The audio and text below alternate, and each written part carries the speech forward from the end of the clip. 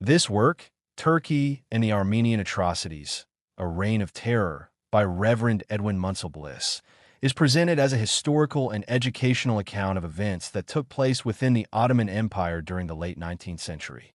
Its purpose is to document, inform, and provide readers with a careful record of the social, political, and humanitarian circumstances of the period, including the experiences of Armenians, Kurds, Muslims, Christians, and other communities under Ottoman rule.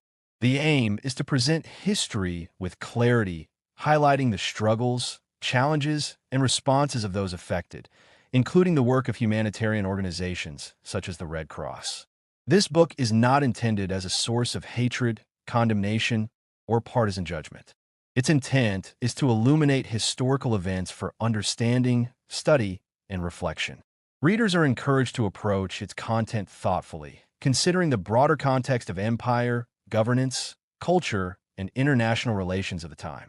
The accounts contained within are drawn from contemporary reports and eyewitness testimonies to convey the gravity of the events and the resilience of the people involved, while maintaining an objective perspective for educational purposes.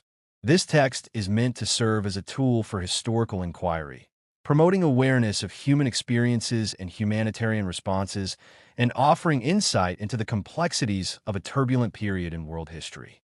In the year 1896, a book appeared under the title Turkey and the Armenian Atrocities, A Reign of Terror.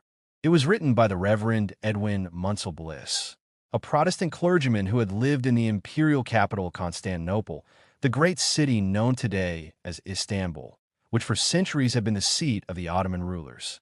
He had served as editor of the Encyclopedia of Missions, a reference work devoted to Christian missionary activity, and as assistant editor of The Independent, a religious and political journal published in the United States of America.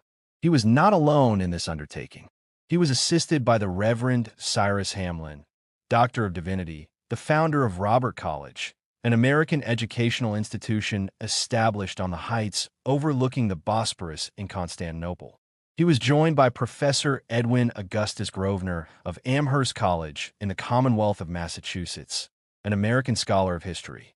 The Reverend Benjamin Laborie, Doctor of Divinity, who had served in Persia as a missionary, also contributed, along with other scholars of the Near East and several individuals who declared themselves eyewitnesses to the massacres described in its pages.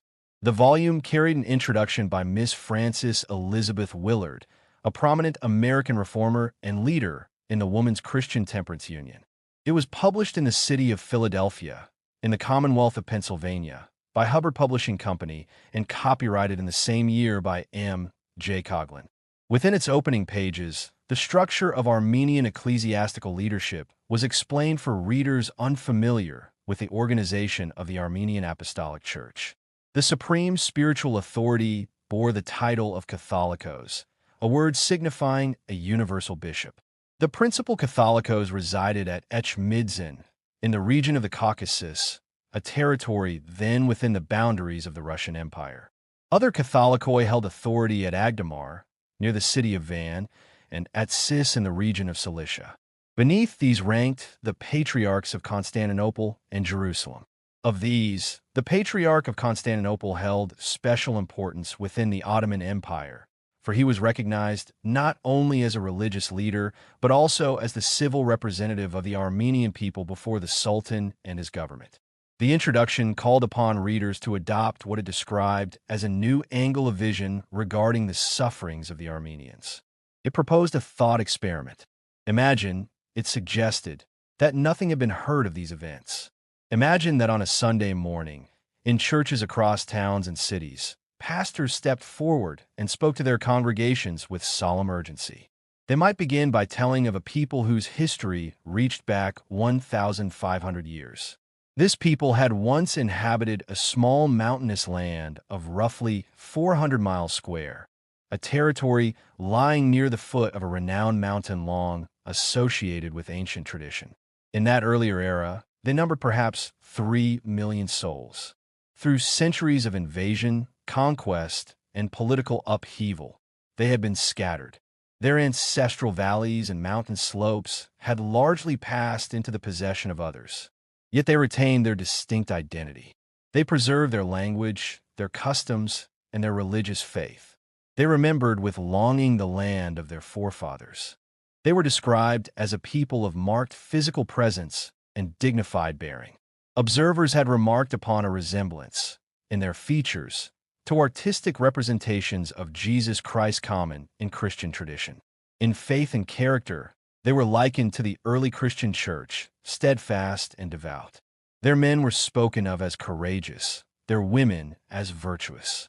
Central to their existence was the Bible, which they regarded as their most precious possession. They were said to guard it, even when doing so placed their lives in jeopardy. In daily life, they were portrayed as unarmed and peaceable. They tended their flocks upon the hills, cultivated their fields in the valleys, and conducted their trade in towns and markets. Their desire, as presented in this narrative, was to live in quietness and security. Yet their homeland did not stand under their own rule. It lay within the dominions of a powerful sovereign of another faith and ethnicity, the Sultan of the Ottoman Empire. This empire, founded centuries earlier by Turkish rulers, had extended across vast regions of southeastern Europe, Western Asia, and northern Africa. The Sultan governed through a court and an army, and under his authority lived many peoples of different religions and languages. The introduction described the ruling population as followers of Islam, adherents of the religion founded in the 7th century by the Prophet Muhammad. For centuries, it asserted, some among them had been taught that the killing of a Christian could secure divine favor and eternal reward. Under what it characterized as a frenzy of religious fanaticism, violence was said to have been unleashed. Within the span of a single year preceding the book's publication, the narrative declared that armed groups had descended upon Armenian communities. Men, women, and children were killed not, it claimed, for rebellion or crime, but because they were Christians. Villages were burned. Homes were destroyed. Acts of cruelty were reported that the author described in the strongest moral terms, portraying them as surpassing the bounds of human restraint. Thus, the introduction framed the events as a reign of terror, stretching from remote rural settlements, described as Tartar huts, to the palaces of Constantinople itself. It presented centuries of strained relations between rulers and subjects, between Muslim and Christian communities, between sultan and patriarch. It spoke of pledges given and broken, of promises of reform followed by violence. And it declared that relief efforts, including those associated with the Red Cross, sought to bring aid to the afflicted amid the upheaval that had shaken the Armenian population of the Ottoman Empire. The harshest suffering fell upon priests and women, the two groups who took no part in fighting.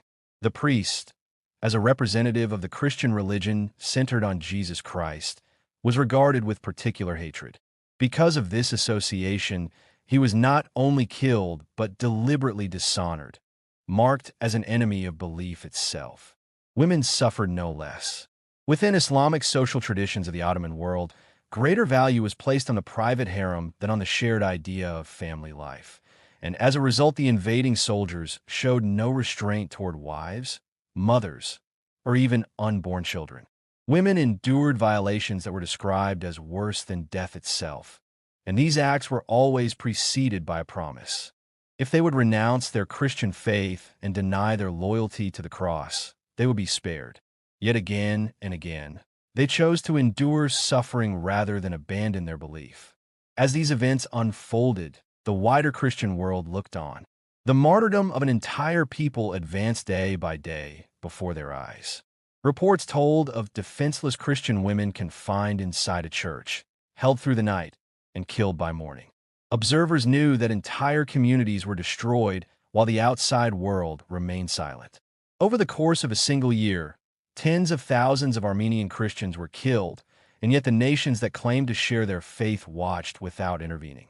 Imagine, the writer urges, that such facts were spoken aloud from every Christian pulpit on a Sunday morning. Imagine the righteous anger that would rise from the congregations, demanding to know where these crimes were taking place and who could stand by while a faithful nation was slowly destroyed for remaining loyal to the gospel of Jesus Christ.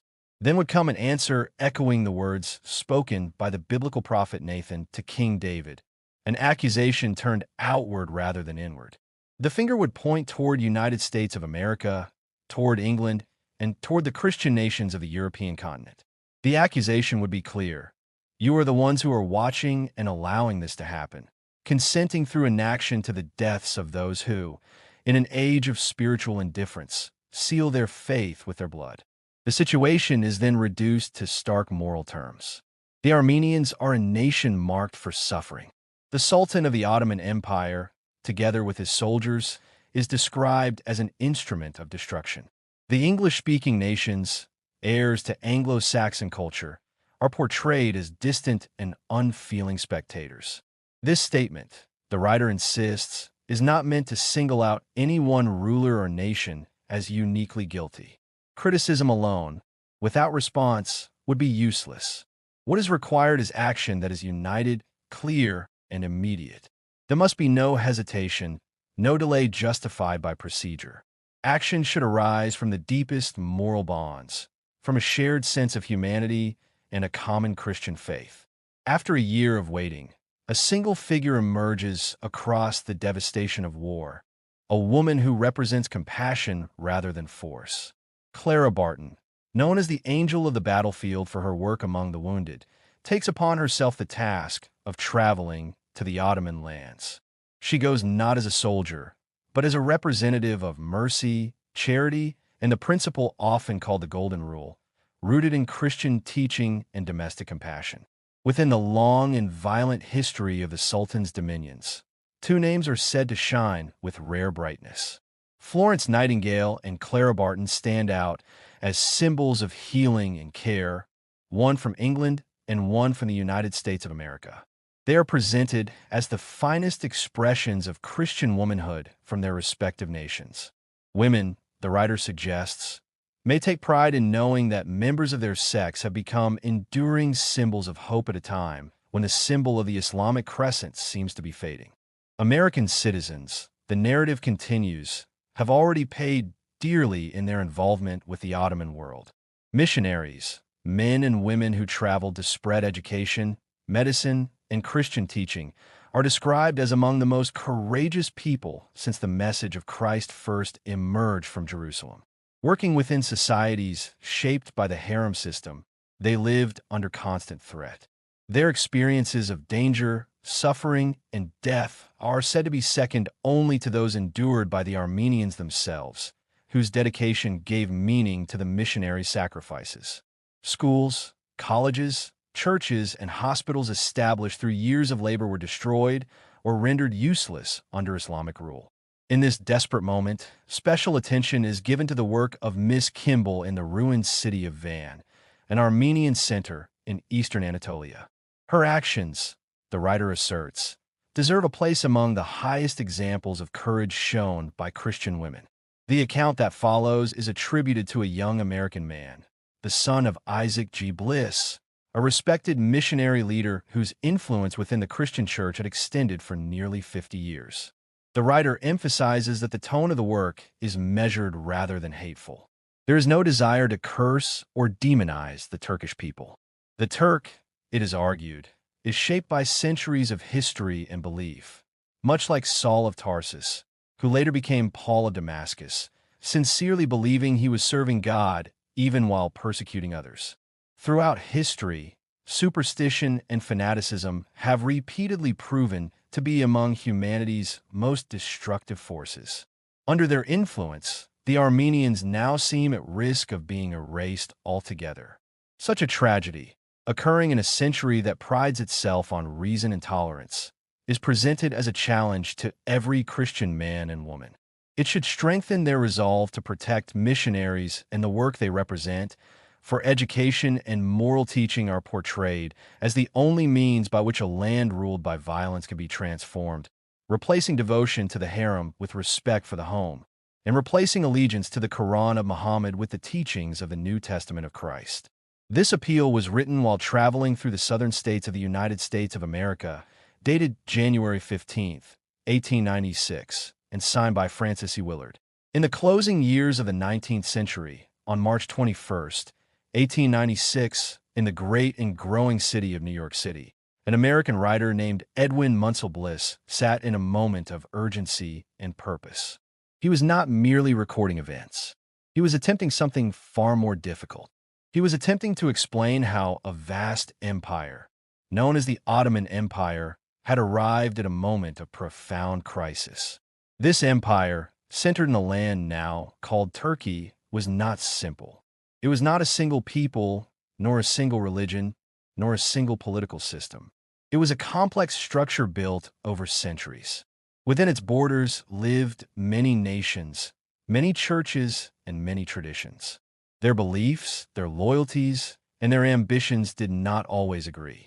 Their differences created tension that shaped the destiny of millions. Bliss understood that to explain the present, he had to uncover the past.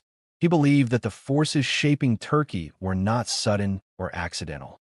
They had grown slowly, formed by the habits of societies, by the power of religious institutions, by political rivalries, and by the personalities of powerful leaders.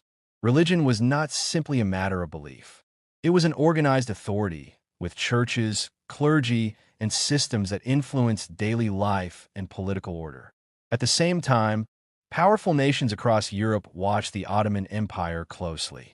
These European powers, meaning the strongest countries such as Britain, France, Austria-Hungary, and others, did not observe from a distance out of curiosity alone.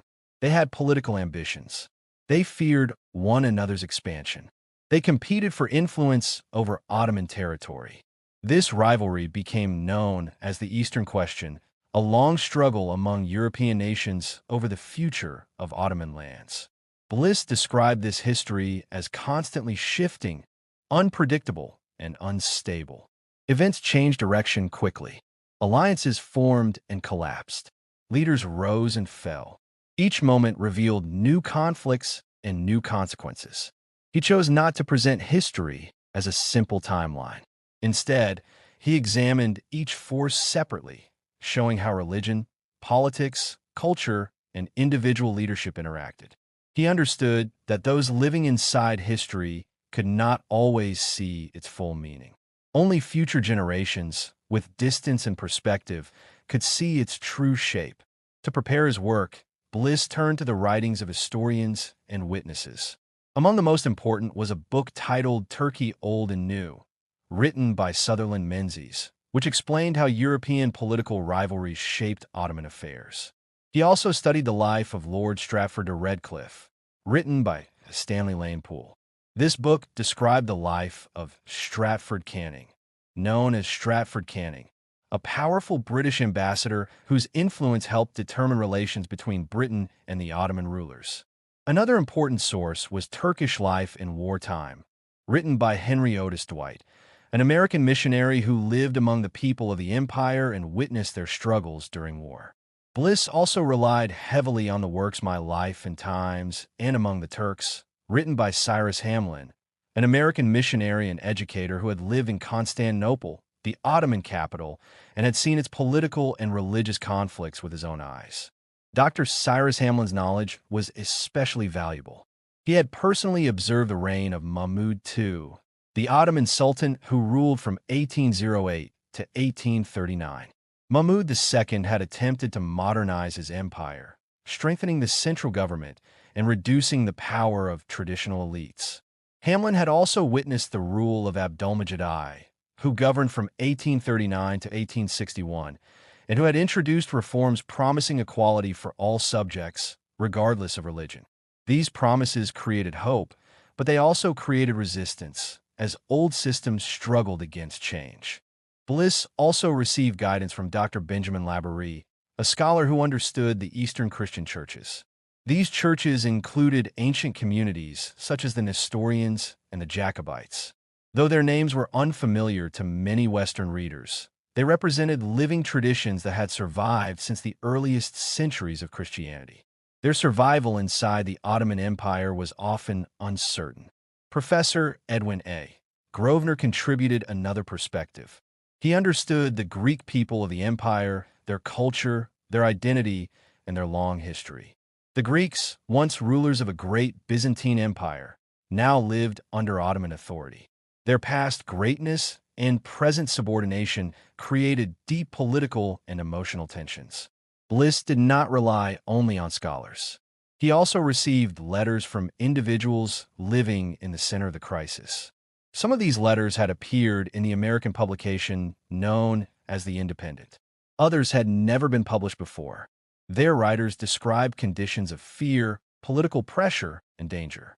These individuals remained at their posts despite serious risk.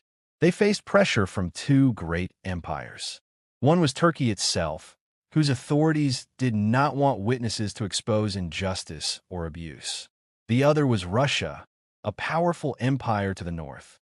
Russia had its own religious and political goals. It sought to control religious thought within its borders and feared the spread of evangelical Protestant ideas, which emphasized individual belief and freedom of conscience. These missionaries represented something larger than themselves. They did not serve political armies. They did not seek land or wealth. They represented ideas. They believed in freedom of belief, freedom of thought, and the dignity of individual conscience. They worked among Armenians, Greeks, Chaldeans, Nestorians, Jacobites, and even among Muslim Turks themselves. They offered education, religious teaching, and support. Bliss believed their presence shaped the future. He believed that the spread of religious freedom, civil liberty, and intellectual independence depended on their continued work. He argued that the nation of the United States had both a legal and moral responsibility to protect them. The United States had treaties with the Ottoman Empire guaranteeing protection for American citizens. But beyond treaties, Bliss believed there was a higher obligation. He believed the United States represented the principle of liberty itself. He made clear that the United States did not seek to conquer Ottoman land. It did not seek political control. It did not seek territory from the Sultan, the absolute ruler of the Ottoman Empire. Instead, he declared, the American purpose was to defend the rights of individuals, the right of every person to worship freely, the right of every person to follow conscience without fear. As Bliss wrote these words in March of 1896, the situation remained uncertain. The forces shaping the Ottoman Empire continued to move. Empires competed. Religions struggled for survival. Political leaders made decisions that would affect millions.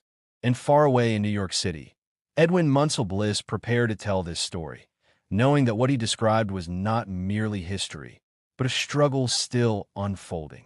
A view of Mount Ararat is presented not as a photograph, but as a rendering taken from a celebrated painting. The artist sought to portray the distinctive character of the region more clearly than a mechanical image might allow. Mount Ararat, long associated in ancient tradition with the resting place of Noah's Ark, rises in the eastern part of Asia Minor, near the borders that separate the Ottoman Empire from the Russian Empire and from Persia. It stands as a symbol deeply rooted in Armenian history and memory. In the foreground of this scene appears a caravan of camels. Such caravans had for centuries formed the backbone of trade across the wide and often rugged territories of the Ottoman dominions. Camels, able to endure long journeys across arid lands, once carried merchandise along established trade routes linking cities and provinces. By the closing years of the 19th century, however, this method of transport was becoming less common. Increasingly, goods were borne upon mules or horses or loaded into wagons drawn by animals, reflecting gradual changes in commerce and communication. Another image offers a general view of the Gardens of Van, a historic city situated near the eastern shores of Lake Van in eastern Turkey, also known as Kurdistan in contemporary geographical language. Rising in the background is a hill identified as the Acropolis. This elevation occupies the site of an ancient city whose origins extend back beyond the era of Jesus Christ. The ruins upon that height bear witness to successive civilizations that had claimed the region over many centuries. In the foreground stand rows of poplar trees, light in foliage, planted wherever streams provide water. These trees serve a practical purpose. Their timber is used in the construction of houses, and their presence marks the lines of irrigation that sustain cultivated land in an otherwise demanding landscape. At the beginning of the year 1896, the Turkish Empire, more accurately known as the Ottoman Empire, encompassed a vast and varied territory stretching across parts of 3 continents. In Europe, its immediate possessions included Albania, Macedonia, and the southeastern portion of the Balkan Peninsula. In Asia, its authority extended over Asia Minor, eastern Turkey or Kurdistan, Mesopotamia, Syria, and a comparatively small section of southern Arabia. Beyond these lands lay the large African province of Tripoli, held in nominal subjection.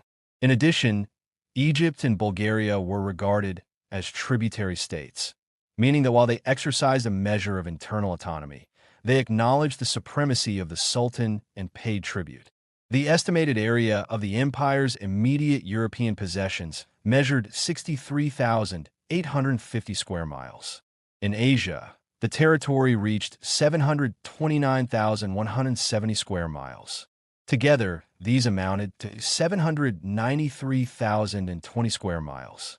When the African province of Tripoli, with its 398,873 square miles, was added, the total rose to 1,191,893 square miles. The tributary states added further expanse. Bulgaria comprised 37,860 square miles. Egypt extended across 400,000 square miles. The island of Samos, a small but recognized dependency in the Aegean Sea, covered 210 square miles. These tributary territories together measured 438,070 square miles. The grand total of all possessions and dependencies reached 1,629,963 square miles. To help readers grasp this scale, comparisons were made with the United States of America. The immediate possessions of the Ottoman Empire covered territory roughly equivalent to the United States east of the Mississippi River. When Tripoli was included, the area corresponded to a region extending further west to include Minnesota and Louisiana. Taken as a whole, the empire's lands could be likened to the entire section of the United States lying east of a line drawn southward from the western boundary of the Dakotas and cutting the state of Texas into 2 parts. Yet despite its magnitude, the empire was not compact. Its territories were scattered and diverse. The various sections differed greatly from one another in climate, landscape, and population. The contrast between Albania in southeastern Europe and Mesopotamia in Western Asia was profound.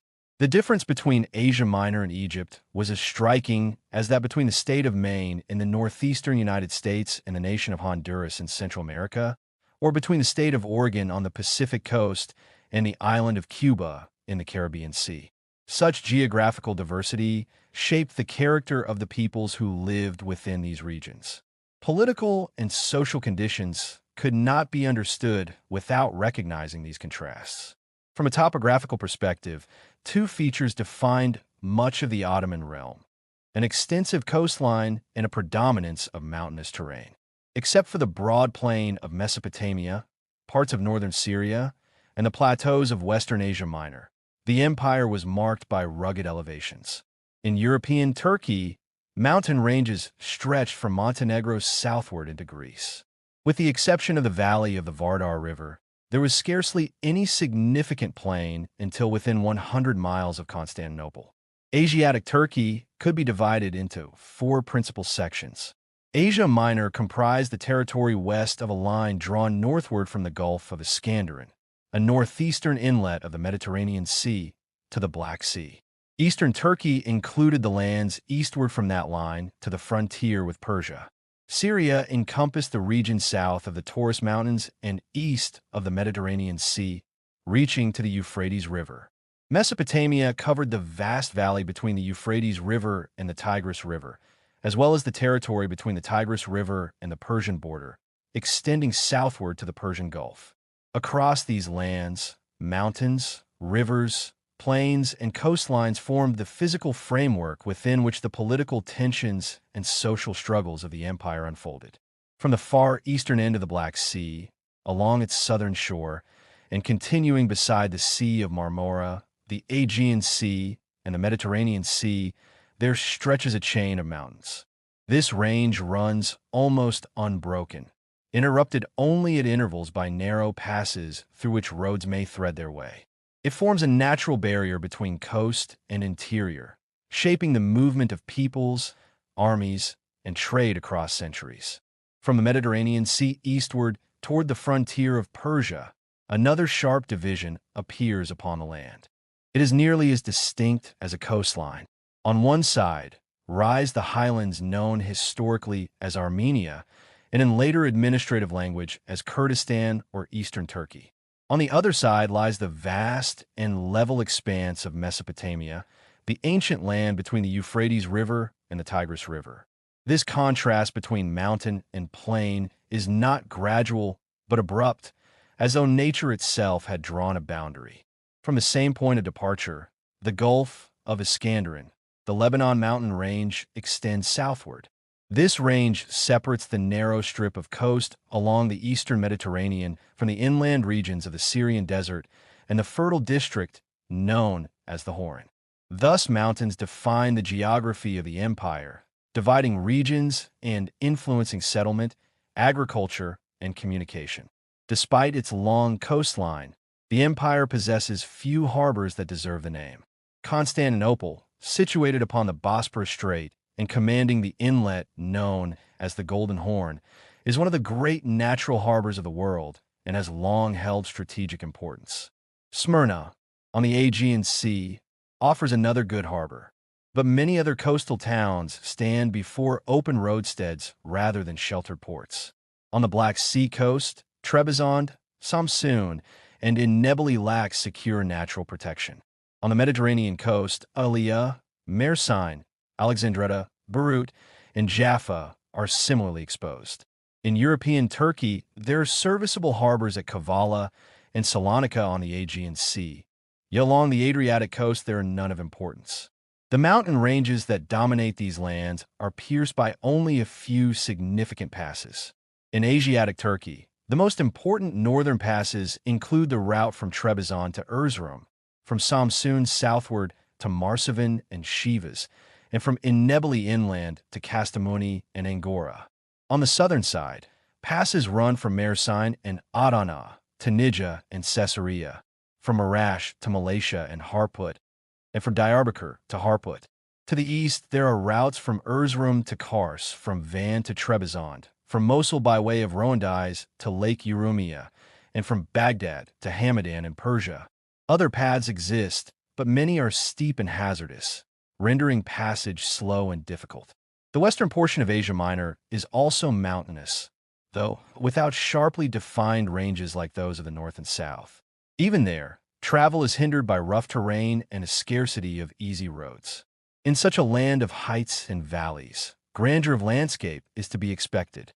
Along the Tigris River, the scenery ranks among the most imposing in the world, rivaled only by regions such as the Alps of Europe or the Himalayas of Asia. The river carves its path between towering cliffs. From its banks, one glimpses distant summits crowned with snow. It was along these routes that the Greek soldier and historian Xenophon led the 10,000 in the 4th century before the birth of Jesus Christ, retreating from deep within the Persian Empire toward the Black Sea. The path they followed can still be traced along the eastern bank of the Tigris, linking ancient narrative with enduring geography. The approach to the city of Rowandiz from Mosul and Arbela passes through a narrow gorge. The road winds upward along steep rock faces, rising approximately 2,000 feet. The views are said to equal those found in Switzerland. In this region, sound itself may travel in unexpected ways, carried and returned between opposing cliffs, revealing the vastness and enclosure of the landscape. A different character appears upon the plains. From the town of Mardin, one may look across the great plain of Mesopotamia, bounded in the distance by the Sinjar Hills, nearly 100 miles away. The expanse spreads outward in wide continuity, its villages scattered across the surface.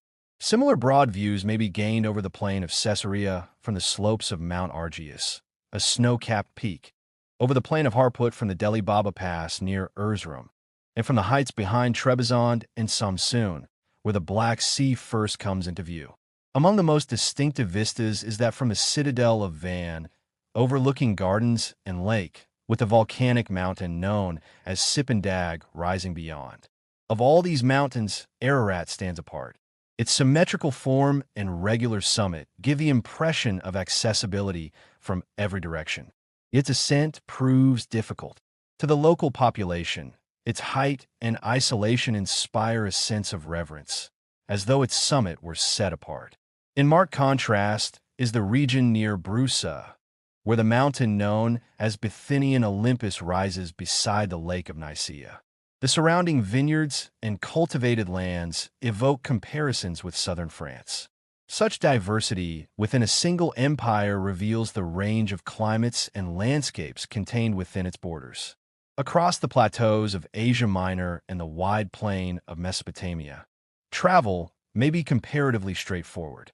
But through the mountainous districts of eastern Turkey, passage is arduous in nearly every direction.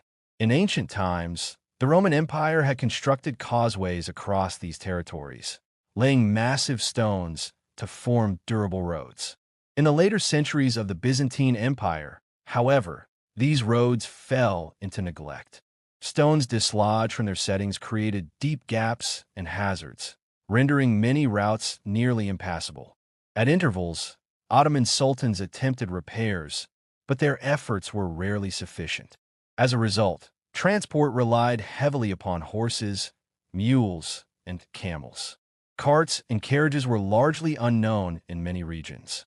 During the latter half of the 19th century, particularly within the 20 years preceding 1896, the Ottoman government made renewed attempts to establish carriage roads.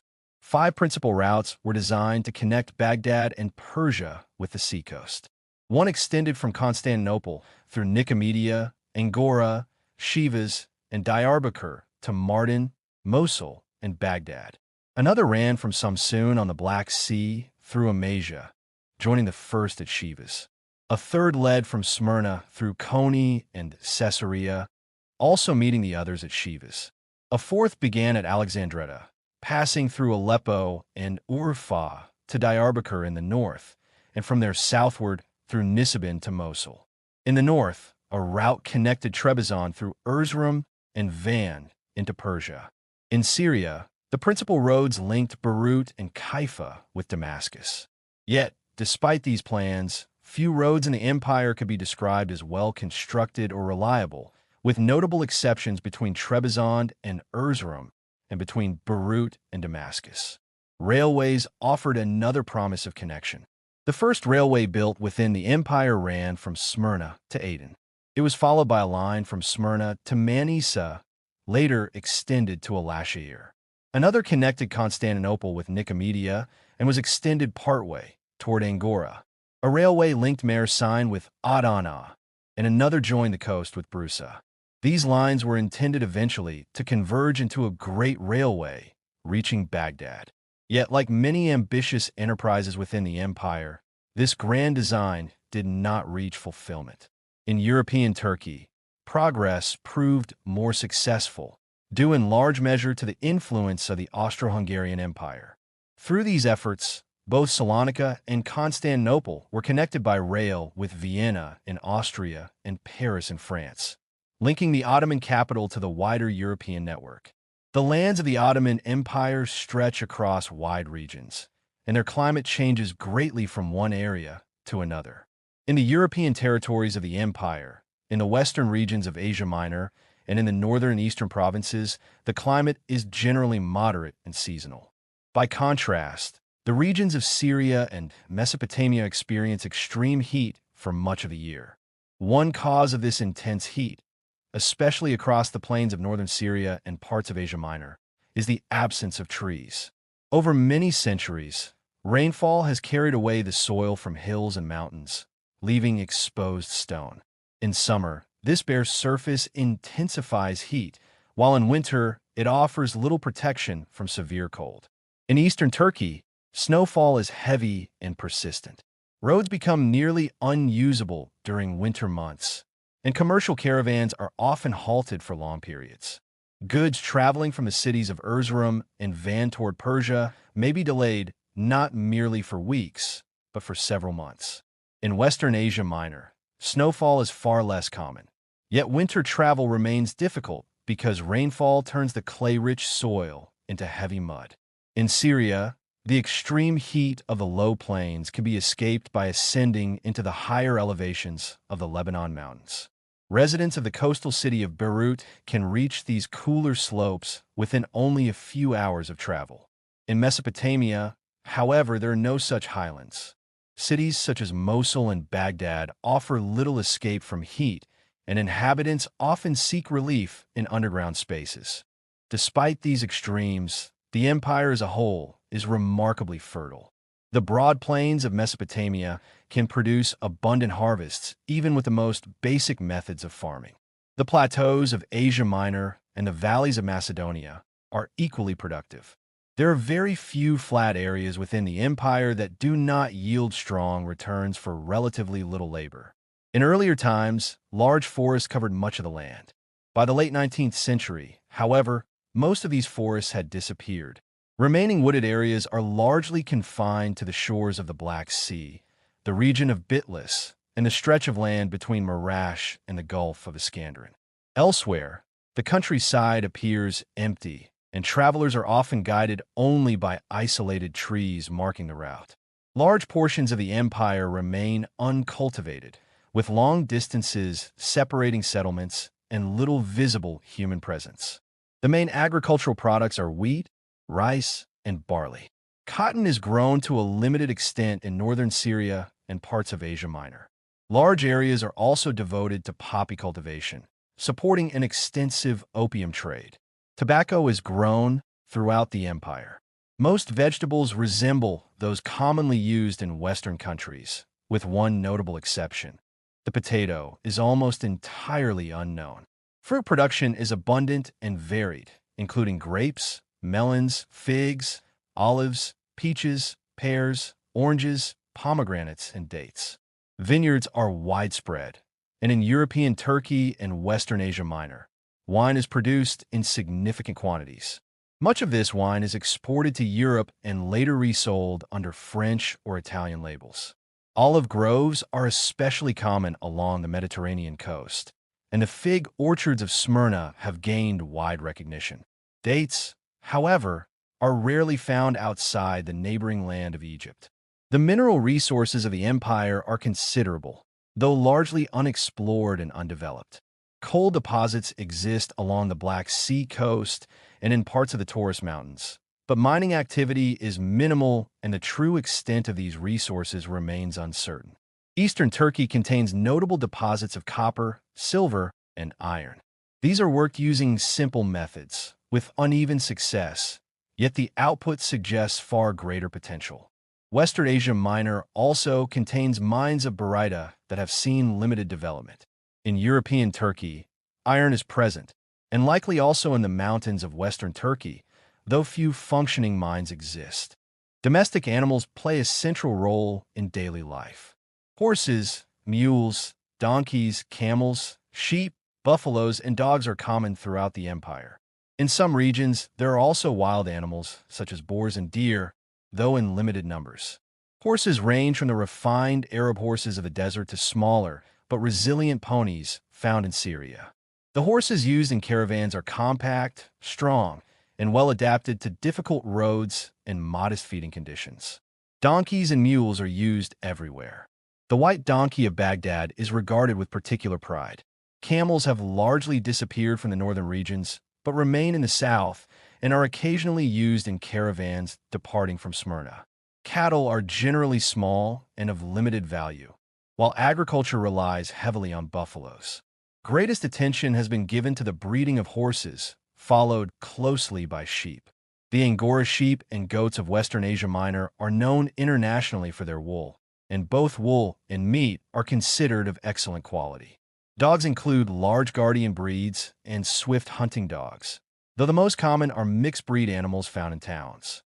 Poultry is widespread, and pigeons and partridges are plentiful. The diet of the population centers on wheat and rice, prepared in various forms. Meat consumption is largely limited to mutton and poultry, as beef is generally regarded as unsuitable for eating. Milk is widely used, especially from sheep and buffaloes. A fermented milk preparation, eaten either thick or mixed with water as a drink, is especially popular. A variation of this product has become known abroad under the name madzun. Cooking is generally skillful, though poorer populations in mountainous regions and southern plains often subsist on very simple food. Travelers who understand local customs can usually obtain adequate meals, though carrying provisions is advised. In remote mountain regions, particularly among Kurdish areas or within the Taurus Mountains, food may consist of little more than coarse millet bread and milk. In cities, large towns, and fertile plains, a wide range of foods is available, and skilled cooks are capable of preparing meals comparable in refinement to those served in prominent hotels of New York.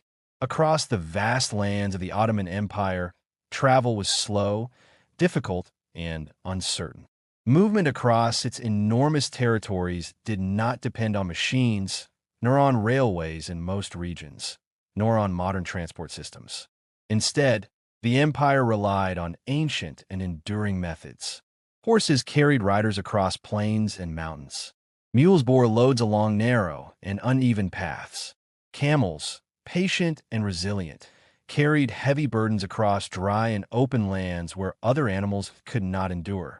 The use of wagons, which required reliable roads, had been introduced only in limited areas. One of the rare exceptions existed between the Black Sea port city of Trebizond, now known as Trabzon, and the inland fortress city of Erzurum, known today as Erzurum. This route formed an important connection between the coast and the interior. Yet even here, progress was fragile. Roads were often poor, broken, or incomplete. A traveler might encounter a good road for a short distance, only to see it disappear into rough ground, forcing a change in method or slowing the journey to a crawl. For those carrying mail or traveling with little baggage, a system of relay travel existed. This system allowed travelers to change horses at regular stations positioned between 16 and 30 miles apart. These horses were not always strong or fast, but they were capable of maintaining steady movement throughout the day. Their pace was limited. They could move only at a slow trot or an uncertain gallop. Even under the best conditions, travelers moved at speeds of 4 to 6 miles per hour.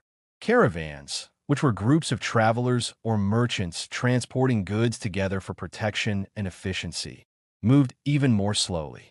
These caravans formed the backbone of commerce across the empire. They crossed deserts, plains, and mountains, carrying valuable merchandise between distant cities. Their progress was measured carefully. In a single day, a caravan usually covered only 25 to 30 miles. Every mile required effort. Every mile depended on animals, terrain, and safety. Special riders, carrying government mail, traveled faster. These men were known as Tartars, official couriers employed by the Ottoman government. They carried letters and official documents that connected the distant regions of the empire. Their duty demanded endurance and discipline. They rode continuously, day and night, stopping only to change horses and take brief rest and food. Within Turkey, these riders often traveled 40 to 50 miles in a single day. Beyond Ottoman territory, in the neighboring empire of Persia, known today as Iran, the same relay system existed. There, roads were often better maintained, and horses were stronger. In Persia, these riders sometimes covered 75 miles, 80 miles, or even 100 miles in a single day. The speed of communication depended entirely on the strength of animals and the endurance of men. Because of these conditions, distance was not measured in miles but in hours. Time, not space, became the true measure of separation. Yet even this measure varied depending on the region. In Asia Minor, the large peninsula that forms most of modern Turkey, horses and mules were the primary means of travel.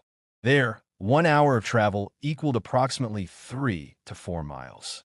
In contrast, in regions such as Syria and Mesopotamia, where camels were more common, an hour of travel rarely exceeded 3 miles. Thus, distance was understood differently than in modern nations. The city of Erzurum was said to be 60 hours from Trebizond. This meant 180 miles.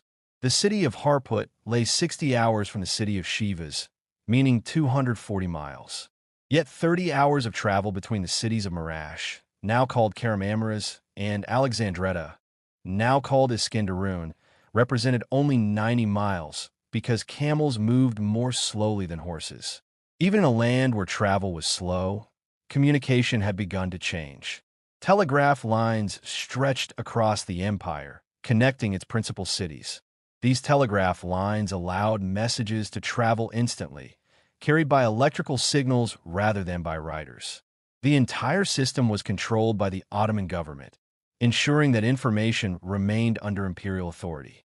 One important telegraph line connected the imperial capital city of Constantinople, known today as Istanbul, to the distant city of Baghdad, now Baghdad. This line did not end there. It extended farther, forming part of a larger communication network that connected to India. This telegraph connection was owned by an English company, demonstrating the influence of European economic power within Ottoman territory. Postal services also existed throughout the empire. Letters could be sent from interior cities to distant nations. Because the Ottoman Empire was a member of the International Postal Union, letters could travel from remote towns to the United States at standard international rates. Yet internal postal costs within the empire remained high, making communication expensive for ordinary people. Under the rule of Sultan Abdulaziz, who governed from 1861 to 1876, and during the early years of Sultan Abdulhamid II, who ruled from 1876 onward, both the telegraph and postal systems functioned reasonably well. But in later years, reliability declined. Messages failed to arrive. Telegrams were delayed or lost. Letters disappeared before reaching their destination. Communication, once a symbol of progress, became uncertain once again. Commerce faced similar obstacles. Banking facilities existed mainly in Constantinople and in major coastal cities. The most important financial institution was the Imperial Ottoman Bank, which served as the empire's central financial authority. It maintained a few branches in interior cities, but these were rare. Most people had no access to banks. As a result, merchants and travelers often sent money in the form of coins through the mail. This method was dangerous. Roads were unsafe. Theft was common. Entire shipments of money could disappear. This insecurity slowed trade and weakened economic growth. In this environment, an unexpected force provided stability. American missionaries, stationed throughout the empire, created a system of financial exchange. These missionaries were religious workers sent from the United States to establish schools, churches, and centers of learning. They developed a system of drafts, which were written orders allowing money to be transferred safely. Missionaries could draw funds from their financial treasurer in Constantinople. These drafts could then be exchanged for money in distant regions, allowing safer transfer of funds. Yet the missionaries remained cautious. They understood their position was delicate. Their purpose was religious and educational, not commercial. They avoided deep involvement in trade, knowing that economic power could compromise their mission. To the traveler, another striking feature of Ottoman life appeared clearly. Cities, towns, and villages stood apart from the surrounding countryside. Their boundaries were sharply defined. In ancient times, many cities have been surrounded by defensive walls. These walls protected inhabitants from invasion and attack. By the late 19th century, many walls had disappeared. Yet some cities, such as Diyarbakir, Urfa, and Erzurum, still preserve these ancient defenses. Beyond city walls, cultivated land sometimes stretched outward. In the city of Van, fields, vineyards, and gardens surrounded the city, connecting urban life with agriculture. In contrast, Erzurum appeared isolated, standing alone in the plain, disconnected from the land around it. Village variegréatli. Some were hidden among gardens, appearing larger than they truly were. Others remained invisible until a traveler approached closely. The style of buildings revealed the diversity of the empire. Along the seacoast, houses resembled those found in Europe. They were built with wooden frames and walls of brick or stone, covered with plaster. In interior regions, buildings were constructed from sun-dried brick, known as adobe. This material was simple, practical, and widely available. In Diyarbakir, black volcanic stone, known as basalt, formed massive walls. These walls gave the city strength and defensive power. In the plains of Mesopotamia, huts made from reeds reflected the lack of wood and stone. In northern Syria, homes were built with domes made from sun-dried brick, using architectural principles similar to the famous dome of the Pantheon in Rome, one of the greatest architectural achievements of the ancient Roman Empire. In the mountains of Kurdistan, villagers carved homes directly into hillsides. These homes blended into the earth itself. On plains and hills, travelers sometimes rode unknowingly over homes built beneath the surface. Entire villages existed inside cliffs. In places such as Amasia or Fa, and along the Great Tigris River, homes were carved into solid rock. One evening, while traveling from Mardin to Urfa, the author reached the base of a hill. His guide announced they would spend the night in an Arab village. Yet no village could be seen. There were no houses, no buildings. Nothing revealed human presence. The guide climbed the hill and called out into what appeared to be nothing more than a hole in the ground. Moments later, a man emerged from the earth itself. What appeared to be a tomb was in fact an entrance. Soon, the travelers followed him downward through a hidden passage, entering a large underground chamber. This chamber served as both a storage place for grain and as a living space for the villagers, hidden beneath the surface of the land. Throughout the Turkish Empire, the people have demonstrated remarkable resourcefulness in making use of the materials and resources available to them for their permanent dwellings. The nomadic lifestyle, in contrast, was largely confined to the Bedouin Arabs who roamed the deserts and to the seasonal wanderings of the Kurdish people, who moved over the plains of Mesopotamia and Asia Minor during the warmer months. Over the past 50 years, there had been notable improvements in the style and construction of buildings, largely influenced by the presence of missionary houses and evangelical chapels established by foreign religious organizations. As a result, by the late 19th century, the general appearance of homes throughout the empire had significantly improved. The layout of houses varied, depending on the region. In the interior cities and larger towns, the ground floor typically accommodated a courtyard, stables, a kitchen, storerooms, and occasionally a room for receiving visitors. The family living quarters were usually located on the second floor. In contrast, villages rarely featured two-story homes. Families often shared a single living space with their animals, reflecting both necessity and a close integration of domestic and agricultural life. Travelers across the empire relied chiefly on khans, or caravansaries, for lodging. These were found in the cities and along most major caravan routes, spaced at intervals of approximately 30 miles. Khans were generally stone buildings, constructed around a large open courtyard, with surrounding alcoves that could be enclosed or open, depending on the local climate. In the northern regions, where winters were harsh, stables were sometimes partially underground. The alcoves provided shelter for travelers, the courtyard for merchandise, and the stables for animals. During severe weather, the stables also served as refuge for merchants, muleteers, or officials journeying through the countryside. In larger cities, travelers paid regular rent for accommodations, while in rural areas, a keeper might collect a small fee for supplying fuel and water. In many locations, however, no keeper was present, and the khans, once built as acts of merit by wealthy Turkish individuals, were left to decay. Where khans were absent, travelers were directed to what was known as the guest room. This could be a single room, or in some cases, an entire house, set aside both for travelers and as a communal meeting place for villagers. Here, the inhabitants gathered in the evening to discuss daily events, much as Americans might gather at a post office or corner store. One person was appointed to provide fire and coffee, and the head of the village presided over a local assembly or council. Travelers were welcomed, and in fact had a right, whether welcomed or not, to stay. Guest rooms were typically oblong, with a fireplace at one end and slightly raised platforms along the sides. Foreign visitors or officials took the place of honor near the fireplace, while ordinary muleteers or peasants occupied seats near the door. No charge was made for use of the space, and attendants accepted only what they received for providing basic necessities. In poorer villages without a dedicated guest room, travelers could often secure accommodation in a private home. In general, travelers were expected to provide their own bedding, cooking utensils, and provisions, unless willing to rely on the simple fare offered by villagers. The furnishings of homes were simple, even in cities, and primitive in villages.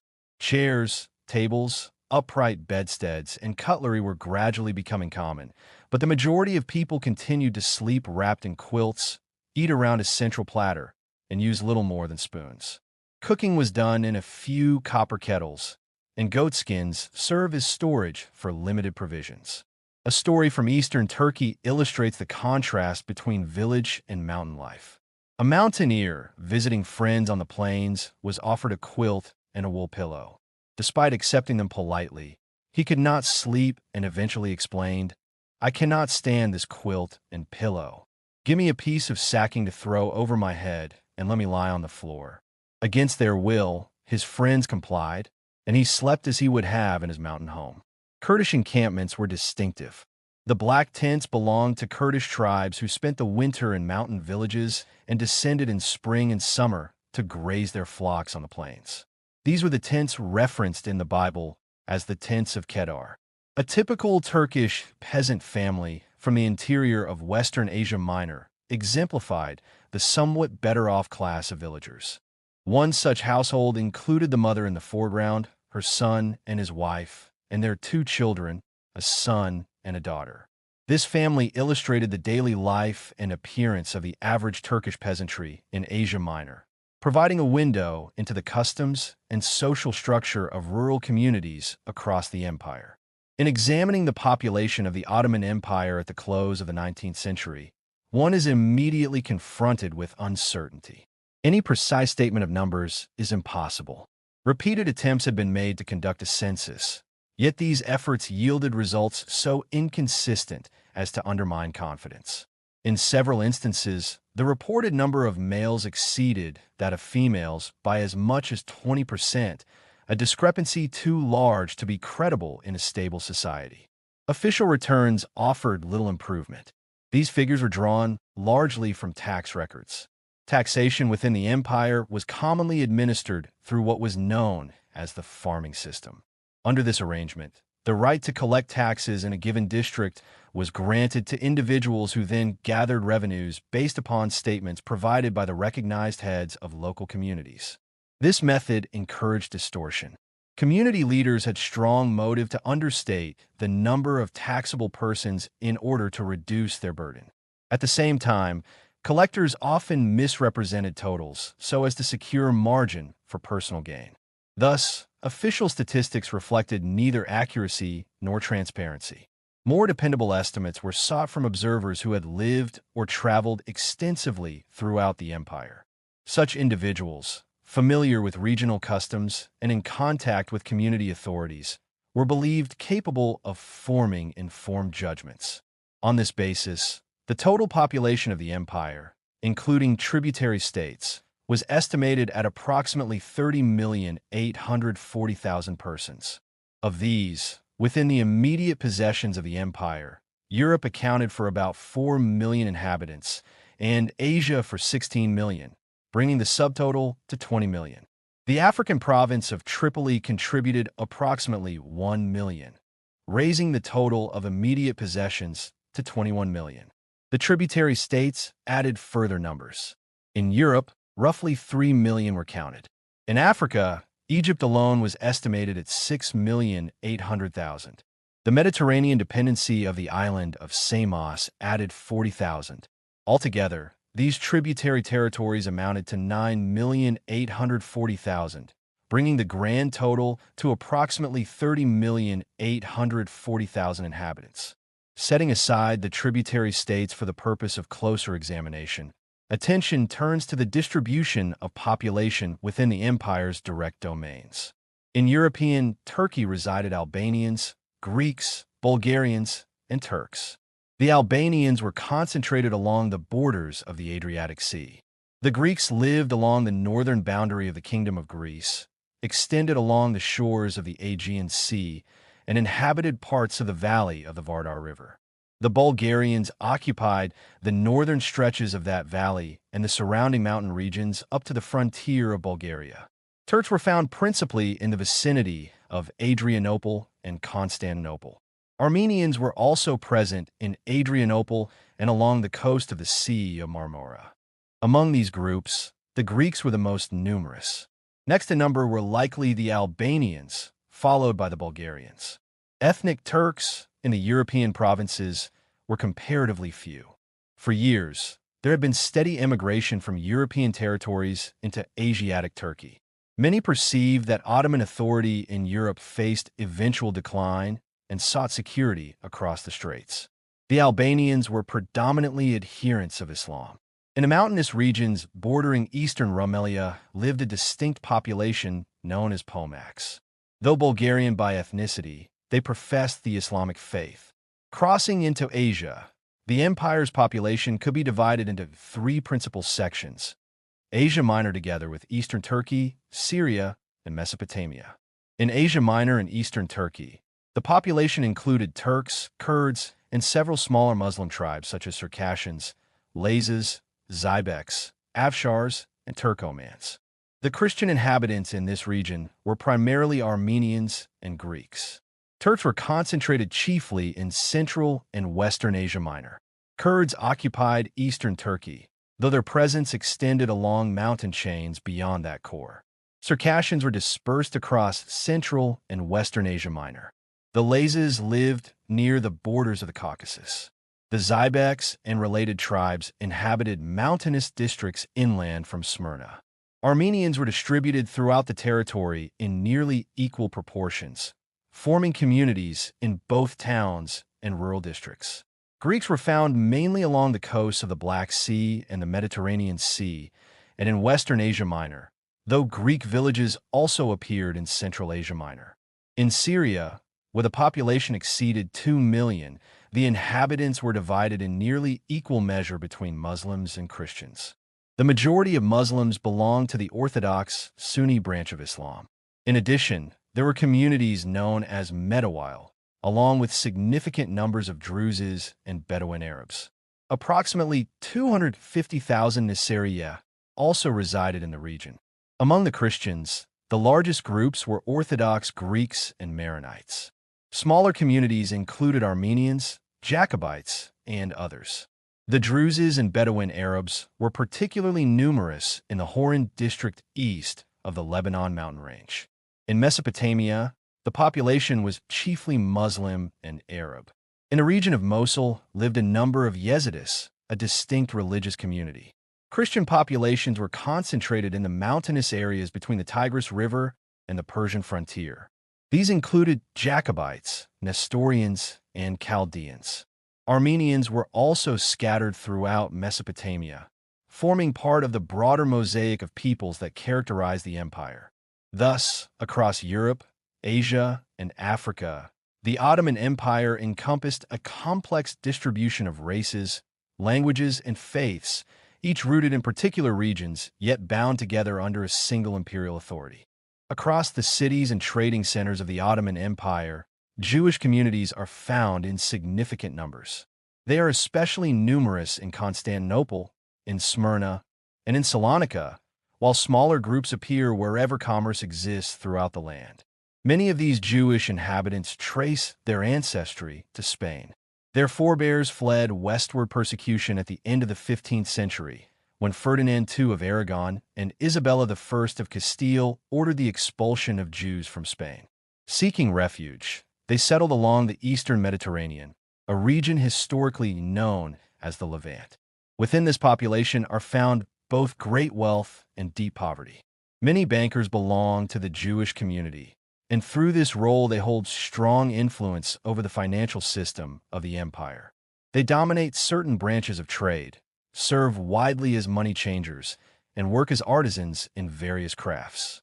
In many cities, they live in distinct neighborhoods, closely resembling the enclosed quarters long associated with the ghetto of Venice.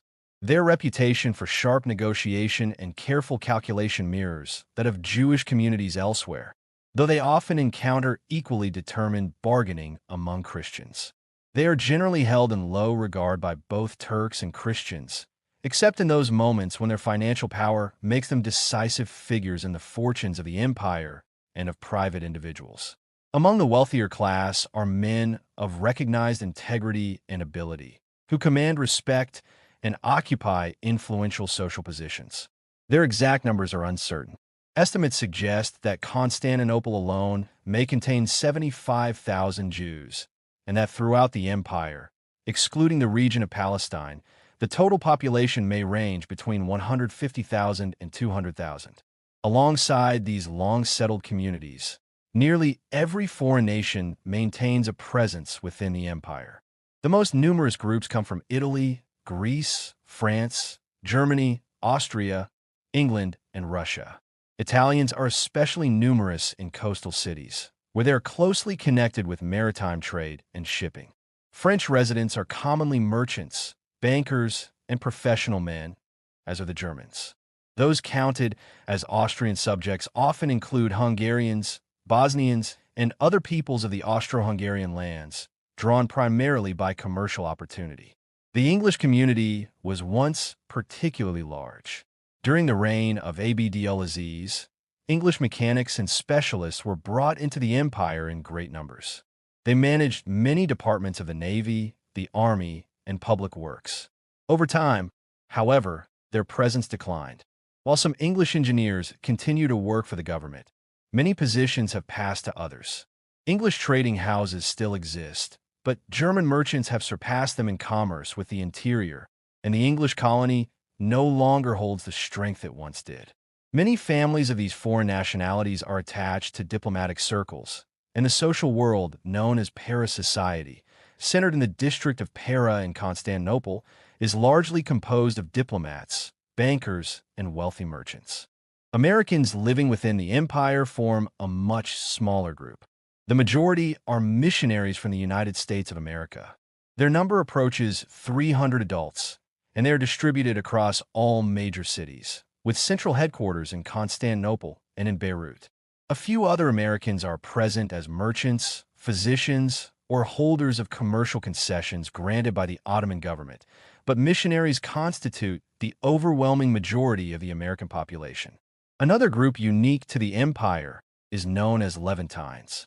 These are typically descendants of European settlers, often English or French, who established themselves in coastal cities and married local women.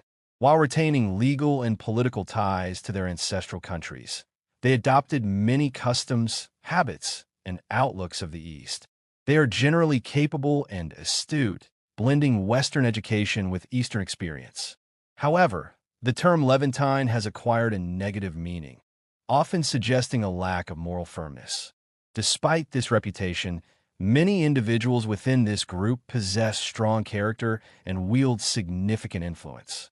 Each of these peoples displays its own distinct traits, which become clearer when examined individually. Yet there is also a striking similarity among the many races of the empire. Despite differences in origin and language, it is often difficult for an outsider to distinguish between them. This results partly from centuries of intermingling and partly from shared patterns of dress and daily life shaped more by climate and geography than by rigid social rules. Pure bloodlines are comparatively rare, except among certain Christian groups. In parts of Asia Minor once ruled by the Seljuk Turks, some Turkish populations remain relatively unmixed, but along the coast there has been extensive blending. The practice of bringing Georgian, Circassian, Armenian, and Greek women into the households of Turkish nobles has left a lasting mark. Because the Turk has long been the dominant identity, many people of entirely different origin have adopted the Turkish name. In eastern Turkey, especially in cities such as Erzurum, Bitlis, Van, and Diyarbakir, most of those called Turks are in fact of Kurdish origin. Similar patterns appear in northern Syria, and parts of European Turkey. Many Muslims identified by different racial names are themselves descended from Christians. During the early conquests of a land, entire villages adopted Islam under force or pressure, weakened by lack of education and religious instruction. Thus, in the mountains of southern and eastern Turkey, communities now called Kurdish share the same ancestry as their neighbors known as Jacobites, an ancient Christian group. In European Turkey, there is little visible difference between a Muslim Albanian and a Greek mountaineer living in the same region. The Muslim Pamuk of the Rhodope Mountains closely resembles the Bulgarian populations around them. In Syria and Mesopotamia, racial distinctions are even harder to draw. In cities such as Aleppo, Mosul, Baghdad, and Beirut, the line between Muslim and Christian is barely noticeable except in details of dress or manner. Only a few groups have maintained clear national identity: the Armenians, the Greeks, and the Bulgarians. Even among them, centuries of shared life have brought change. The population of the empire is therefore deeply mixed, and to the passing traveler the men of different races often appear much the same. Among women, however, differences are far more apparent. Distinct ideas of womanhood create clear contrasts, and in public spaces, even a casual observer can readily distinguish between Muslim and Christian women. Across the vast territories of the Ottoman Empire, one of the most striking realities was not rebellion, but obedience. For centuries, countless peoples had lived under its authority. Over generations, a powerful habit had formed within the population. It was not that these people lacked bravery or courage. Rather, centuries of imperial rule had taught them a single lesson above all others: submission to the authority that governed them. Law, once established, was rarely challenged. Authority, once imposed, was rarely resisted. This pattern shaped the behavior of entire populations. Among the many peoples of the empire were the Kurds, inhabitants of the mountainous regions known as Kurdistan, a vast and rugged area stretching across eastern Ottoman lands and into neighboring territories. The Kurds were numerous and geographically protected by difficult terrain. Yet despite their location, most Kurdish groups were highly responsive to firm authority. With the exception of certain Kurdish tribes in the southern regions, they rarely resisted organized force. Even a limited display of military strength by the government was often enough to secure their obedience. Travelers moving through Kurdish lands discovered this reality. Even in remote and isolated mountain regions, where government presence was minimal, travelers could pass safely if they demonstrated confidence and authority. Disorder might exist, but resistance rarely organized into lasting opposition. This condition led observers to a remarkable conclusion. It was often said that a relatively small European military force, equipped with mountain artillery, could travel across the entire Ottoman Empire from one end to the other, even during times of unrest, and encounter little organized resistance from the population itself. The people, shaped by centuries of rule, did not rise collectively against authority. Yet this observation carried a critical limitation. While the population might not resist strongly, the Ottoman government itself possessed a powerful and disciplined army. This army, trained, organized, and loyal to the Sultan, represented the true defensive strength of the empire. Any foreign military force attempting to conquer Ottoman territory would face determined opposition from this organized military structure. Even the strongest European armies would hesitate before confronting such resistance. Within this empire lived large populations of Christians, communities whose presence dated back to ancient times, long before Ottoman rule. Yet among these Christian populations, organized resistance to Ottoman authority was rare. Only two groups stood apart.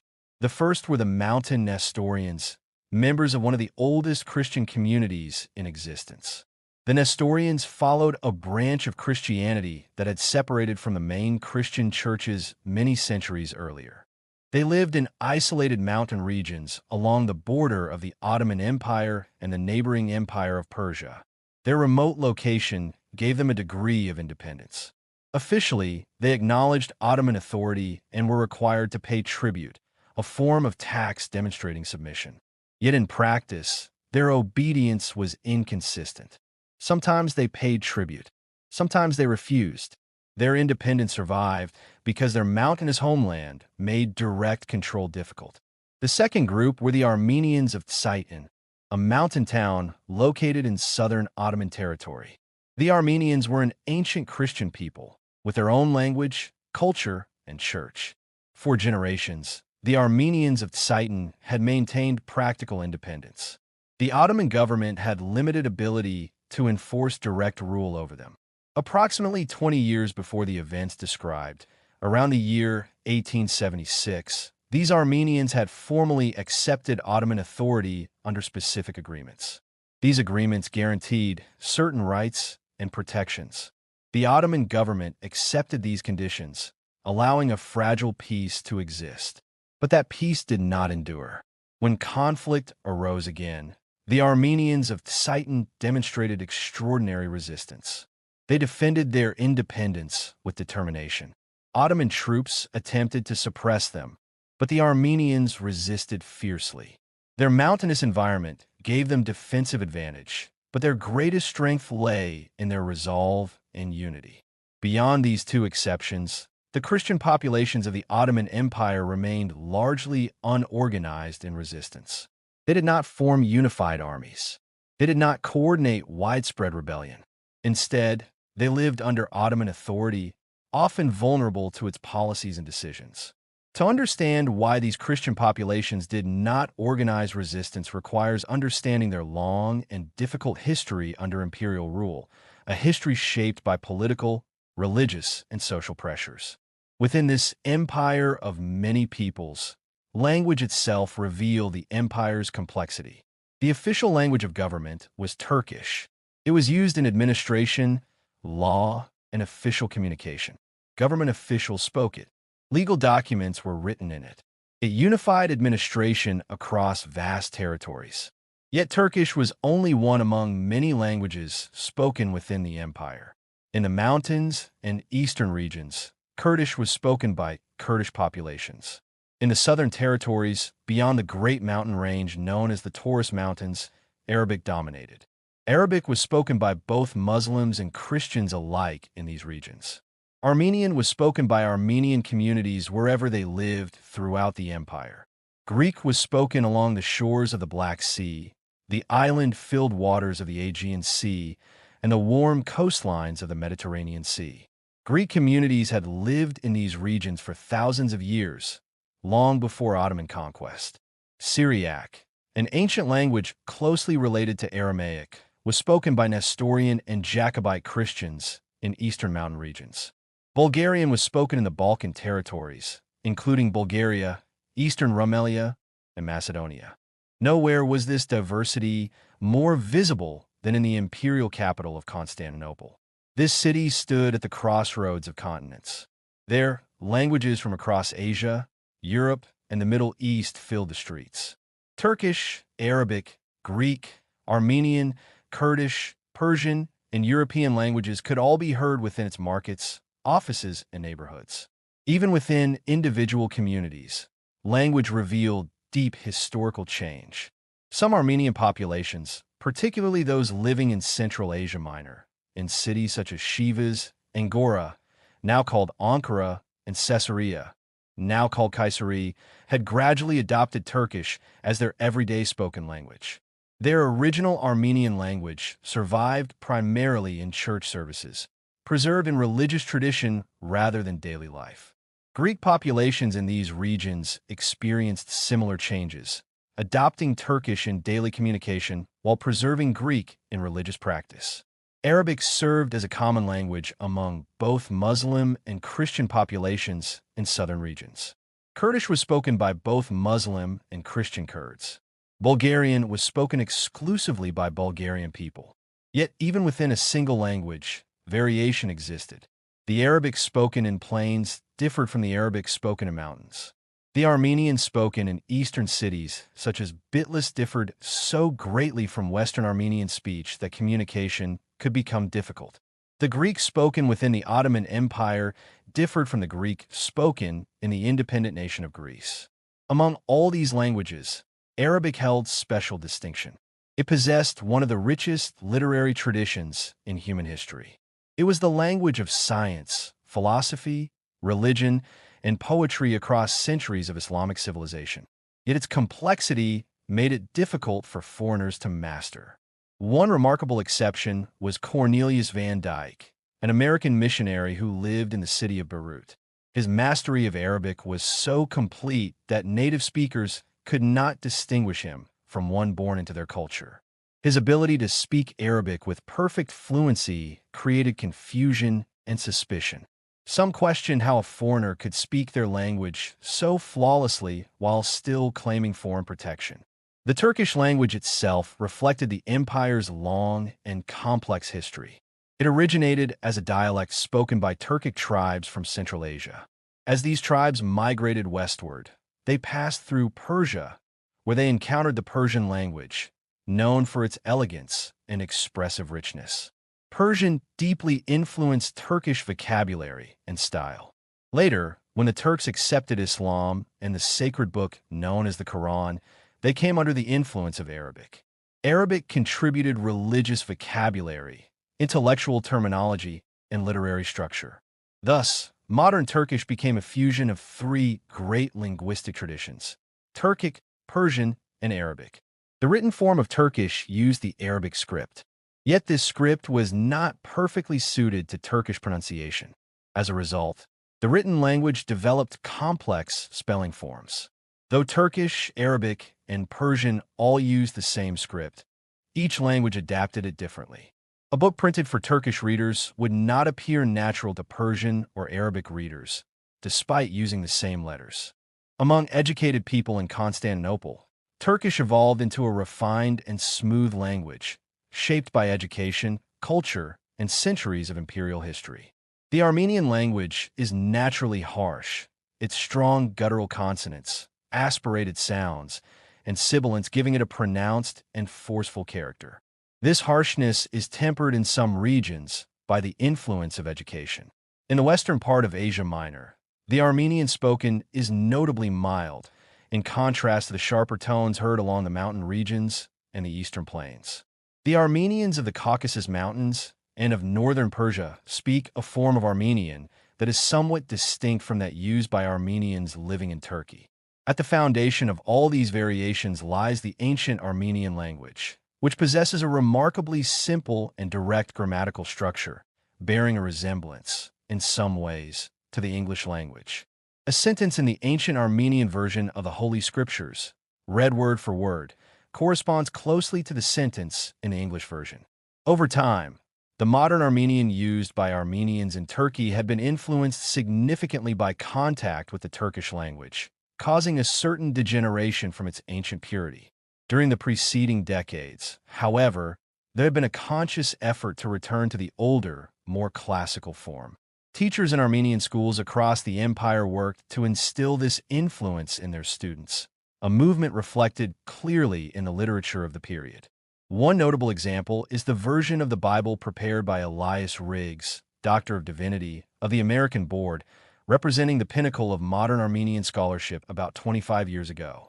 Yet even in that quarter-century period, the need for a revision became evident, aiming to align more closely with the structure and simplicity of the ancient language. In contrast, the Greek language, while also subject to an interest in the ancient form, does not show the same degree of return to classical construction in everyday conversation as the Armenian does. Among the Greeks, knowledge of ancient Greek is increasing, yet modern Greek conversation continues largely on its own terms. The Bulgarian language shares characteristics with the Russian language, both in phonetic quality and grammatical construction, and belongs to the larger Slavic family of languages. The Kurdish language stands apart as entirely unique. Some Kurdish scholars have suggested parallels between Kurdish and the ancient Persian language, though such claims are debated. Kurdish is a rough and robust tongue, yet possesses musical qualities that permeate its poetry and songs. In the mountain regions where the Kurdish people dwell, even the most rugged and wild of men are profoundly affected by the emotive power of their language, which carries a depth of sentiment and cultural resonance. In the capital city of Constantinople, now known as Istanbul, and along the seaboard, foreign languages are employed extensively. French dominates diplomatic communication, serving as the language of ambassadors and official correspondence with the Sublime Porte, the central government of the Ottoman Empire. Italian is spoken to a considerable degree in the seaports, and German is increasingly used as commerce expands. Turkish, naturally, remains the language of government decrees and domestic administration. This multilingual environment has necessitated the employment of interpreters, not only within embassies, but also in various commercial offices, translating documents from one language to another as required. The use of English has grown widely, stimulated by schools established by American missionaries and by the expansion of English trade. However, in recent years, the influence of German commerce has led to an increased familiarity with the German language.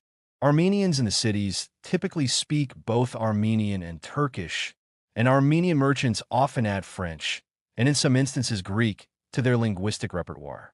Proficiency in Turkish, French, and Greek is essential for successful business in the seaports.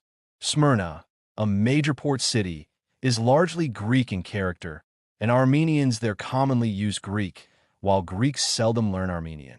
For travelers, knowledge of Turkish generally suffices to move with ease across the empire, except in certain sections of Syria, Mesopotamia, and Kurdistan, where exceptions occur. Even in those areas, someone with knowledge of Turkish can usually be found. On the seaboard, Greek offers additional advantage, but is not strictly necessary. Large business houses maintain staff capable of conversing in multiple regional or European languages. One consequence of this multilingual environment is that mastery of any single language suffers. At dinner tables in Constantinople, conversations frequently shift from Turkish to French, Greek, German, Italian, or English, with all spoken in a blended manner.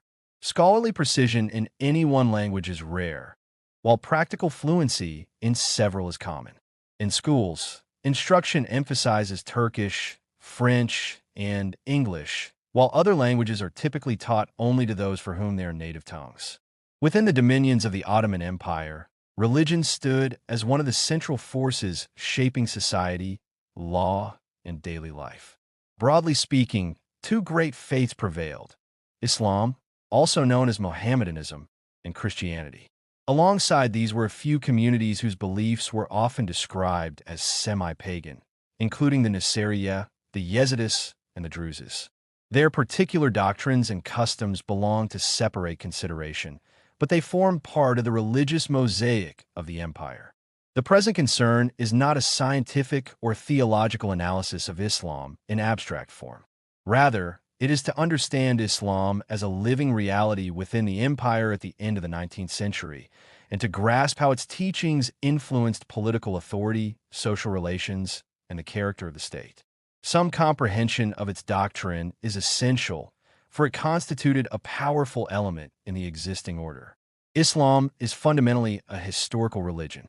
It rests upon the affirmation of the absolute unity of God and upon the belief that God chose Muhammad as his final and most authoritative prophet.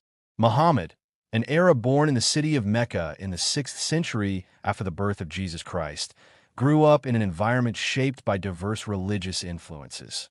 Among these were the teachings of the Jews, who proclaimed the sovereignty of one God. The concept of divine unity, central to Hebrew tradition, appears to have left a strong impression upon him. As Muhammad reflected upon the teachings attributed to Moses and compared them with what he observed among Christians and pagan Arabs, he developed deep hostility toward what he regarded as idolatry. In Arabia at that time, many tribes maintained numerous idols. It was said that there were 365 images representing deities, considered by their worshippers to be children of Allah, the creator of all. According to local belief, Allah had a consort named Al-Had, and certain Meccan deities were regarded as daughters of this divine pair. Idols were kept in homes and formed an important element of trade. Religious practice often resembled exchange and ceremony, with festivals and pilgrimages occupying a large place in communal life. Christianity in Arabia during that era was present in forms that Muhammad regarded as distorted. The doctrine of the Trinity, in particular, appeared to him not as the teaching of one God in three persons, but as a division into separate beings: God the Father, God the Son, and the Virgin Mary. To his understanding, this was little different from the polytheism of the pagan tribes. Both seemed to him departures from pure monotheism. Driven by a desire to seek deeper truth, Muhammad withdrew at times into solitude. According to the traditions preserved by his followers, he spent extended periods in a cave outside Mecca. During these retreats, he experienced states which he believed to be revelations from God. His message began with the proclamation that there is one God and that he, Muhammad, was chosen as messenger. At first, his preaching aroused fierce opposition from his own tribe in Mecca. Persecution followed. In the year 622 after the birth of Jesus Christ, Muhammad fled from Mecca to the city of Medina. This migration, known as the Hijra, marks the beginning of the Islamic era. From that moment, the movement gained strength. Within 8 years, at the head of 10,000 followers, Muhammad re-entered Mecca in triumph. He died 2 years later, in 632, but by then he had established the foundation of a religious power that would expand across continents. Those who have examined his life closely often affirm his sincerity. For many years he endured hostility with apparent conviction that he was called to abolish idolatry and reform his people. In later years, however, as wealth and political authority accumulated, other traits became more evident. Accounts from critics describe episodes of harshness and indulgence. Thus, his career has been interpreted by some as that of a man who believed himself divinely guided, yet whose later conduct reflected the complexities of power. The sacred book of Islam is the Quran. It is divided into 114 chapters, known as surahs, and is somewhat smaller in size than the New Testament of the Christian Bible. Muslims hold that its contents were revealed to Muhammad over the latter portion of his life. These revelations were first recorded on various materials, including fragments of stone, pieces of leather, and bones. Yet they were preserved most faithfully in the memories of the Arabs, renowned for their capacity to memorize and recite extended narratives. After Muhammad's death, during the Caliphate of Othman, the third successor to Muhammad's leadership, these scattered revelations were gathered and compiled into a single authorized text. The edition prepared under Othman became the standard for the Muslim world and remains so. The language of the Quran is the dialect of Mecca and is regarded as the classical standard of Arabic. Believers hold its style to be so elevated that its very eloquence testifies to divine origin. The doctrine of the Quran is direct and concise. Its central teachings affirm the unity of God, the certainty of a final judgment, and the necessity of absolute submission to the divine will, a submission expressed in the word Islam. The essential confession of faith is brief. There is no God but God, and Muhammad is his prophet. Muslims profess belief in God, in angels, in the sacred scriptures, in the resurrection of the dead, in the day of judgment, and in God's decree governing both good and evil. Religious practice requires daily prayers, charitable giving, fasting during appointed times, and pilgrimage to the city of Mecca. In relation to Christianity, the Quran acknowledges the sacred writings of the Old and New Testaments. It recognizes figures from Abraham to Jesus as prophets sent by God. These are held in high regard, though Muhammad is considered superior as the final messenger. Consequently, a Muslim firmly grounded in his faith may accept the authority of the Bible, while maintaining that where its teachings differ from the Quran prevails as the later revelation. This perspective was expressed by a Kurdish religious leader, known as a sheikh, encountered in the city of Rowandise. He asked why the Bible societies of England and the United States of America did not publish the Quran alongside the Bible. Both, he said, were revelations from God. The difference lay only in chronology. Since the Quran was later, it carried greater authority. If both were printed together, he suggested, the result would represent the complete revelation. This circumstance explains to a great extent, the attitude of the Turkish government toward the Christian scriptures. As long as the authorities believed there was no risk that the Christian Bible would replace the Quran as the guiding religious text, they permitted it to be printed without objection. Resistance arose only when it became clear that the teachings of the Bible stood in opposition to those of the Quran. At that point, determined efforts were made to restrict its printing and circulation. Throughout this struggle, the argument that proved most difficult for the authorities to counter was drawn directly from Islamic doctrine itself. The Quran explicitly recognizes the Bible, and this recognition is reinforced by the teachings attributed to Muhammad. That acknowledgement undermined attempts to suppress the Christian scriptures entirely.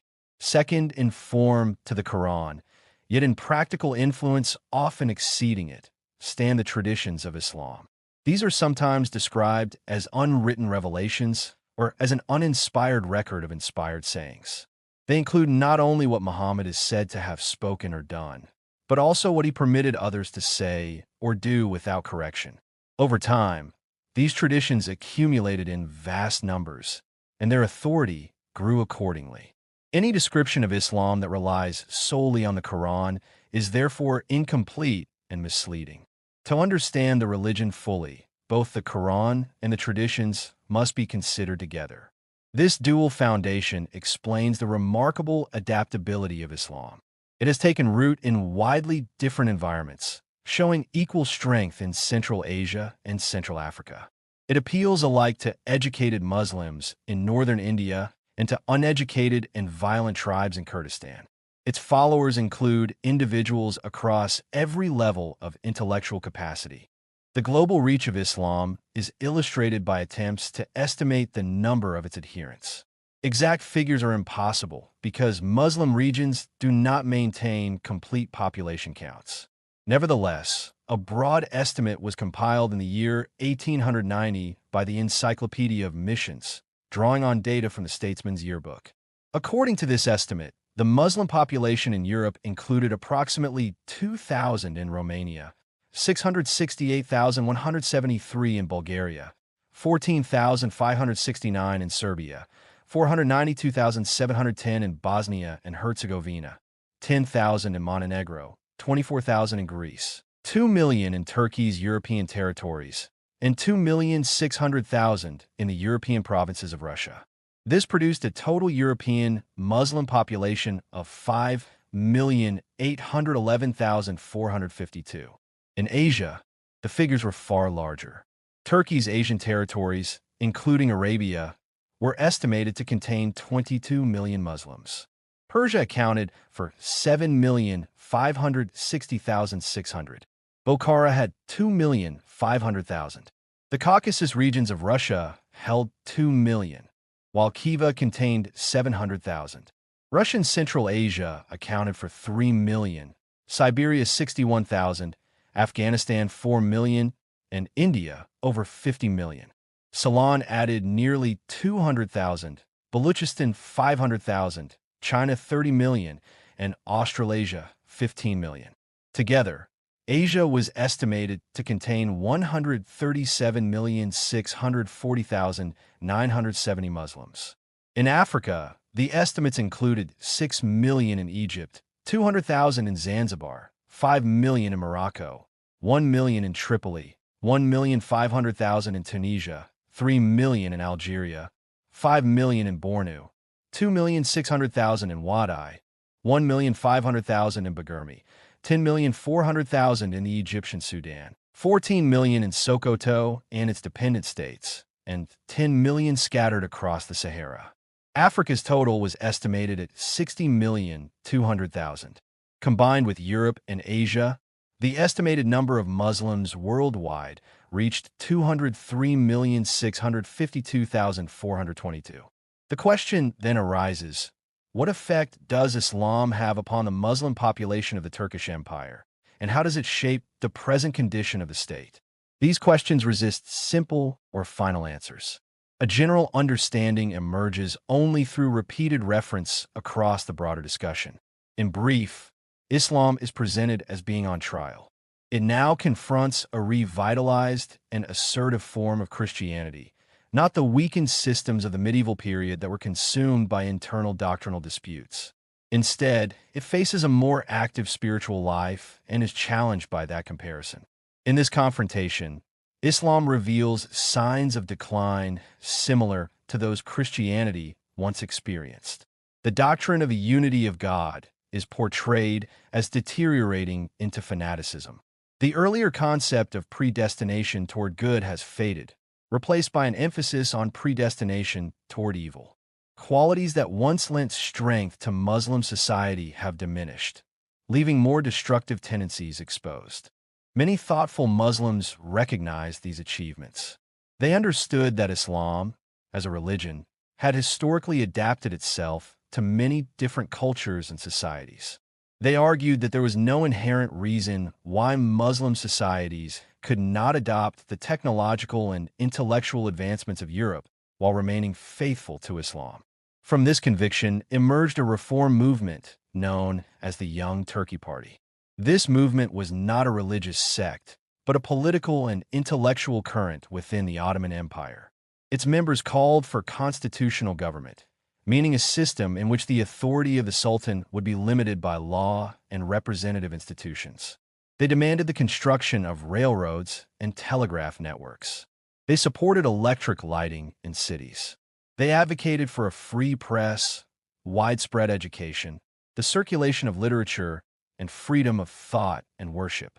They rejected the idea that attendance at mosque services should serve as a test of political loyalty to the state.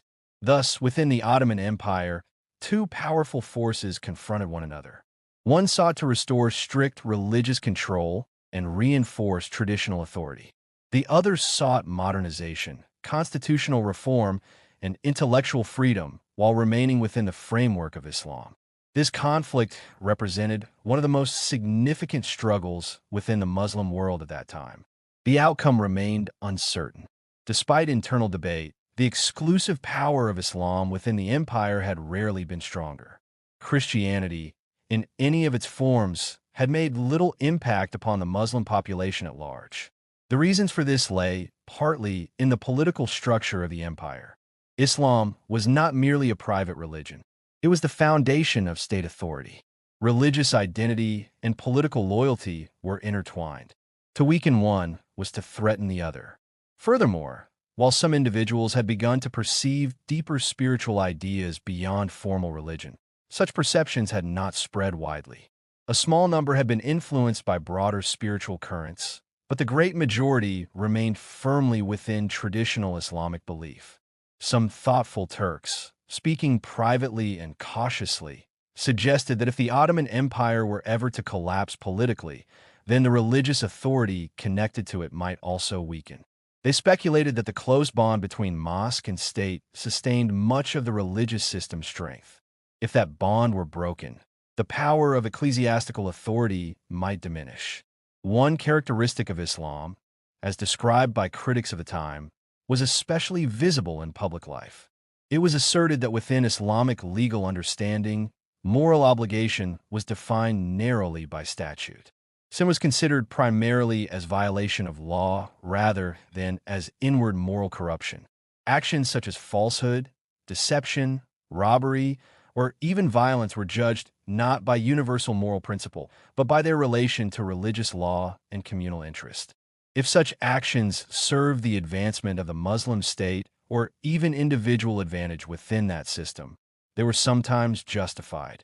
There were certainly individual Muslims who possessed deep moral conviction and strong ethical awareness.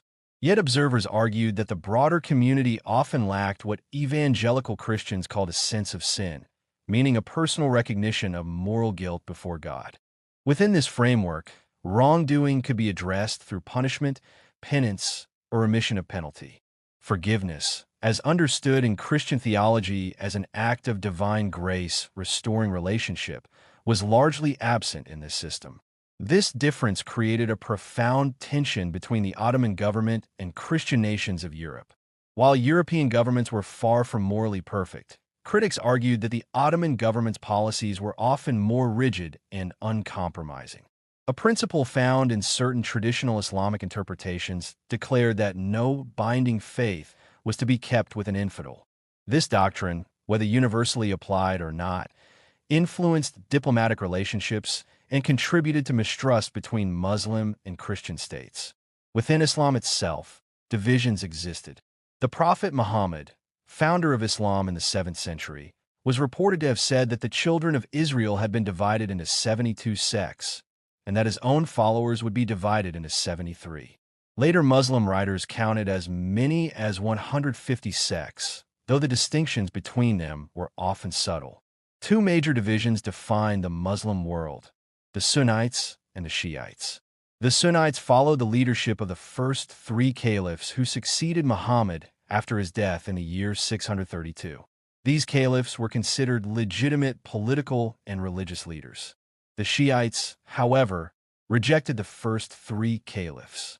They believed that leadership should have passed directly to Ali, the nephew and son-in-law of Muhammad. Thus, they began their line of rightful leadership with Ali. The Sunnites represented the overwhelming majority of Muslims within the Ottoman Empire and across much of the Islamic world. The Shiites were concentrated primarily in Persia, though Shiite communities also existed within Ottoman territory, especially among certain Kurdish tribes. Shiite belief included the expectation that the final imam, a spiritual leader descended from Ali, was still alive in hidden form and would one day return as the Mahdi, meaning the guided one or director. His appearance would usher in a final period of justice before the Day of Judgment. Some Shiite groups even attributed divine qualities to Ali, elevating him above Muhammad in spiritual significance. The Sunnites themselves were divided into four principal schools of legal interpretation.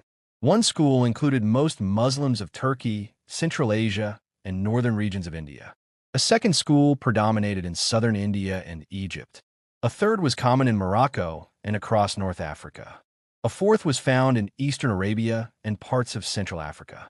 Beyond these divisions, additional religious movements appeared in the broader Islamic world.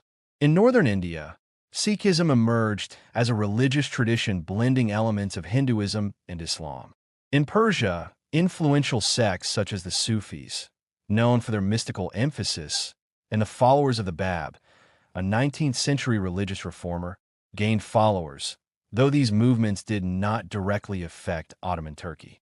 In Arabia, the Wahhabis formed a reformist movement advocating strict return to early Islamic principles. In the early part of the 19th century, this movement caused serious difficulties for the Ottoman government by challenging its authority. In more recent years, a dramatic development occurred in the region known as the Sudan in northeastern Africa. There, a religious leader proclaimed himself the Mahdi. This movement arose partly from dissatisfaction with the Ottoman Sultan's claim to the title of Caliph, meaning supreme leader of the Muslim community. Followers of this Sudanese Mahdi believed he was the divinely guided leader destined to restore Islam to final victory. The rise of this Mahdi movement revealed again the powerful currents moving beneath the surface of the Muslim world, currents of authority, reform, expectation, and unrest, all unfolding within and beyond the boundaries of the Ottoman Empire. In the Ottoman Empire and surrounding regions, the relationship of Islam to Christianity was uncompromising. Apostasy, the abandonment of one's religion, was strictly forbidden. In Persia, now Iran, the death penalty remained fully in force for anyone who renounced Islam. In Turkey, or the Ottoman Empire, it was nominally forbidden, yet the consequences were severe. Any Turk who embraced Christianity faced exile and, in many cases, death. The Christian communities of the empire were diverse, and each was closely associated with the race or people to which it belonged. Yet across the various Oriental churches, the Armenian Apostolic Church, the Greek Orthodox Church, the Nestorian Church, the Chaldean Church, and the Jacobite Church, certain characteristics were strikingly similar. All displayed a strict formalism in their doctrinal beliefs and in their modes of worship.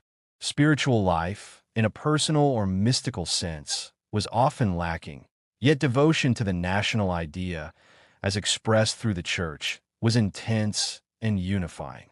This devotion contributed significantly to the preservation of racial and ethnic identity within each community.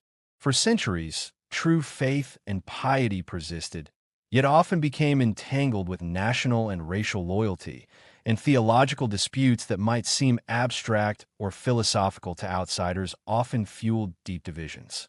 These same characteristics endured in the 19th century, shaping the lives and development of Christian communities across the empire. The rivalries between these sects were sharpened not only by theological differences, but also by the peculiar governmental system imposed by the sultans. The result was bitter enmity among the communities. Armenians refused to associate with Greeks, and Greeks regarded Armenians with hostility. Gregorian Armenians, those loyal to the Armenian Apostolic Church, despised Armenians who had joined the Roman Catholic Church. Greeks looked down upon Bulgarians, although the Bulgarians shared the same Eastern Orthodox faith. Nestorians, Chaldeans, and Jacobites competed and contended among themselves as well. Protestants occupied a unique position. Initially regarded as an additional sect threatening the unity of the existing churches, they were widely resented. Over time, however, it became evident that Protestant communities were equally nationalistic in sentiment. Recognition grew that they were part of the same larger national and ethnic communities, and many hoped that as evangelical ideas spread, mutual sympathy would increase. This sympathy might not unify forms of worship or doctrinal statements, but could encourage cooperation rather than continued antagonism. Religious instruction throughout the Levant, the eastern Mediterranean region, had produced a curious consequence. The profession of faith was often divorced from moral conduct. The idea that belief must shape action had weakened. A Greek brigand could pray fervently and then embark upon a raid. An Armenian merchant might attend church services and then engage in trade, without regard to honesty or justice. The same pattern appeared among Muslims, where the most extreme persecutions and cruelties were sometimes committed under the guise of religious duty, sanctioned by faith. The Hamidi Mosque, located close to the Sultan's palace at Yildiz, served as the weekly place of worship for Abdulhamid II, the Ottoman Sultan. In earlier times, sultans attended services at different mosques across the city on Fridays. Yet Abdulhamid II confined himself to this single mosque, largely due to fear of assassination in public streets. Among the Muslim population, the dervishes held a unique position, corresponding in some respects to the special orders within the Roman Catholic Church. Dervishes were divided into itinerant orders and local orders. The local dervishes, particularly those considered of the better class, were men of ability and considerable force. They were feared by the general population, rather than universally respected, and were fanatical in their devotion, harboring bitter hatred toward all Christians. Their influence and intensity reflected the extreme religious fervor that could shape both society and politics in the empire. The word Turk does not possess a single precise meaning. In general usage, it refers to the various tribes whose origins lay to the east of the Caspian Sea and who, over centuries, spread northward, southward, and westward across vast territories. For practical purposes, the name may be applied broadly to branches of what has been called the Turanian race, and more specifically to those groups that, at different periods, established authority within what became known as the Turkish or Ottoman Empire. Legend traces their ancestry to a mighty ruler named Turk, said to have lived in the era of Abraham. According to tradition, one of his descendants, Oguz Khan, fathered 6 sons. One day, he sent them out to hunt. They returned bearing a bow and 3 arrows that they had discovered. The father gave the bow to the 3 eldest sons and the arrows to the 3 youngest. The younger sons each retained 1 arrow, but the elder 3 divided the bow among themselves. From this act, they received the name Bosuk, meaning the breakers, and were entrusted with the right wing of their father's army. The younger 3, called Utchak, meaning the 3 arrows, were assigned the left wing. These younger sons extended their rule eastward toward China and were regarded as the ancestors of the Mongols. The elder sons moved westward. From one descended the Turkomans, from another the Seljuks, and from the third the Ottomans, also known as the Osmanlis. Such accounts belong largely to legend, yet they reflect a shared memory of division and expansion. More certain history records that tribes connected in origin with the Mongols of Eastern Asia advanced westward across Russia and Persia, eventually encamping upon the plains of Mesopotamia and Asia Minor. Their earliest incursions occurred during the 5th and 6th centuries after the birth of Jesus Christ, a time when both the Islamic Caliphate and the Byzantine Empire were showing signs of internal weakness.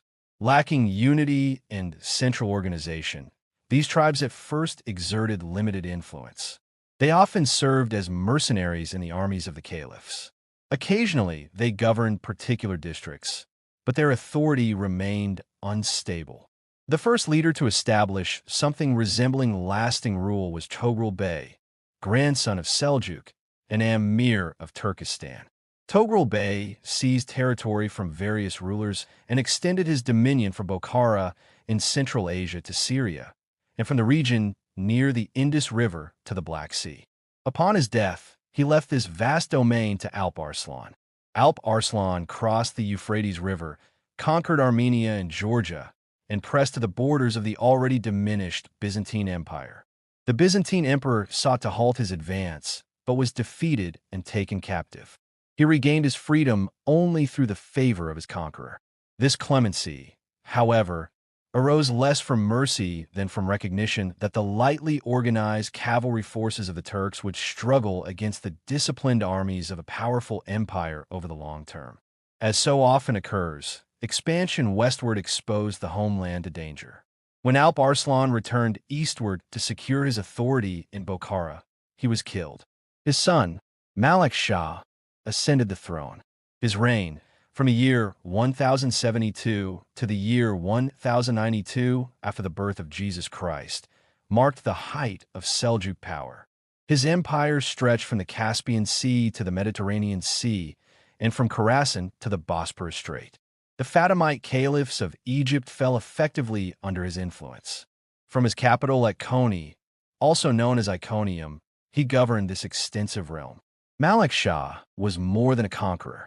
Whether influenced by the caliphs or not, he promoted learning and founded schools. During his reign, numerous examples of architectural design, commonly called Saracenic, were constructed across Central Asia Minor. Mosques and arches of graceful form arose, some richly adorned. Many later fell into ruin, but they remained as reminders of the encounter between nomadic conquerors and established civilization. After Malik Shah's death, his 3 sons inherited little of his capacity.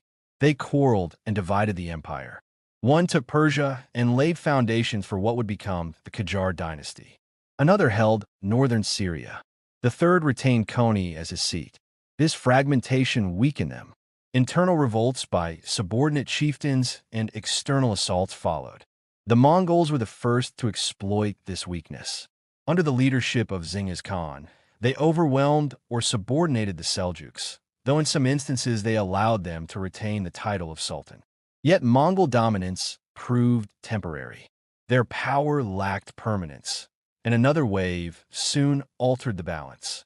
A Turkish tribe displaced by the Mongol invasion journeyed from Khorasan toward the region west of Mount Ararat, establishing themselves near the upper reaches of the Euphrates River. Dissatisfied and longing for their earlier home, they attempted to return. During the crossing of the Euphrates, their chief drowned. This event divided the group. The 2 eldest sons continued toward Khorasan. The 2 younger sons, accompanied by about 400 families, resumed a nomadic existence, moving between plains and mountains. One of these younger leaders, Ertugrul, entered a plain in Cappadocia and encountered 2 armies engaged in battle. According to the story, he joined the weaker side. With the aid of his warriors, that side achieved victory. It later emerged that his ally was the Seljuk Sultan, striving to defend his reduced kingdom against a recurring adversary. The newcomers, hardened by mountain life and not yet softened by settled existence, provided effective reinforcement. They pledged loyalty to the Sultan, supported his authority over surrounding tribes, and assisted him in resisting Greek forces. In time, closer ties were formed. The son of Ertugrul, known variously as Ottoman, Osman, or Othman, strengthened alliances through marriage. After persistent effort and a dream regarded as significant, he married the daughter of an Arab chief. Town, as she was called, became the mother of Orkan, marking the emergence of a lineage that would shape the destiny of the empire. Ertugrul, the early leader of the Turkish people, lived to an advanced age. As the years passed, he gradually transferred responsibility for leadership to his son, Othman. When Ertugrul died, Othman was acknowledged as the head of the nation. This transfer of authority occurred in the latter part of the 13th century, a period marked by the slow formation of what would later become a powerful empire. The reign of Othman, followed by that of his son Orkan, was devoted primarily to strengthening and unifying their rule. Their efforts focused on consolidating power, shaping the collective character of the people, organizing military systems according to the most advanced methods of their time, and steadily expanding their territory. One by one, the various Turkish tribes were drawn under their authority. Step by step, their forces advanced westward, moving closer to Constantinople. Eventually, they established their capital at Bursa, known today as Bursa. Both Othman and Orkan were buried there, and their tombs remain objects of deep reverence among the Turkish people even centuries later. It is widely believed that the influence of these two men profoundly shaped the Turkish character. That character has often been misunderstood. It is not as completely barbaric as many assume. A people capable of building and sustaining such power, of expanding and holding vast territories, of subduing successive nations and maintaining control over them, of resisting European hostility for centuries, and of enduring the internal strains of the modern age, must possess considerable vitality. Whatever weaknesses may exist in leadership, there must be strength in the body of the nation itself. This truth is affirmed not only by travelers of many nationalities, but even by critics who have expressed extreme hostility toward the Turks. To understand the Turkish people accurately, one must look beyond official circles and observe life within private homes, especially in rural districts. The ordinary Turkish peasant, and many townsmen as well, lives simply. His food is plain and nourishing, his clothing modest, his home furnished with the bare essentials. In his manner, he is generally kind. He is deeply attached to his children and often shows affection for his wife. He appreciates the natural world and commonly keeps plants or flowers nearby. He is sociable, though in a restrained way, differing from the Armenians, who are more exuberant, and from the Greeks, whose gatherings are often loud and animated. Hospitality is one of his strongest traits, freely offered to guests. Toward the unfortunate, particularly the blind, the disabled, and those with mental illness, he shows compassion, offering help when possible and never inflicting harm. His care extends even to animals, toward which he is usually considerate. In private life, the Turkish peasant practices moderation. Although he is not as strictly abstinent as sometimes portrayed, he is generally temperate. Marriage is usually monogamous, since maintaining multiple wives is costly. Divorce, however, is easily obtained and widely practiced, particularly in towns, and carries no social stigma. Despite this, there are many examples of lifelong faithfulness between husbands and wives. Claims that immoral behavior does not exist are incorrect. In cities and military centers, prostitution is present, though less prevalent than in Europe, while other practices are more common. Nevertheless, the typical provincial Turk compares favorably with rural populations elsewhere, a fact demonstrated by his physical strength and endurance. He is commonly a strong, well-built man. In his dealings with the subject peoples of the empire, the Turk never forgets his position as master of the land. This sense of dominance is reinforced by his occupation. He devotes himself primarily to agriculture and animal husbandry, which he regards as the only forms of true wealth.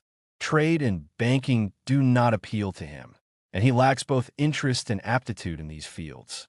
He associates such activities with deceit and trickery, and therefore holds them in contempt. At the same time, he feels a certain apprehension toward those who excel in these pursuits, recognizing his dependence on them. Despite this, he generally maintains peaceful relations with neighbors of other races and religions. In everyday life, friendly interactions are common, and distinctions are often ignored.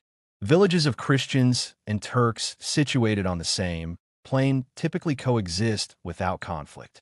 Even in towns and cities, boundaries between quarters are not always evident. During recent massacres, there have been many instances in which Turks sheltered Christian refugees. To the average Turk, the foreigner is more an object of curiosity than hostility.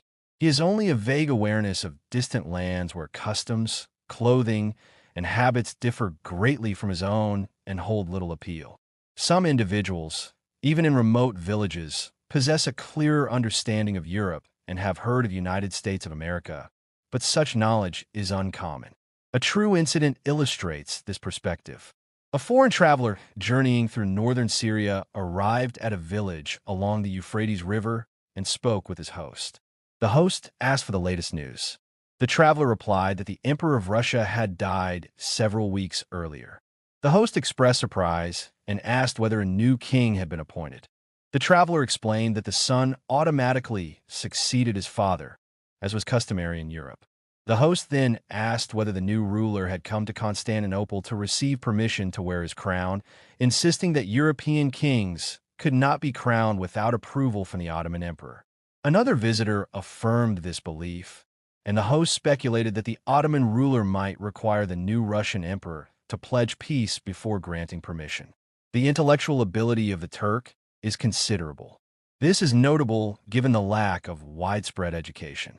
Formal learning is limited, largely confined to religious instruction, with little opportunity for reading or intellectual growth. Yet evidence throughout the country indicates genuine talent. Records from government schools show that Turkish students perform as well as those of other nations.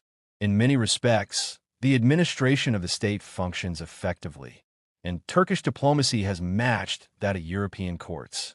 While Turks may lack the sharp commercial instincts of Armenians or Greeks, they possess solid reasoning abilities and demonstrate independent thought when given opportunity. This is especially evident among officials. Educated Turks in Constantinople compare favorably with educated Europeans. An American traveler once spoke with a Turkish army officer while riding a train from Adrianople to Constantinople. The officer proved knowledgeable in many subjects and familiar with the Turkish translation of the Bible. It is a noteworthy fact that large numbers of this translation, specially prepared for Turkish readers, have been sold throughout the empire and are regularly read and studied. This has been confirmed by Turks themselves. A nation capable of producing statesmen such as Fuad Pasha, Midhat Pasha, and Ali Pasha, along with many other prominent figures, and one that shows sustained interest in a daily press, cannot reasonably be judged as lacking intellectual capacity. The one dominant element in the character of the Turkish people, the element that shapes and controls all others, is their religion.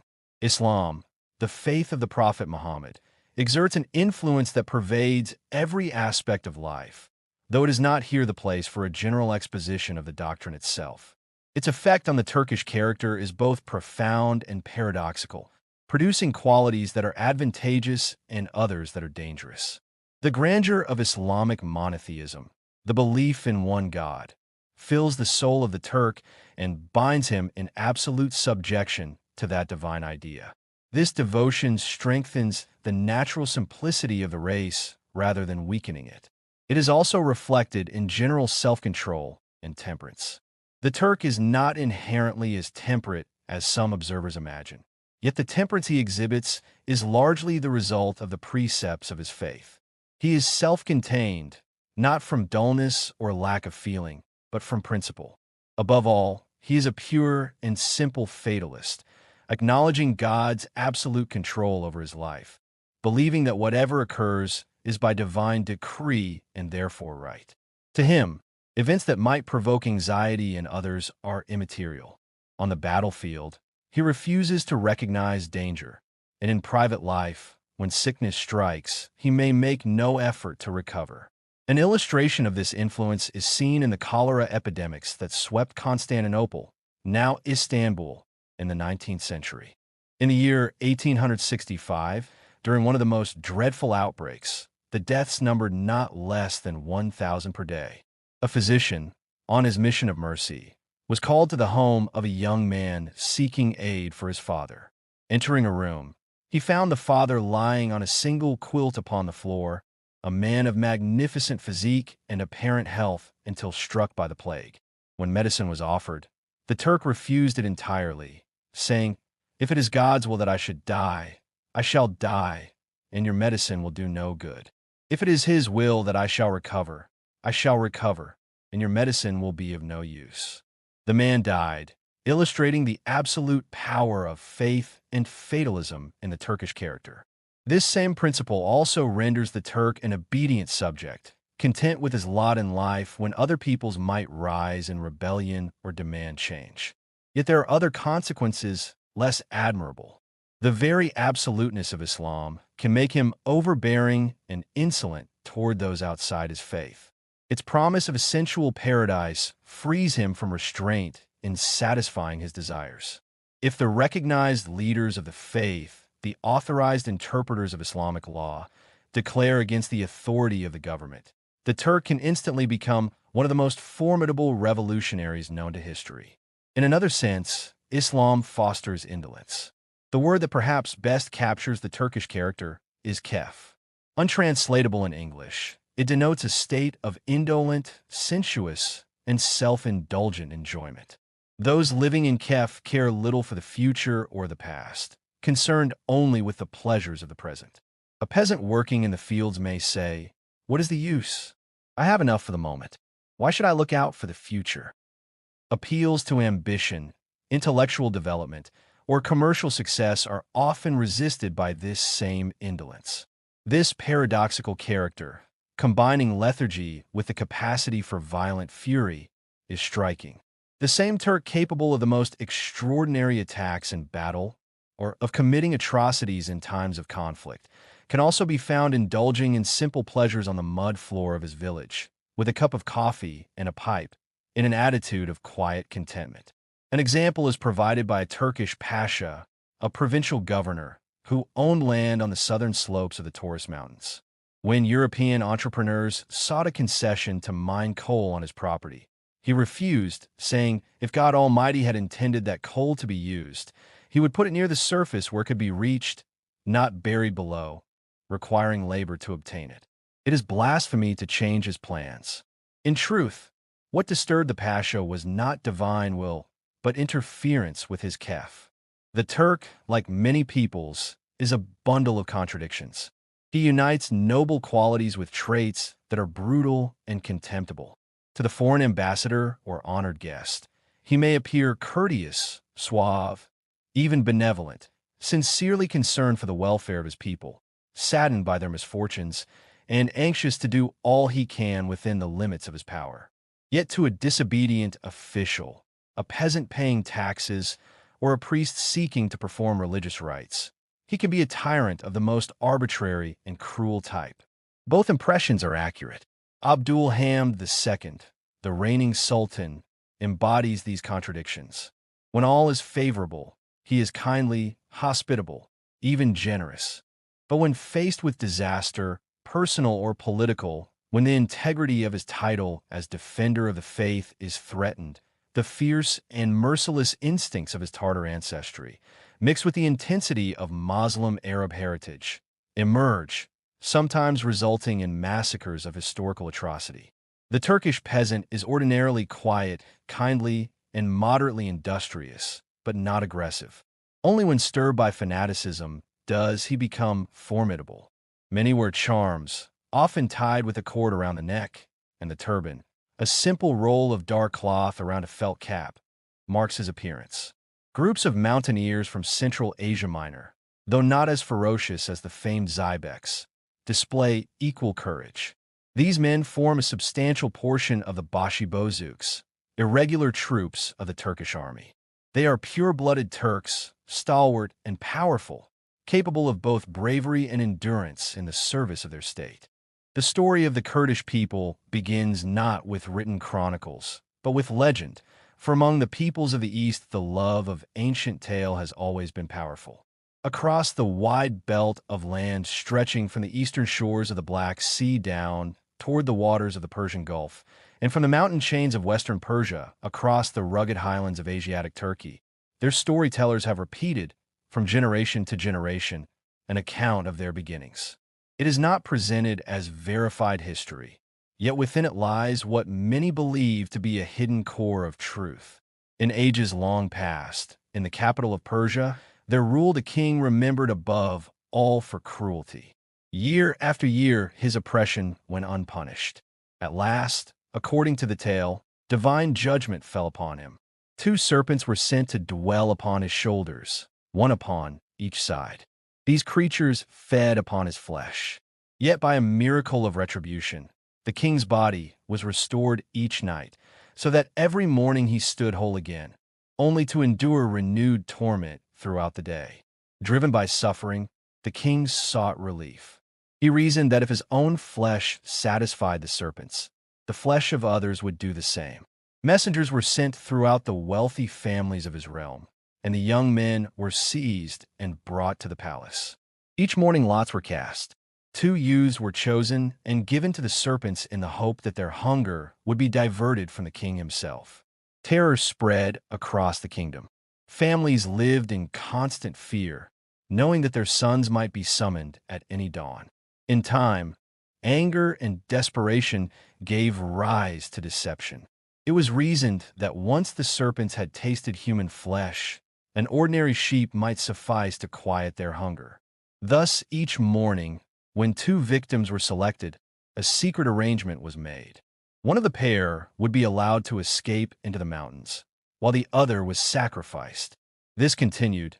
The legend does not say for how long, but long enough for many fugitives to gather in the mountain heights of Demavend. There they formed a band, united not only by survival, but by the desire to avenge themselves and their kin against the tyrant and his power. From these mountain rebels, the legend declares, sprang the Kurdish people. When the legend gives way to more historical tradition, the picture becomes clearer, though still ancient. A people known by various names, including Gutu, meaning warrior, Gardu, and Karu, from which later names such as Kardukas and Charduchi were derived, occupied the mountainous eastern frontier of the Assyrian Empire during the period of that empire's strength. These inhabitants were described as being of Scythian origin. Later, they were conquered by a tribe called Kermansh, said to be descended from Madai, or Mede, traditionally regarded as a son of Japhet in ancient genealogies. Whatever their precise origin, the mountains became a refuge. Like the cave of Adullam described in sacred history, these highlands offered shelter to all who bore grievances or fled oppression. Men who felt wronged by rulers or enemies sought protection among the heights. Over time, a rough form of feudal government emerged. In some instances, wives and families followed these men into the mountains. In other cases, wives were taken from the plains during raids. Gradually, a distinct mountain population formed, hardened by conflict and independence. Positioned along the borders of several kingdoms, they interacted with many peoples. As a result, they became a mixed community in origin, yet through shared life and experience, a strong unity developed. Although the Kurds of the northern regions differ in appearance, and even in language from those of the far south, certain defining characteristics bind them together. No sharp line divides one section from another, yet scholars who have studied them have attempted classification. Among the principal written authorities are the Kurdish history entitled Sharif Nameh, published in the city of St. Petersburg in the Russian Empire, a detailed report prepared for the British government by Major Henry Trotter, who served as British consul for Kurdistan, and various studies written by American missionaries who worked among them. In addition, Kurdish scholars themselves have provided valuable information. When divided according to race, religion, government, and mode of life, 2 main racial groupings appear, each with 2 subdivisions. The first is the Great Jaf race, which is divided into the Kermansh and the Goran, sometimes also called Quran. The second consists of the Wind tribes, themselves divided between the Winds proper and the Luz. The Jaf race occupies a vast stretch of territory from the eastern end of the Black Sea southward to the city of Kirkuk in what was then Turkish territory, and a Hamadan in Persia, extending throughout the mountain regions of Asia Minor. The Kurmanj form by far the largest section of the Kurdish population. They include nearly all the Kurds as far south as the vicinity of Mosul and throughout Asia Minor, with only a comparatively small number of tribes accepted. The remaining portion of the Jaf race consists of the Goran. The Wind tribes have a different distribution. The distinctive Wind tribe traces its origin to Afghanistan and extends westward through Persia into southern Mesopotamia. The Laz inhabit a region known as Luristan, located southwest of Hamadan. If the entire Kurdish population is estimated at 3,500,000 persons, approximately 2 million belong to the northern Kurmanj tribes. Around 400,000 are counted among the southern tribes, and approximately 400,000 among the Goran. The Wind tribes together number about 700,000. In matters of religion, the Kurdish people are entirely Muslim. The great majority belong to the Sunni branch of Islam, regarded as orthodox within the Muslim world, while a much smaller number, apart from the Wind tribes, adhere to the Shia branch. As a whole, they are careful and exact in the observance of religious practices. Their devotion is intense, and their loyalty to Islam is unwavering. Christians are viewed with deep contempt. Their religious life is strongly influenced by dervishes, members of Islamic mystical orders who exercise great authority over popular belief.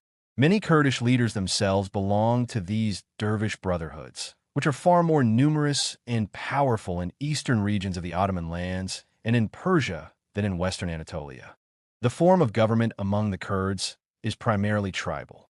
This structure closely resembles the clan systems once found in the Scottish Highlands and is characteristic of mountainous regions where centralized authority is difficult to enforce. Leadership is generally hereditary, passing from father to son, and in some families this succession has continued uninterrupted for generations. In other tribes, leadership changes frequently, shaped by more democratic customs. Among the Wind tribes, leadership follows a different rule. The chief is not chosen by birth, but by strength and personal courage. The man who proves himself most formidable in battle becomes the leader. There are, however, significant areas where tribal organization is gradually disappearing. This is especially true among the people of Persia and among certain Kurdish groups scattered across Mesopotamia and Asia Minor.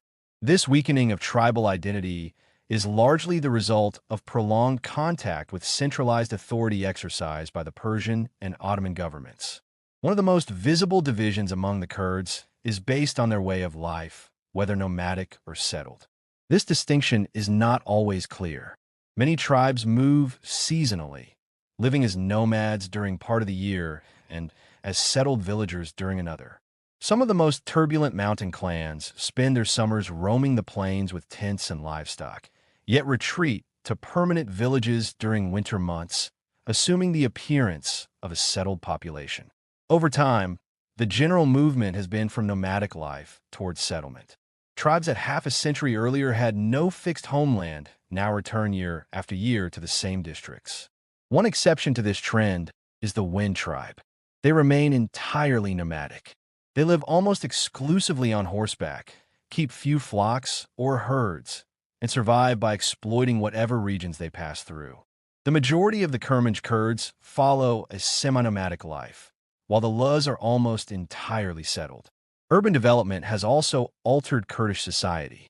Along the Persian frontier stand cities such as Kirkuk, Suleimani, Rowandiz, and Bitlis, where the entire Muslim population is Kurdish.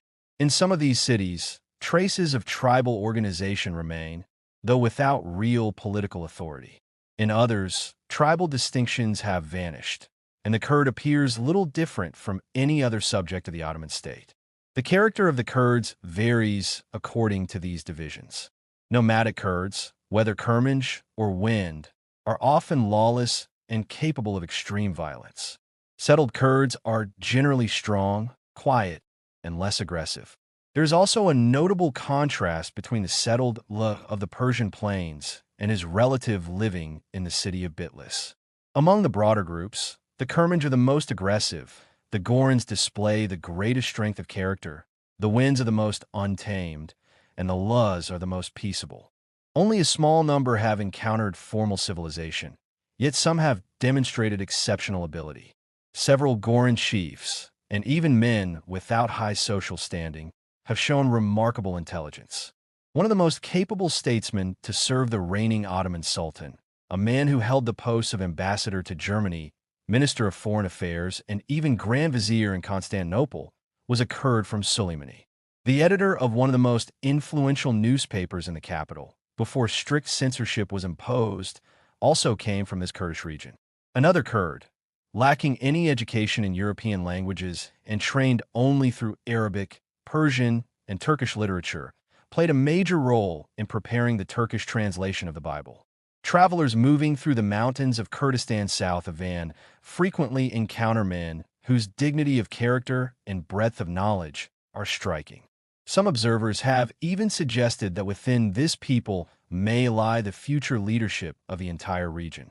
Reliable written history of the Kurds extends back little more than 300 years.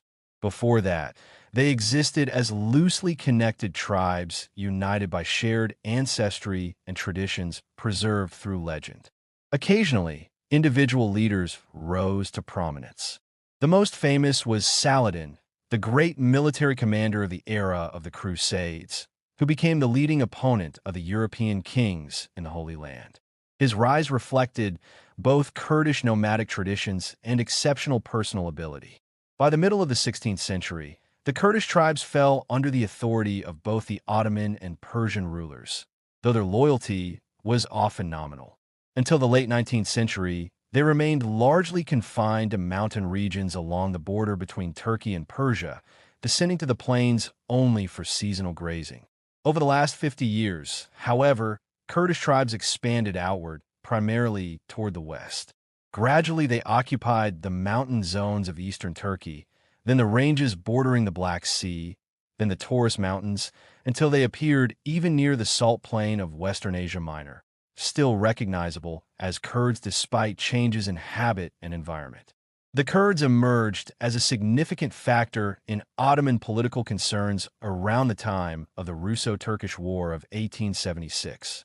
Before that conflict, they were regarded mainly as a source of disorder rather than a serious threat. When their raids grew intolerable, government force was applied, and they were subdued. There was no expectation of coordinated action among the tribes, nor any sense that they could be harnessed as a political instrument by the Ottoman authorities.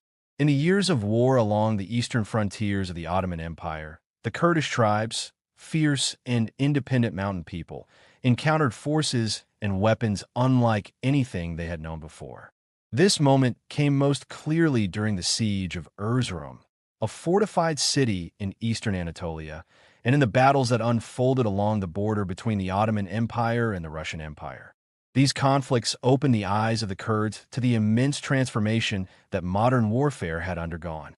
They had seen war before. In the year 1856, during fighting at Kars, another important fortress near the frontier, they had witnessed armies clash. But at that time, weapons had not yet reached the level of advancement that would define the wars of the 1870s. Rifles had become more precise, artillery more devastating, and armies more organized. War had changed, and now its scale and power revealed themselves fully. The Kurdish chiefs, leaders of tribal forces loyal primarily to themselves rather than to distant emperors, did not enter the war as formal allies of either side. Instead, they moved along the outer edges of both armies. They followed the columns of Ottoman soldiers who served the Sultan and the advancing Russian troops who served the Tsar, the title used for the Emperor of Russia. Yet the Kurds felt no loyalty to either ruler. To them, the battlefield represented opportunity. Where soldiers fell, weapons were left behind.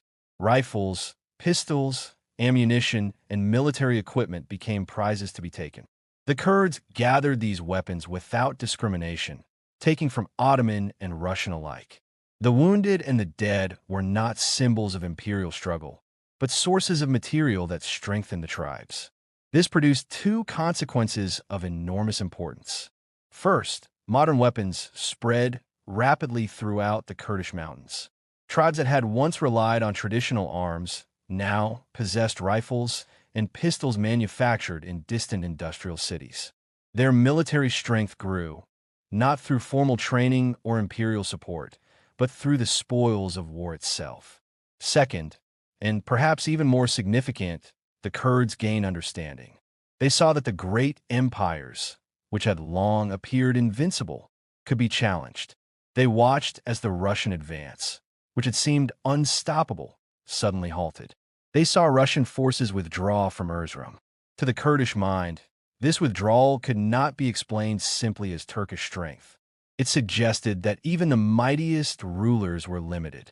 Neither the Sultan nor the Tsar possessed absolute power. Into this realization came rumors, carried along caravan routes, and whispered among tribal leaders. These rumors spoke of powerful figures far beyond their mountains. They heard of Queen Victoria, ruler of the vast British Empire, whose authority extended across continents. They heard of Otto von Bismarck, the powerful minister of German Empire, a man whose political skill had reshaped Europe. They heard of William Ewart Gladstone, the influential leader of Britain, known for his speeches and his involvement in Eastern affairs. And they heard of the Tsar himself, ruler of Russia. These distant figures, whose decisions shaped empires, began to occupy the imagination of Kurdish chiefs. Perhaps alliances could be formed. Perhaps independence could be achieved. One moment revealed the depth of this transformation. In a Kurdish village near Arbela, an ancient city whose history stretched back thousands of years, a tribal religious leader, known as a sheikh, approached a visitor. The sheikh carried a finely made pistol and asked for help reading the inscription engraved upon it. The words revealed its origin: Providence Tool Company, Providence, Rhode Island. This weapon had been manufactured in the United States of America in the industrial city of Providence, located in the state of Rhode Island. Somehow, through war and trade, it had reached the hands of a Kurdish tribal leader deep within the mountains of Western Asia. The sheikh did not explain how he had acquired it, but his possession of such a weapon revealed his participation in the conflicts that had recently shaken the region.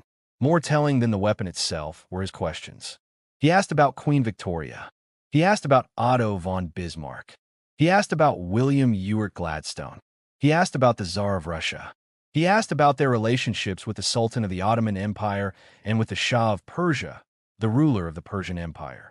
These questions revealed ambition. The sheikh was not thinking merely of survival. He was thinking of power. Soon afterward, an even more dramatic request arrived. A messenger came from one of the most powerful Kurdish chiefs in the mountains. His message was secret. He wished to know how he could communicate directly with Queen Victoria. He desired to recognize her as his suzerain, meaning his supreme overlord, offering loyalty in exchange for protection and recognition. This was no small matter. It represented the dream of independence from Ottoman and Persian control. The chief who sent this message would soon act. His name was Sheikh Obeidullah, one of the most remarkable Kurdish leaders of his time. He was a man of intelligence, ambition, and authority. His influence extended across tribes and regions. He was not only a military leader, but also a religious figure, connected to the powerful Naqshbandi order, a major Islamic spiritual brotherhood whose members followed strict religious discipline and whose leaders commanded deep loyalty throughout Western Asia. From his strongholds in the mountains north of Rwandais, he launched a campaign that sent fear across the region. His army moved southward, crossing plains and approaching the great inland sea known as Lake Urumia. He advanced toward the city of Urumia and even threatened Tabriz, one of the largest and most important cities in Persia. His strategy was clear. Persia, weaker than the Ottoman Empire, represented an easier target.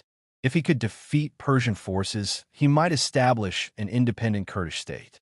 Such a victory might attract the attention of Europe and force recognition of his rule. For a moment, it seemed possible. But his army possessed a fatal weakness. His followers were brave, but they lacked discipline. They had no unified command structure. They were motivated by loyalty and the desire for plunder but not by organized military training. When confronted by Persian defenses, even weak ones, their confidence faltered. Fear spread among them. They worried about losing the goods they had already taken. Their unity dissolved. One by one, they abandoned the campaign. The army that had marched with such promise disappeared. Sheikh Obeidullah, as a subject of the Ottoman Sultan, now faced consequences. The Persian government, ruling from its capital at Tehran, demanded action. Under pressure, the Ottoman authorities arrested him and brought him to Constantinople, the imperial capital of the Ottoman Empire. He was confined within the palace itself. Stories later circulated among the people, claiming he escaped in the form of a green dove, transforming into a bird and flying away. These stories reflected the reverence and mystique surrounding him, not literal fact. In reality, he returned to his homeland, where he was captured again. This time, the Ottoman authorities ensured he could not return. He was sent into exile in Arabia, far from his mountain strongholds. There, removed from power and influence, he eventually died. Yet his rebellion had revealed something deeply troubling to the Ottoman rulers. The Kurdish mountains contained a force that could not be ignored. Combined with other threats facing the Sultan, this force could become dangerous. To the east, Armenian populations were increasingly restless, seeking protection and reform. To the west, European powers exerted pressure on the Ottoman government. To the south, Arab populations questioned the authority of the Sultan, even though he claimed the title of Caliph, meaning the religious leader of all Muslims. If the Kurds joined the Arabs, Ottoman control over eastern Anatolia and Mesopotamia could collapse. If they joined the Armenians, the consequences could be equally severe. This possibility was not impossible. Kurdish and Armenian mountain communities had lived side by side for generations. Though conflict occurred, they also shared common fears. Both suffered under imperial taxation and control. Both feared Russian expansion. The Ottoman government understood this danger. They decided to act, not through force alone, but through strategy. They recognized the motivations of Kurdish warriors. The Kurdish tribes valued wealth gained through plunder. They valued status shown through uniforms, weapons, and public honor. The Sultan's government offered them exactly these rewards. They invited Kurdish chiefs to organize their warriors into cavalry units. These units would serve the Ottoman Empire but remain in their home regions. They would receive uniforms, modern weapons, and official recognition. Most importantly, these units would bear the name of the Sultan himself. They would be called the Hamidi Cavalry, named after Sultan Abdul Hamid, the ruler of the Ottoman Empire. At first, the Kurdish chiefs hesitated. Ottoman military tradition required soldiers to serve far from their homes, removing them from tribal loyalty. But this time the rule was changed. The Hamidi, an irregular cavalry force composed primarily of Kurdish tribes, were especially favored by the Ottoman authorities and permitted to remain in their own mountainous territories, where they were authorized to act as police. This authority, however, became a license for unlimited plunder. The smallest act of self-defense by Armenian communities against a raid was enough to justify the Hamidi in punishing them for what was labeled open insurrection. Such incidents occurred throughout eastern Turkey and extended westward wherever Kurdish influence reached. The results brought into sharp relief the darkest elements of Kurdish character. Their atrocities were horrifying, indiscriminate, and ruthless. Armenians came to dread them as if they were demons, yet even the Turks themselves often regarded them as dangerously uncontrollable allies. At the same time, the inherent cowardice and weakness of the Kurdish tribes were evident. Whenever they attacked villages of any size or strength without Turkish support, they were easily repelled. In defenseless hamlets, they were like a tornado, leaving devastation in their wake, yet in larger cities they could accomplish nothing without the aid of Turks. An example of this is the attack on Harput, where the houses of American missionaries were destroyed. The Hamidi were assisted by Turkish rabble from the city and by Turkish soldiers disguised as civilians. When, as in Mardin, they attempted to attack without assistance, they were quickly driven back. The term Arab was popularly applied to all Muslim subjects of the Sultan who spoke the Arabic language. These populations were found in Syria, Mesopotamia, and Arabia. In reality, many of these people were not ethnically Arab. In northern Syria and along the Lebanon mountains, the majority were Syrians who had adopted Islam early and shared their race with Christian communities of the Jacobite and Chaldean churches. In the cities of Aleppo, Mardin, and Mosul, few pure Arabs were present, though genuine Arab tribes pressed close upon the borders of these cities. Arabia itself, largely independent except for the provinces of Hijaz and Yemen, had little practical impact on Turkish history. The Bedouin tribes of Mesopotamia shared some characteristics with the mountain Kurds but were rarely in conflict with Christian populations. They preferred a free life on the plains and were not feared in the way that the more aggressive Muslims to the east were. The chief significance of the Arabs in Turkish history stems from Turkey's control, ever since the conquest of Egypt, over provinces that were central to Islam. The holy cities of Mecca and Medina, as well as the province of Yemen, had long resented Turkish authority. Islamic law required that the caliph, the spiritual and temporal leader of the Muslim world, be a member of the Quraysh tribe, the tribe of the Prophet Muhammad. To have this sacred office held by a Tartar from Central Asia was a persistent grievance for the descendants of the Prophet and his kinsmen.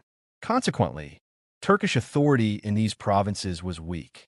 Revolts in Yemen were so frequent that they became almost a routine aspect of local life. The entire province existed in a chronic state of unrest, and at any moment, if the Arabs united or exerted themselves, they could overthrow Ottoman rule. More influential than the regular Arab populations, in many ways, were the Syrians, a people proud, ambitious, shrewd, and fond of display, with characteristics shaped by centuries under foreign domination, yet accustomed to asserting their ascendancy. The Circassians settled in numbers throughout Asia Minor, from Constantinople, now Istanbul, to Shivas along the Black Sea coast, and to a considerable extent in European Turkey, were largely the followers of Skamel, the legendary leader defeated by the Russians in 1859. Bold and daring, they were far more fearless and aggressive than the Kurds and possessed a higher degree of ability and character.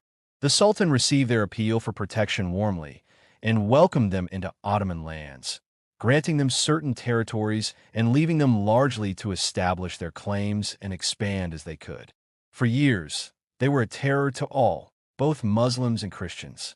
Over time, however, they settled, and their industrious nature led to considerable prosperity in many communities. Yet elements of their brigand lifestyle persisted, and some relied upon plunder even after settling.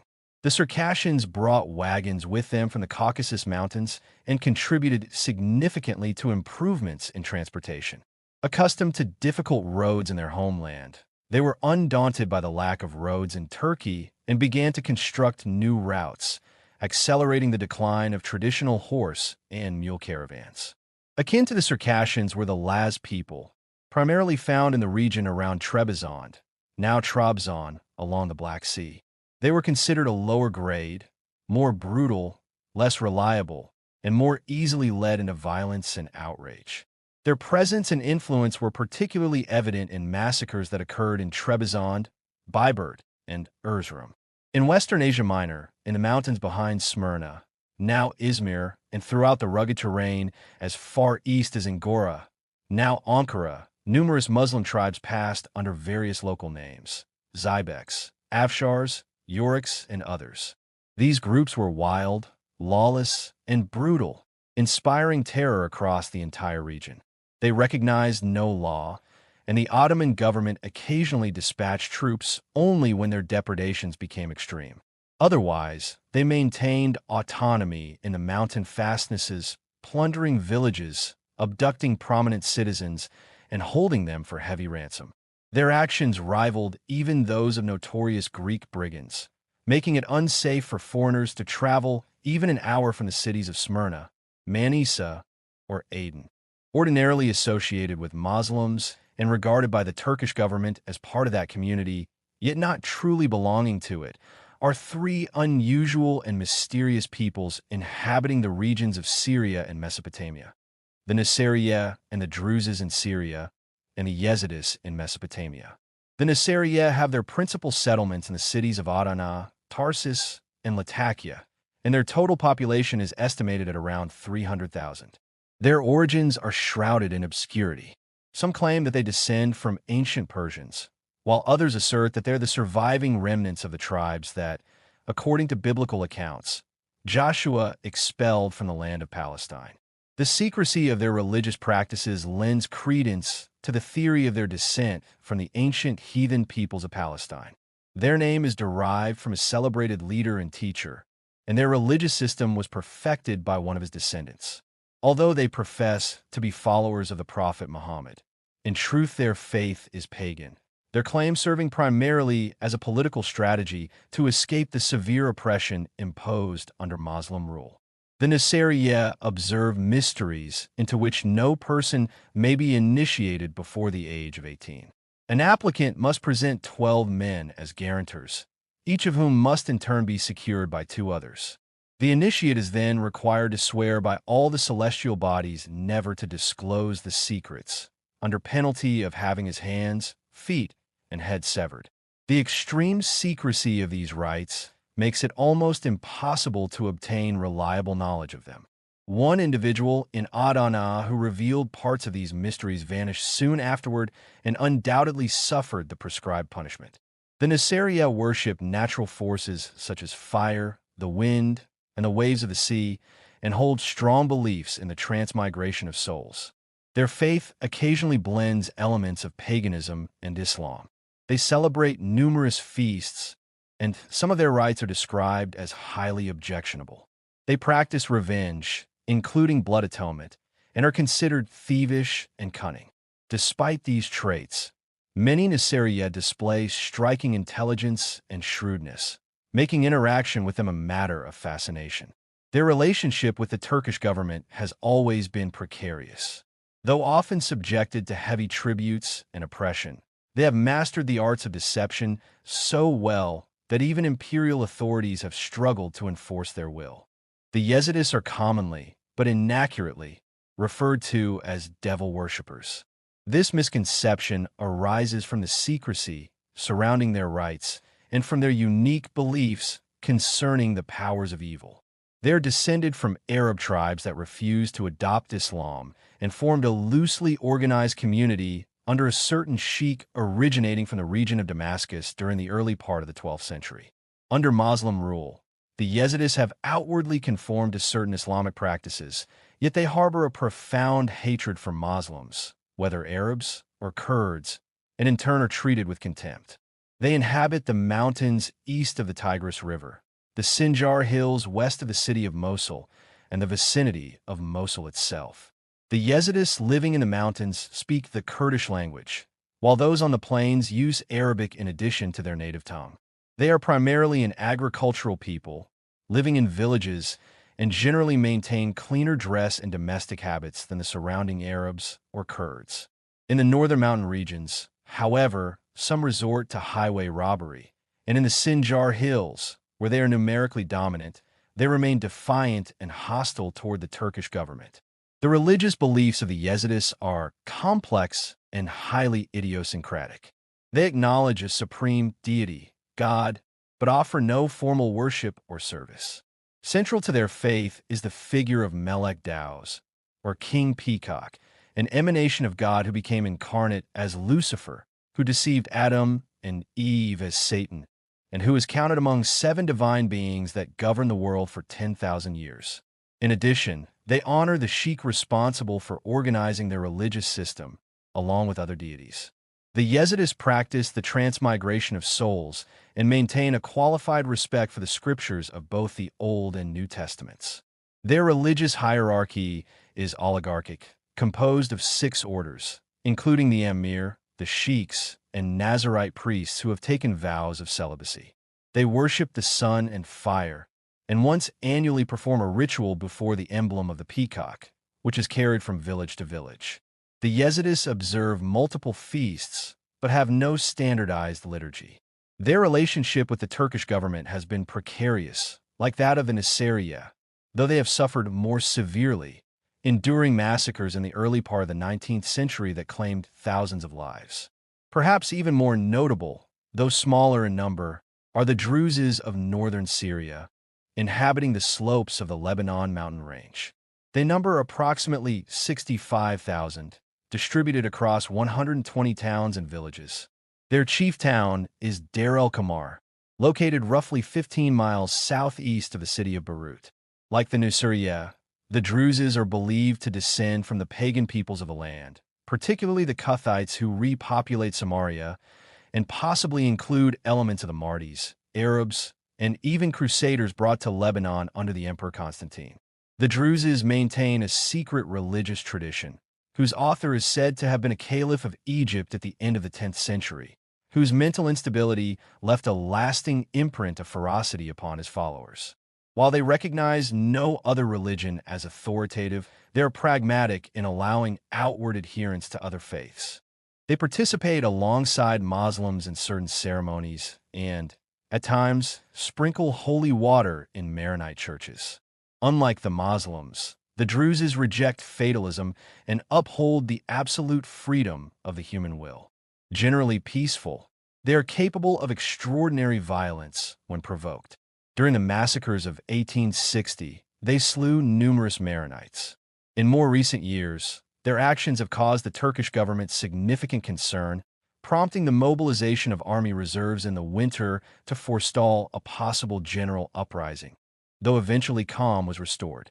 A Kurdish religious leader, known as a sheikh, came from the region north of Harput, an area where many Kurds were originally of Armenian descent. In that region, a large number of Kurdish inhabitants possessed strong character and notable ability. They were generally kind in temperament and, for the most part, lived in peaceful and cooperative relations with their Christian fellow subjects within the empire. There also existed a group known as the Zybeks, a tribe of mountain dwellers inhabiting the rugged inland regions behind Smyrna. These men were known for their boldness and recklessness, and were often brutal in conduct. They gained a reputation for raiding expeditions in which they plundered without distinction, attacking both Muslim and Christian villages alike. During the Russo-Turkish War of 1876, many of these Zybeks were transported into Bulgaria, where they carried out acts of extreme violence and cruelty that left a lasting mark on the population. The Armenian people are commonly believed, based on linguistic evidence, to be of Aryan origin, though they share certain traits with Turanian or non-Aryan peoples. In ancient times, during the Assyrian era, the land later known as Armenia was inhabited by the Neri and Urartu peoples, both thought to be of Turanian stock. The precise date of the Aryan-Armenian migration is unknown. The earliest recorded appearance of the Armenian name occurs in a Persian cuneiform inscription from the reign of Darius Astaspis, who ruled from 522 to 486 before the birth of Christ, where the land is referred to as Armenia. According to Armenian tradition, the name Armenia is derived from a king named Aram, under whose rule the nation attained considerable power before being overcome by the legendary Assyrian queen Semiramis. The Armenians, however, do not call themselves Armenians. They call themselves Haik and their country Hayazdan. This name comes from Haik, whom they regard as the son of Tagarma, the grandson of Gomer, and the great-grandson of Japhet, the son of Noah. According to tradition, Haik established the Armenian kingdom near Mount Ararat, after escaping from the tyranny of Bliss, ruler of Assyria, an uncertain date, possibly around 2,000 years before the birth of Christ. From that era onward, the Armenians existed as a people of fluctuating power. At times they enjoyed independence, but more often they fell under the domination of stronger kingdoms rising to the south and west. Precise historical records of these early centuries do not exist. It appears that many Armenian kings were not ethnically Armenian.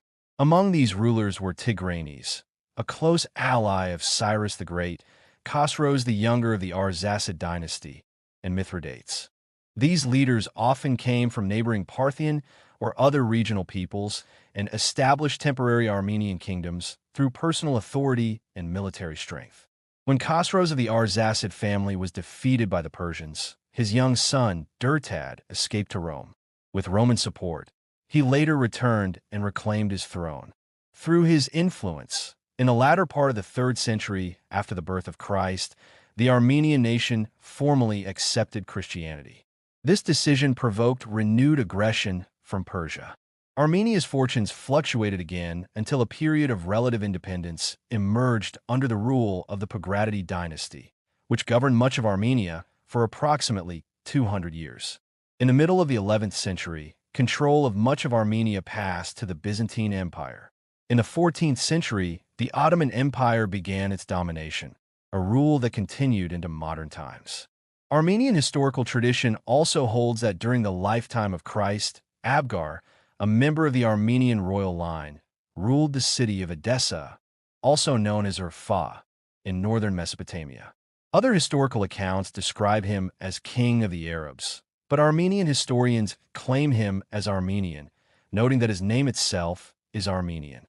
According to the chief Armenian historian, Abgar heard the preaching of Thaddeus, one of the 70 disciples sent forth by Christ, and was healed by him of a serious illness.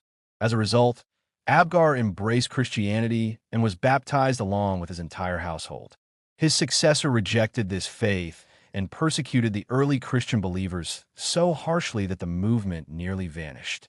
Later, during the reign of Durtad, also known as Tiridates, in the latter part of the 3rd century, Christianity experienced a powerful revival under the influence of Gregory the Illuminator.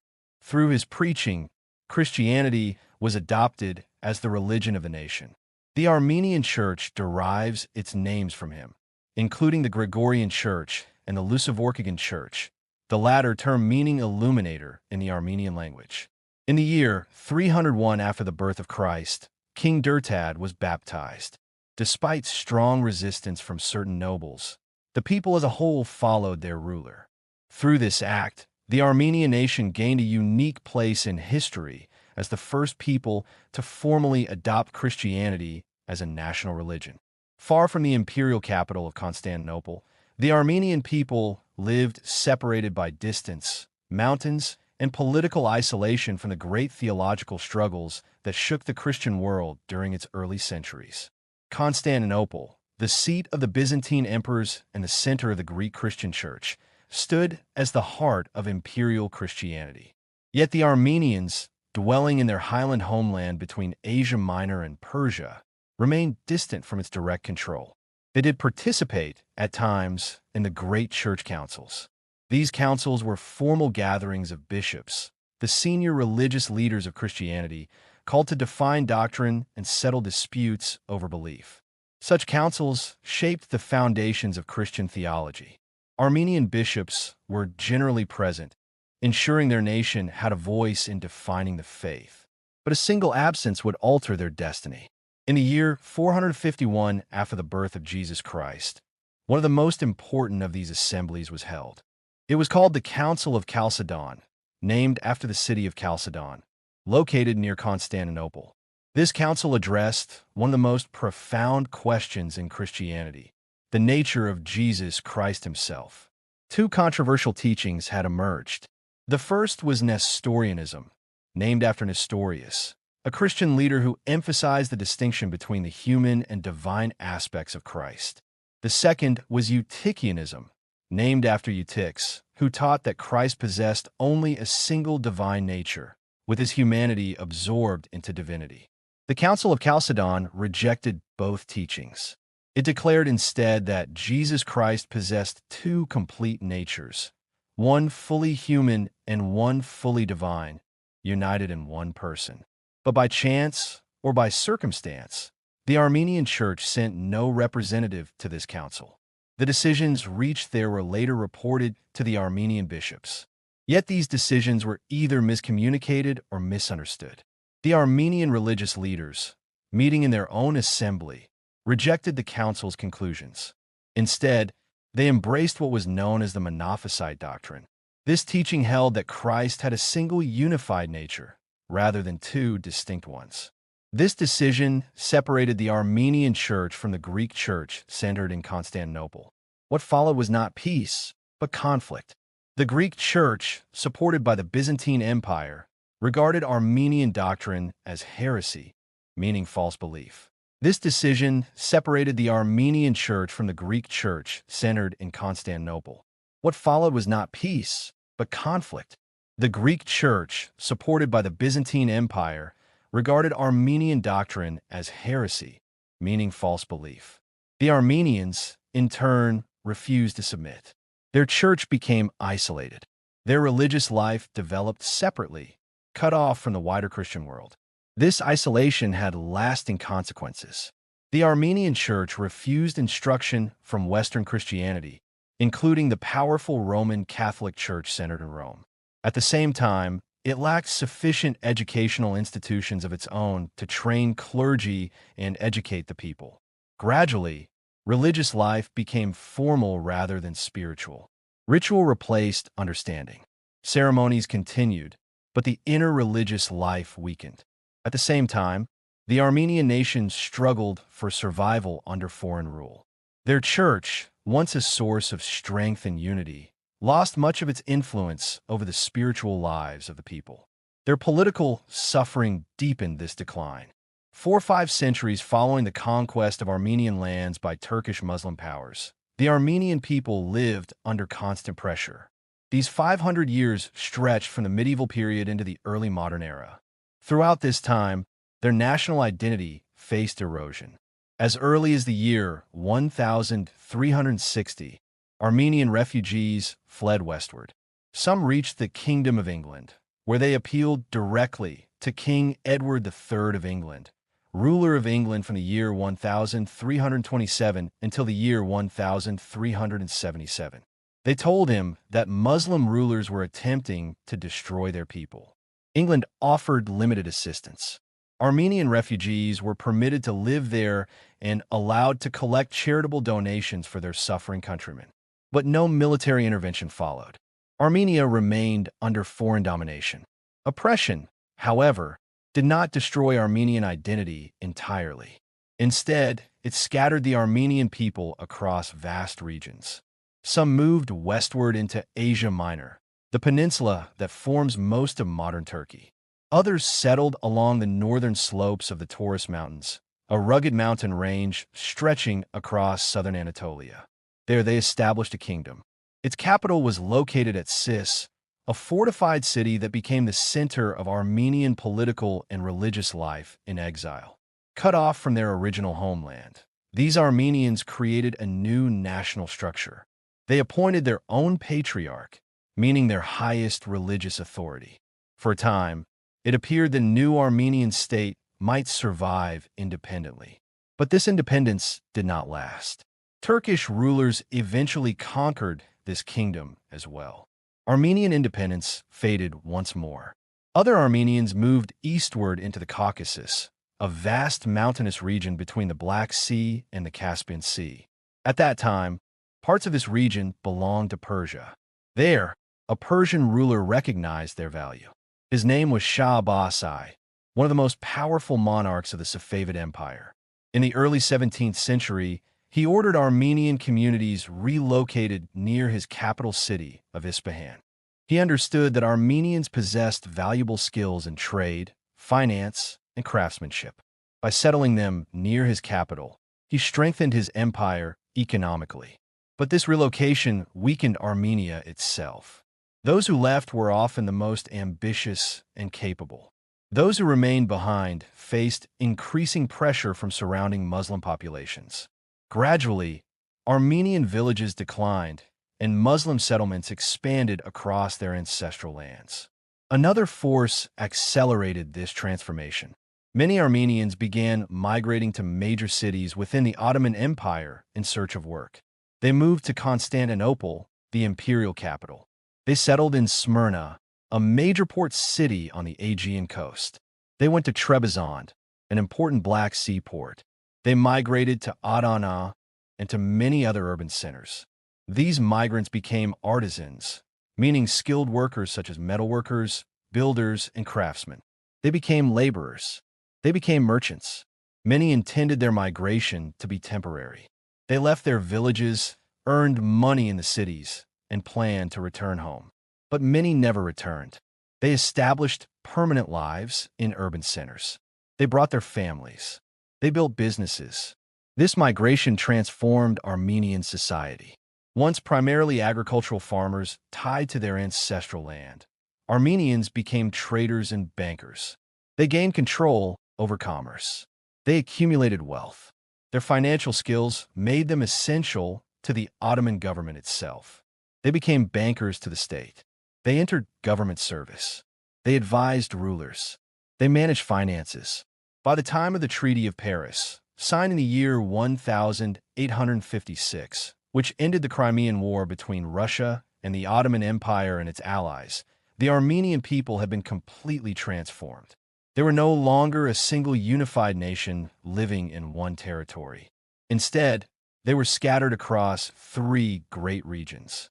They lived throughout the Ottoman Empire. They lived in the Caucasus.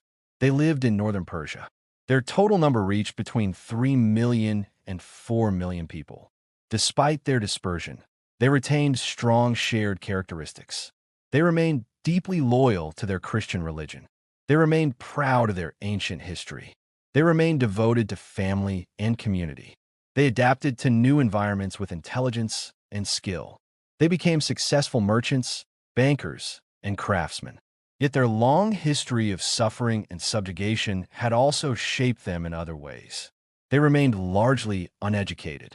Many lacked formal schooling. Superstitions remained widespread. Their religious leaders, known as their hierarchy, exercised strict control over them. These leaders themselves often lacked education, yet they held great authority. Their survival under oppressive rule had forced Armenians to develop shrewdness in dealing with others. They learned how to navigate systems of power that did not favor them. They showed obedience toward their rulers, but this obedience concealed deep tensions. To the Turkish rulers of the Ottoman Empire, Armenians represented both value and suspicion. They were valuable as taxpayers. They were valuable as artisans. They were valuable as financial experts. But they were also regarded with distrust. At the same time, Armenians faced resentment from other Christian communities who saw them as competitors in trade and influence. Thus, the Armenian people stood in a complex and fragile position. They were a scattered nation without a state, economically powerful yet politically vulnerable, proud of their identity, yet surrounded by forces that threatened their survival. For years, the Armenian people were recognized by their most capable men as being held back, more than almost any external force, by one deeply rooted internal characteristic. Despite an intense devotion to their history and their church, a fierce attachment to their nationality, they lacked mutual confidence. Jealousy of one another's advancement prevented them from acting as a cohesive race, from organizing any concerted movement forward. This tendency was the product of a combination of intense individuality and the pressures of despotism. Armenians were by no means lacking in courage. Countless instances testified to their willingness to fight for life, honor, and family.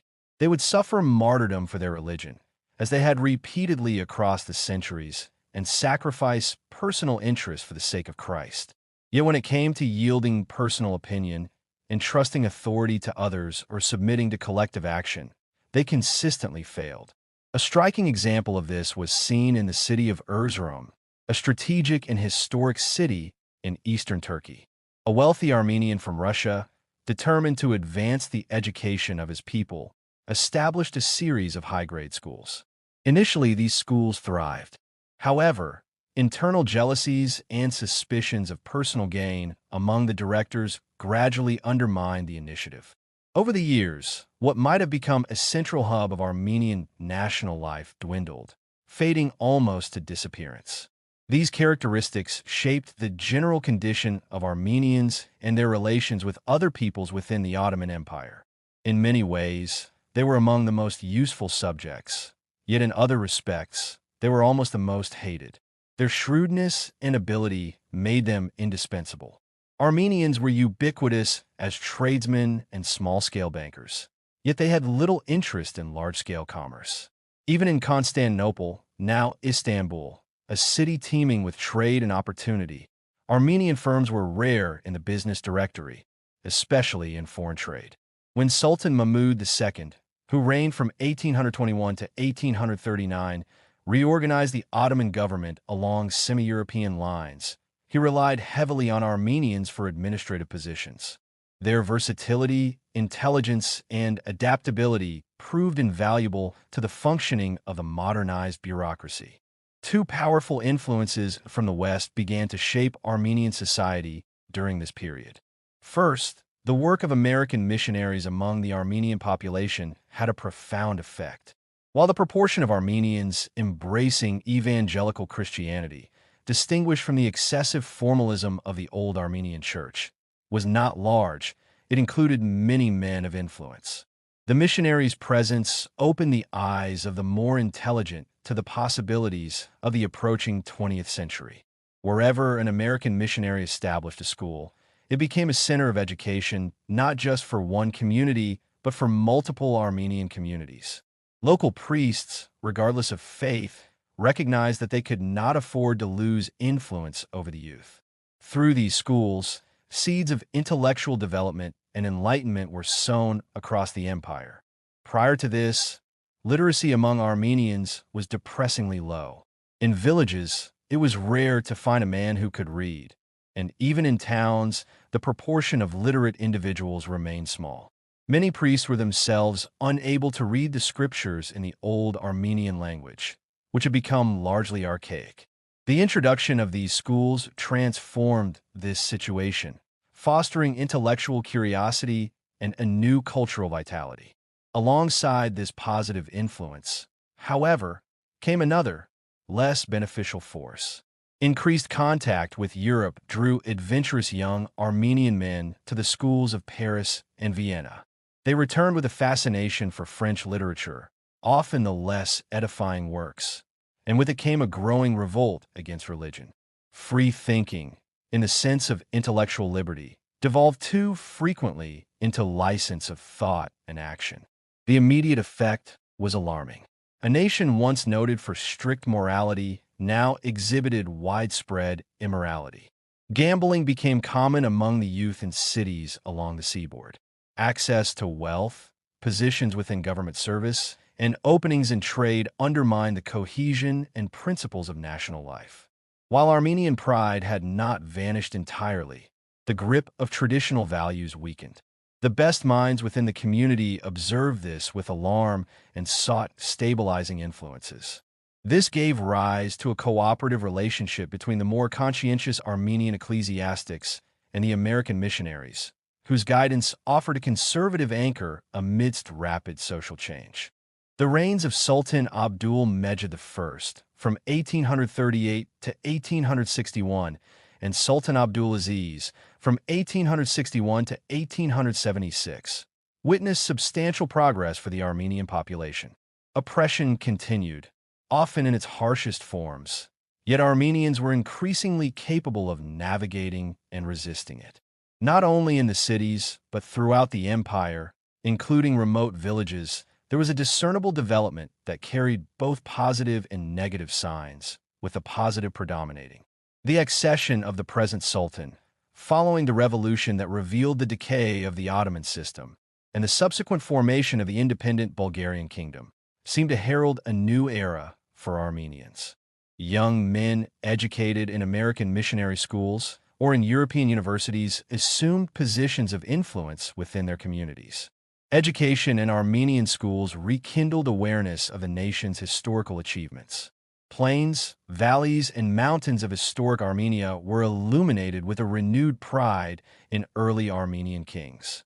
Although this historical revival may not have been entirely accurate, it ignited the highest enthusiasm among the people. The Armenian language itself, which had drifted from the stark simplicity of its ancient form under Turkish and other influences, was experiencing a renaissance. Across the Armenian nation, a new ambition emerged. The aspiration to achieve for themselves what the Bulgarians had accomplished, a measure of self-determination and national revival. Accordingly, at the conference at Berlin, held in the year 1878, a prominent Armenian delegate was present, representing the interests and grievances of his people with great eloquence and vivid detail. He painted for the assembled European powers a striking picture of the condition of the Armenian nation under Ottoman rule, describing both the hardships endured and the resilience displayed. The full political consequences of this presentation are reserved for another chapter. Yet even in its immediate effect, it is clear that the address had profound consequences upon the Armenian people themselves. The speech served to elevate their desire for education, to draw them more closely together as a people, and to place them under the guidance and influence of the more capable and conscientious leaders within their community. As a natural result, the first decade of the reign of Sultan Abdul Hamid II, who ascended the Ottoman throne in 1876, coincided with a period of remarkable advancement in the general condition of the Armenian population, surpassing even the progress achieved in the 20 years preceding his accession. At the same time, however, another development unfolded, the product of two significant influences: the intellectual currents of free thought emanating from Central Europe and the pressure exerted by Armenian compatriots living in the Caucasus under Russian rule. When the Russian Empire conquered the Caucasus during the early 19th century, driving the Persians south of the Aras River and the followers of Imam Shamil, the famed leader of the resistance in Dagestan and Chechnya, into Ottoman territory, the Russians found that for the economic and administrative development of these newly acquired regions, they would depend heavily upon the Armenian population, which had already settled in significant numbers. For a time, the Russian authorities welcomed the Armenians and allowed them a measure of freedom. The Armenian Apostolic Church, centered at Echmidzin, was not interfered with, and while the schools were subject to close supervision, the community retained sufficient liberty to cultivate a distinctly Armenian national life. They were also largely unrestricted in commerce and trade. The more easygoing Georgian population proved to be no match for the industrious and enterprising Armenians, and in cities such as Tiflis, Skimachi, Shusha, Baku, and Yerevan, Armenian influence became increasingly prominent. Consequently, dreams of national independence began to take root. While it is unlikely that the Armenians expected to wrest territory from the grasp of the Tsar, they hoped for a revival of the ancient Armenian homeland within Ottoman lands. And yet, as long as conditions under Russian rule remained comparatively comfortable, little practical effort was made to realize these aspirations. Over time, however, the Russian government began to perceive that the Armenians' ambitions could interfere with the empire's overarching policy of uniting a heterogeneous population under centralized control. A system of repression was gradually introduced. Armenian schools came under stricter regulation. The monastery and theological seminary at Echmidzin were placed under surveillance akin to that of secret police, and the selection and conduct of the Catholicos, the religious head of the Armenian Apostolic Church, were subject to significant influence by the Holy Synod. These measures naturally fostered unrest among the Armenian population. Observing the success of the Pan-Slavist Committee in inciting disturbances in the Balkan Peninsula, they conceived plans to advocate for their compatriots still living under Ottoman dominion. While the details of these efforts are addressed in a later chapter on the rise of the Armenian question, it is clear that the cumulative effect of Russian policies was to deepen Armenian dissatisfaction with Ottoman rule and to inflame aspirations for political independence. The second major influence was the intellectual and revolutionary thought of Central Europe. Armenian youth educated in the schools of France and Germany became familiar with the tales of revolutions that marked the late 18th century and the early decades of the 19th century. Lacking an accurate understanding of their own historical circumstances, these young men sought to ignite a movement not solely against the Ottoman government, but as a broader appeal to Europe on behalf of their oppressed compatriots. Yet their movement was undermined by the atheism and irreligion that characterized much of their ideology, which alienated the more conservative and religious elements of the Armenian population. They encountered resistance from a populace reluctant to place themselves under the leadership of those who had abandoned the moral and spiritual guidance of the Church. Moreover, the perception or fear that these intellectuals were motivated more by personal ambition than the welfare of the nation weakened their influence. Many of these men lived outside Ottoman territories and were therefore shielded from the consequences of any political unrest, further limiting their ability to unify the people. As a result, there was no cohesion of action or consensus of opinion. No single individual or organization could legitimately speak for the entire Armenian nation. Personal opinions were expressed, but it was impossible to determine to what extent they reflected the collective will of the people. Intrigues continually undermined the authority of the Patriarch in Constantinople, the civil leader of the Armenian community, and also affected the election of the Catholicos at Echmidzin, the religious head. In addition, rigid censorship of the press, oppressive and arbitrary school regulations, and travel restrictions that hindered the movement of Armenians from one region to another all combined to prevent unified national action or even widespread consensus. In the rural districts of eastern Turkey, conditions for Armenians worsened over this period. Kurds, Circassians, and Lazes occupied the majority of the plains, having displaced Armenian communities without providing stable tax revenue in their place. Consequently, Ottoman tax collectors often found revenues greatly diminished, forcing them to extract the same amount from a smaller population, intensifying the burden on those who remained.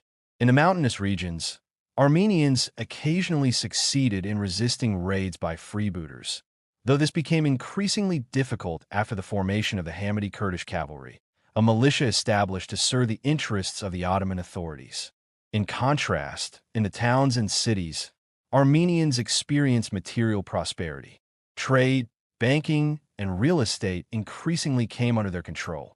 They were, on the whole, wealthier and more comfortable than before.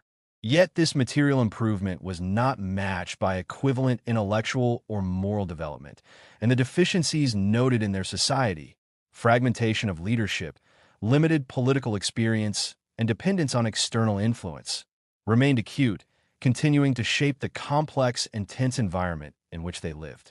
The significance of all these facts for the question of Armenian autonomy and national independence is clear. No one can reasonably deny that the Armenians possess many of the qualities necessary for the formation of a successful nation. Their ability is unquestionable. Their racial persistence is shown in their unwavering loyalty to their Christian faith, even when that faith has existed under weakened conditions, and the remarkable hold of their language upon Armenians long after it has ceased to be their everyday spoken tongue. These traits mark them unmistakably as a people of strength and endurance.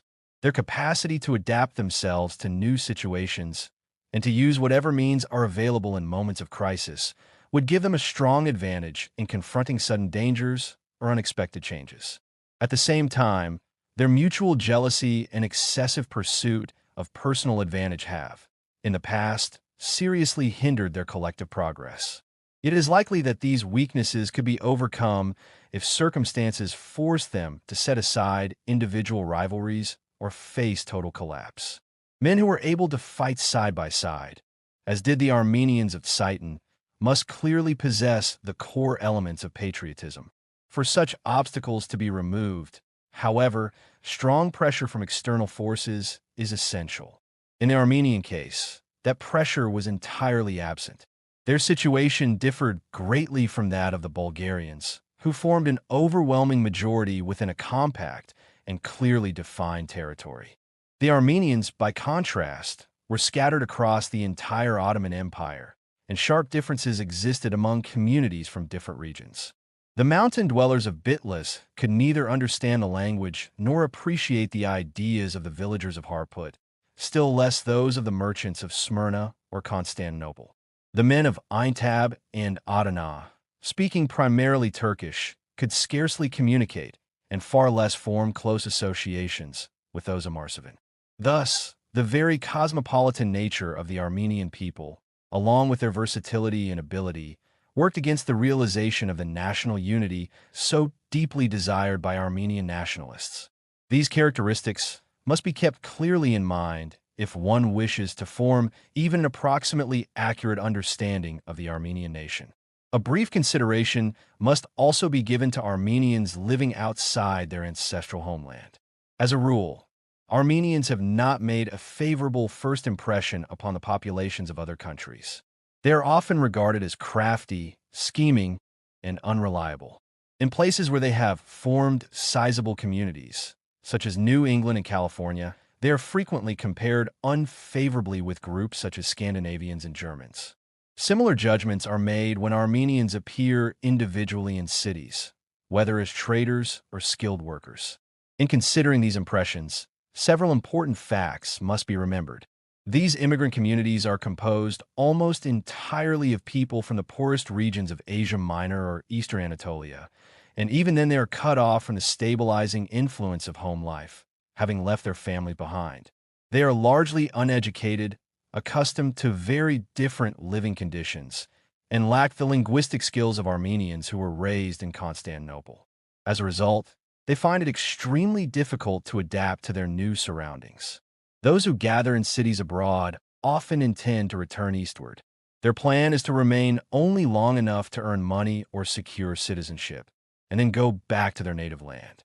A smaller number arrive with the intention of remaining permanently and becoming loyal citizens of their new country. These individuals, as a rule, receive a warm welcome and leave a favorable impression. Two facts should always be borne in mind. The Armenian is fundamentally an Oriental in character, and the true Oriental does not adapt quickly or easily to American life. And those who know the Armenian people most broadly and intimately hold them in the highest esteem. Perhaps no clearer example can be given of the finest development of Armenian character and of the hope for their eventual national success than the position taken by the Armenian Patriarch in Constantinople during this critical period. Mattheos Ismerlian was described by an American resident of Constantinople as a man slightly above average height, slender, with dark complexion and strong, resolute features characteristic of his people. He was born in 1845 in Constantinople and received the surname Ismerlian, meaning a man from Smyrna, because his grandfather had originally lived in that city.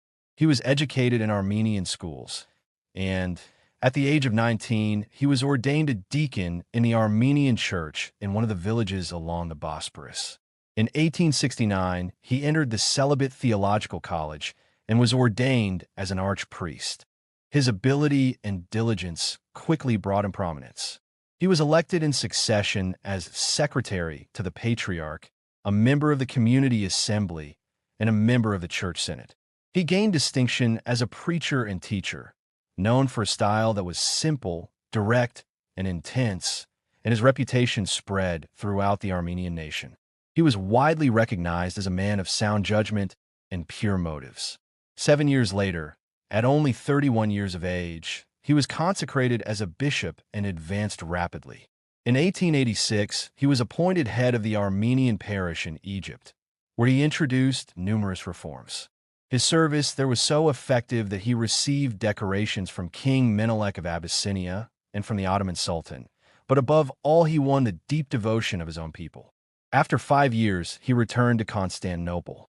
Soon afterward, when the election of a Catholicos became necessary, his name stood prominently among the candidates. He firmly refused to make any effort to secure this position, which was eagerly sought by nearly every Armenian bishop. Even so, his name ranked among the first 4 candidates, and in the final vote, he was one of 2 names submitted to the Tsar of Russia for selection. The choice ultimately fell upon Crimean, a figure widely respected throughout the nation, but this outcome placed Ismerlian clearly among the foremost candidates for future leadership. In December of 1894, when the condition of the Armenian people had reached a moment of extreme crisis, public sentiment overwhelmingly favored his elevation. The question arose whether the Ottoman Sultan would approve his election, since Ismerlian was known as a man of firm resolve and deep patriotism, one who would not surrender even the smallest point he believed to be just. He was elected, and contrary to expectation, the Sultan immediately confirmed the choice. From that moment, the Patriarch became, in a very real sense, the champion of his people, sharing their sufferings and bearing their burdens as few others had done before him. He employed every lawful means at his disposal in defense of Armenian rights, and neither threats of imprisonment nor threats of death succeeded in diverting him from his course. Soon after his installation as Patriarch, the supreme religious leader of the Armenian Christian people within the Ottoman Empire, he took an action that immediately placed him in direct conflict with imperial authority. The Patriarch, whose position made him both spiritual guide and national representative of the Armenian people, sent a formal letter to the Ottoman Minister of Justice, a high-ranking official responsible for enforcing the laws of the empire. In this letter, the Patriarch requested permission to appoint new bishops. Bishops were senior religious leaders who governed large districts of the church, guiding priests and overseeing the spiritual life of entire communities. The need for new bishops arose because many existing bishops had been imprisoned by Ottoman authorities. These imprisonments had lasted for varying lengths of time, leaving entire regions without religious leadership.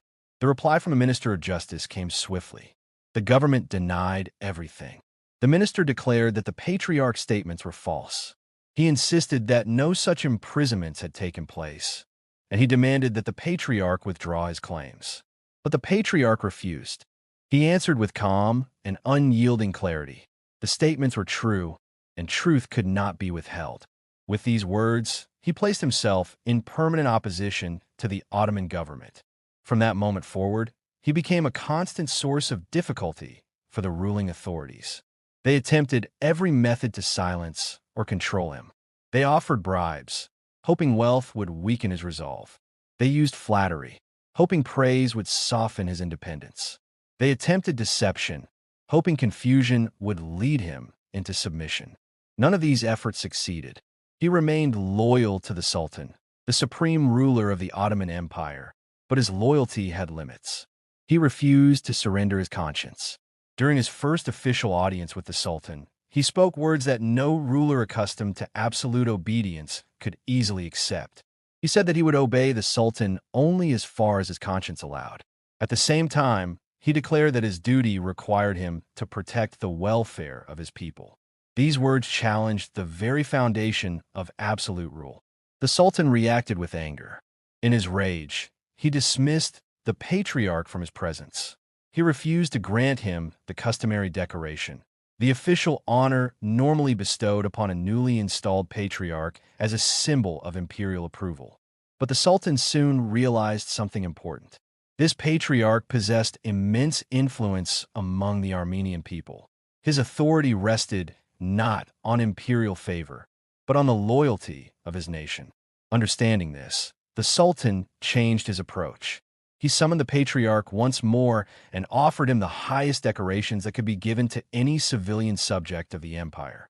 These decorations were symbols of imperial honor, designed to bind the recipient more closely to the throne. The Patriarch refused again. He answered with words that reflected his identity not as a court official, but as a servant of his people. He declared that he was a simple priest. He lived as his people lived, on bread and olives. He had no place in his home for such magnificent objects. He asked the Sultan not to insist. This refusal demonstrated a rare independence.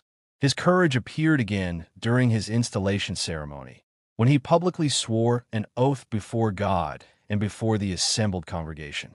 He pledged faithfulness both to his government and to his nation. But he explained what faithfulness meant. He declared that true loyalty required the government to protect the lives and property of its subjects. Without such protection, he said, loyalty from the people would be nothing more than hypocrisy. These words carried profound meaning. They asserted that government authority depended upon justice. They implied that obedience could not exist without protection. His courage did not end there. At the same time, revolutionary movements had begun to emerge among some Armenians. These groups sought political change through rebellion. One such organization was the Hunchakian Revolutionary Party, often called the Hunchagists.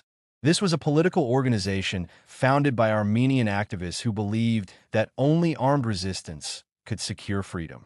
The Patriarch rejected their methods. He believed that violent revolution would bring disaster to his people. He refused to support their actions. His refusal angered the revolutionaries. They issued threats against his life. They warned that he would be killed if he continued to oppose them. But he remained firm.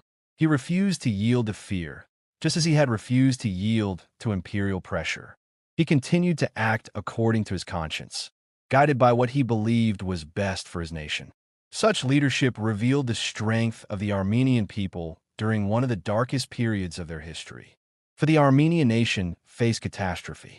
Mass killings had struck their communities across the Ottoman Empire. Many of their strongest and most capable leaders had been deliberately targeted. These were men who had guided their communities, encouraged peaceful citizenship, and worked for stability. Their removal weakened the entire nation. These leaders commanded loyalty from their followers and exercised significant influence over local affairs. Many sheiks possessed intelligence and strong personal authority. Their leadership shaped the lives of thousands in the mountain regions. These images together reveal the fragile balance of power, faith, leadership, and survival that defined the Armenian people and their neighbors during this turbulent period.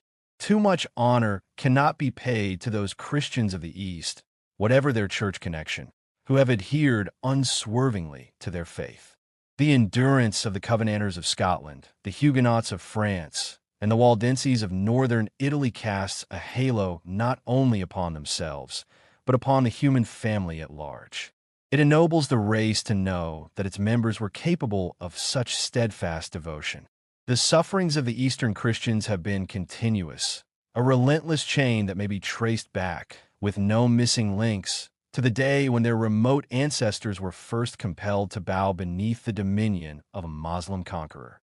Bondage, inferiority, contempt. These were harsh and demoralizing teachers.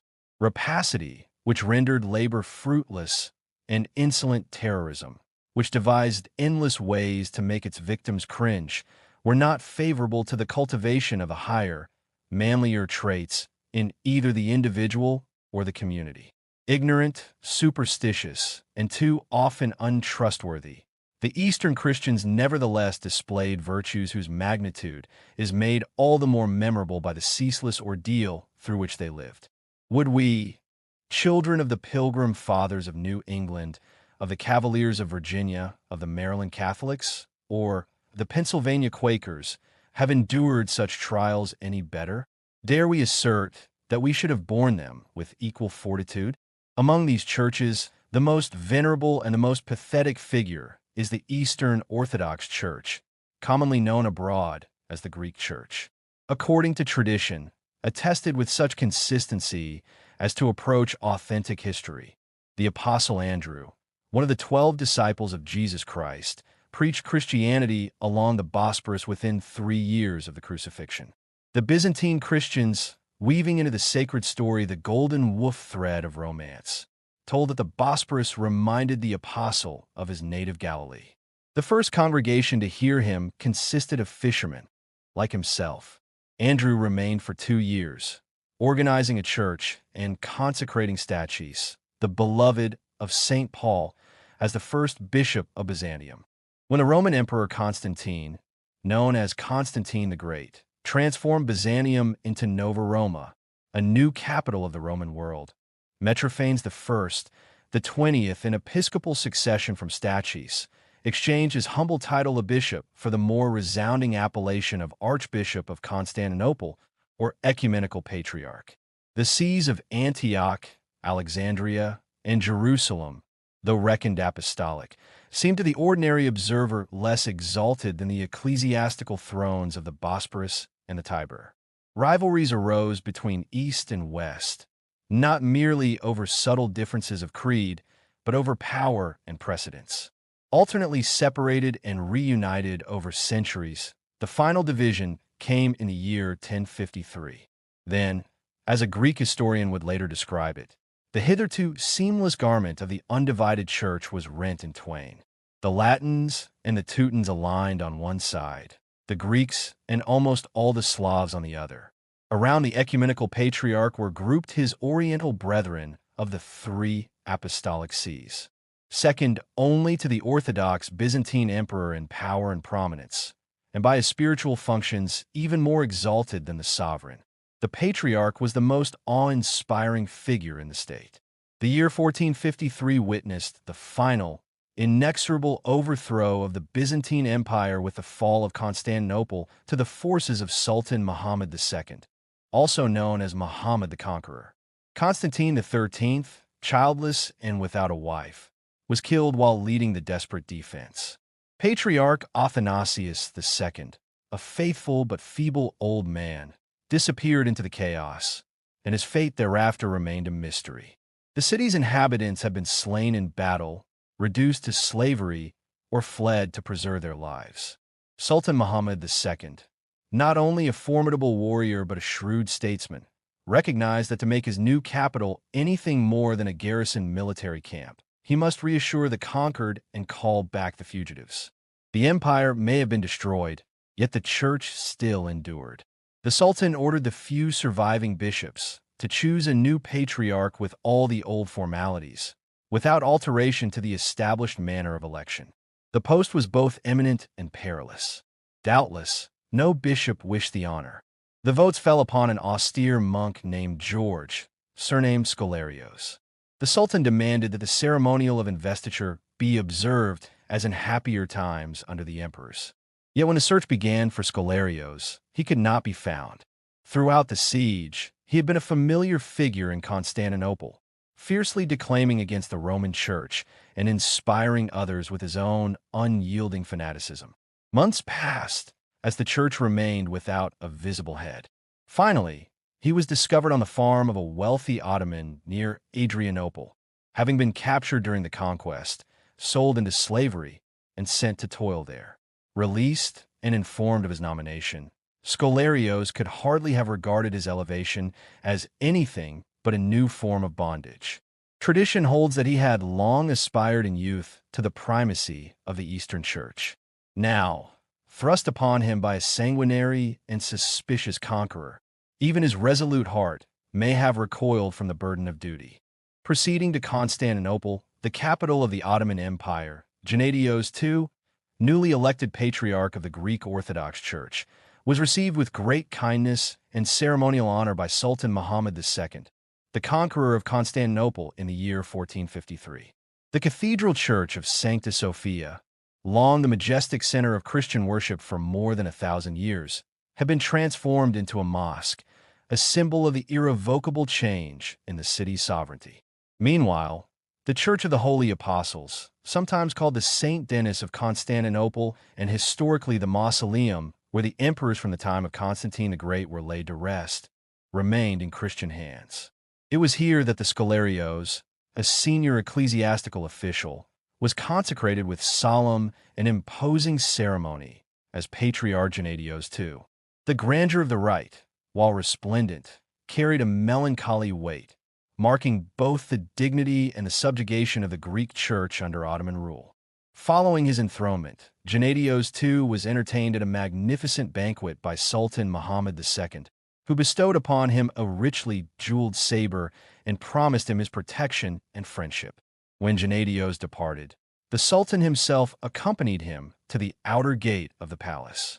Riding on one of the Sultan's war horses, dressed in a robe provided by the Sultan and attended by the highest officers of the Ottoman court, the Patriarch proceeded in stately procession across Constantinople to take possession of his ecclesiastical residence.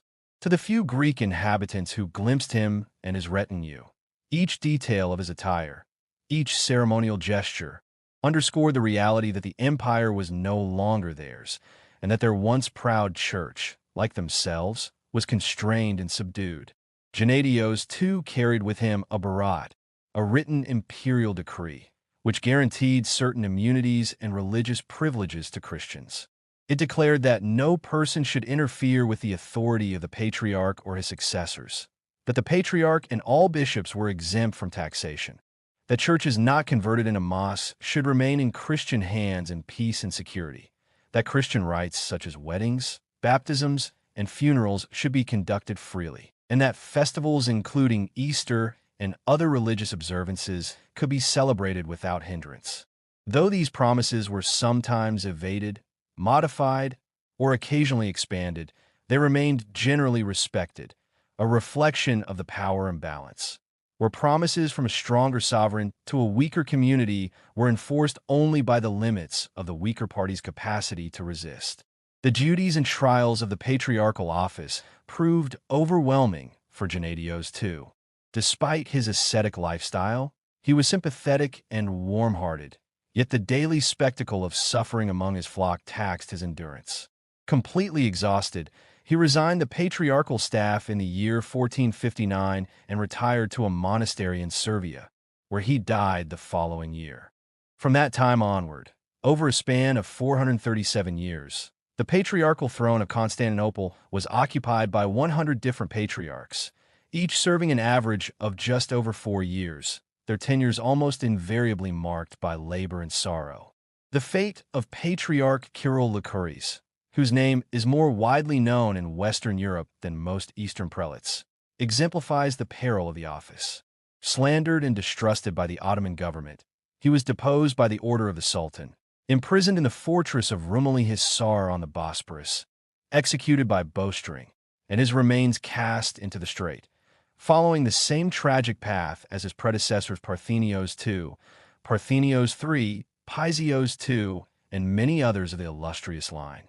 The last patriarch to die violently at the hands of the Ottoman authorities was the saintly Gregory III in the year 1821.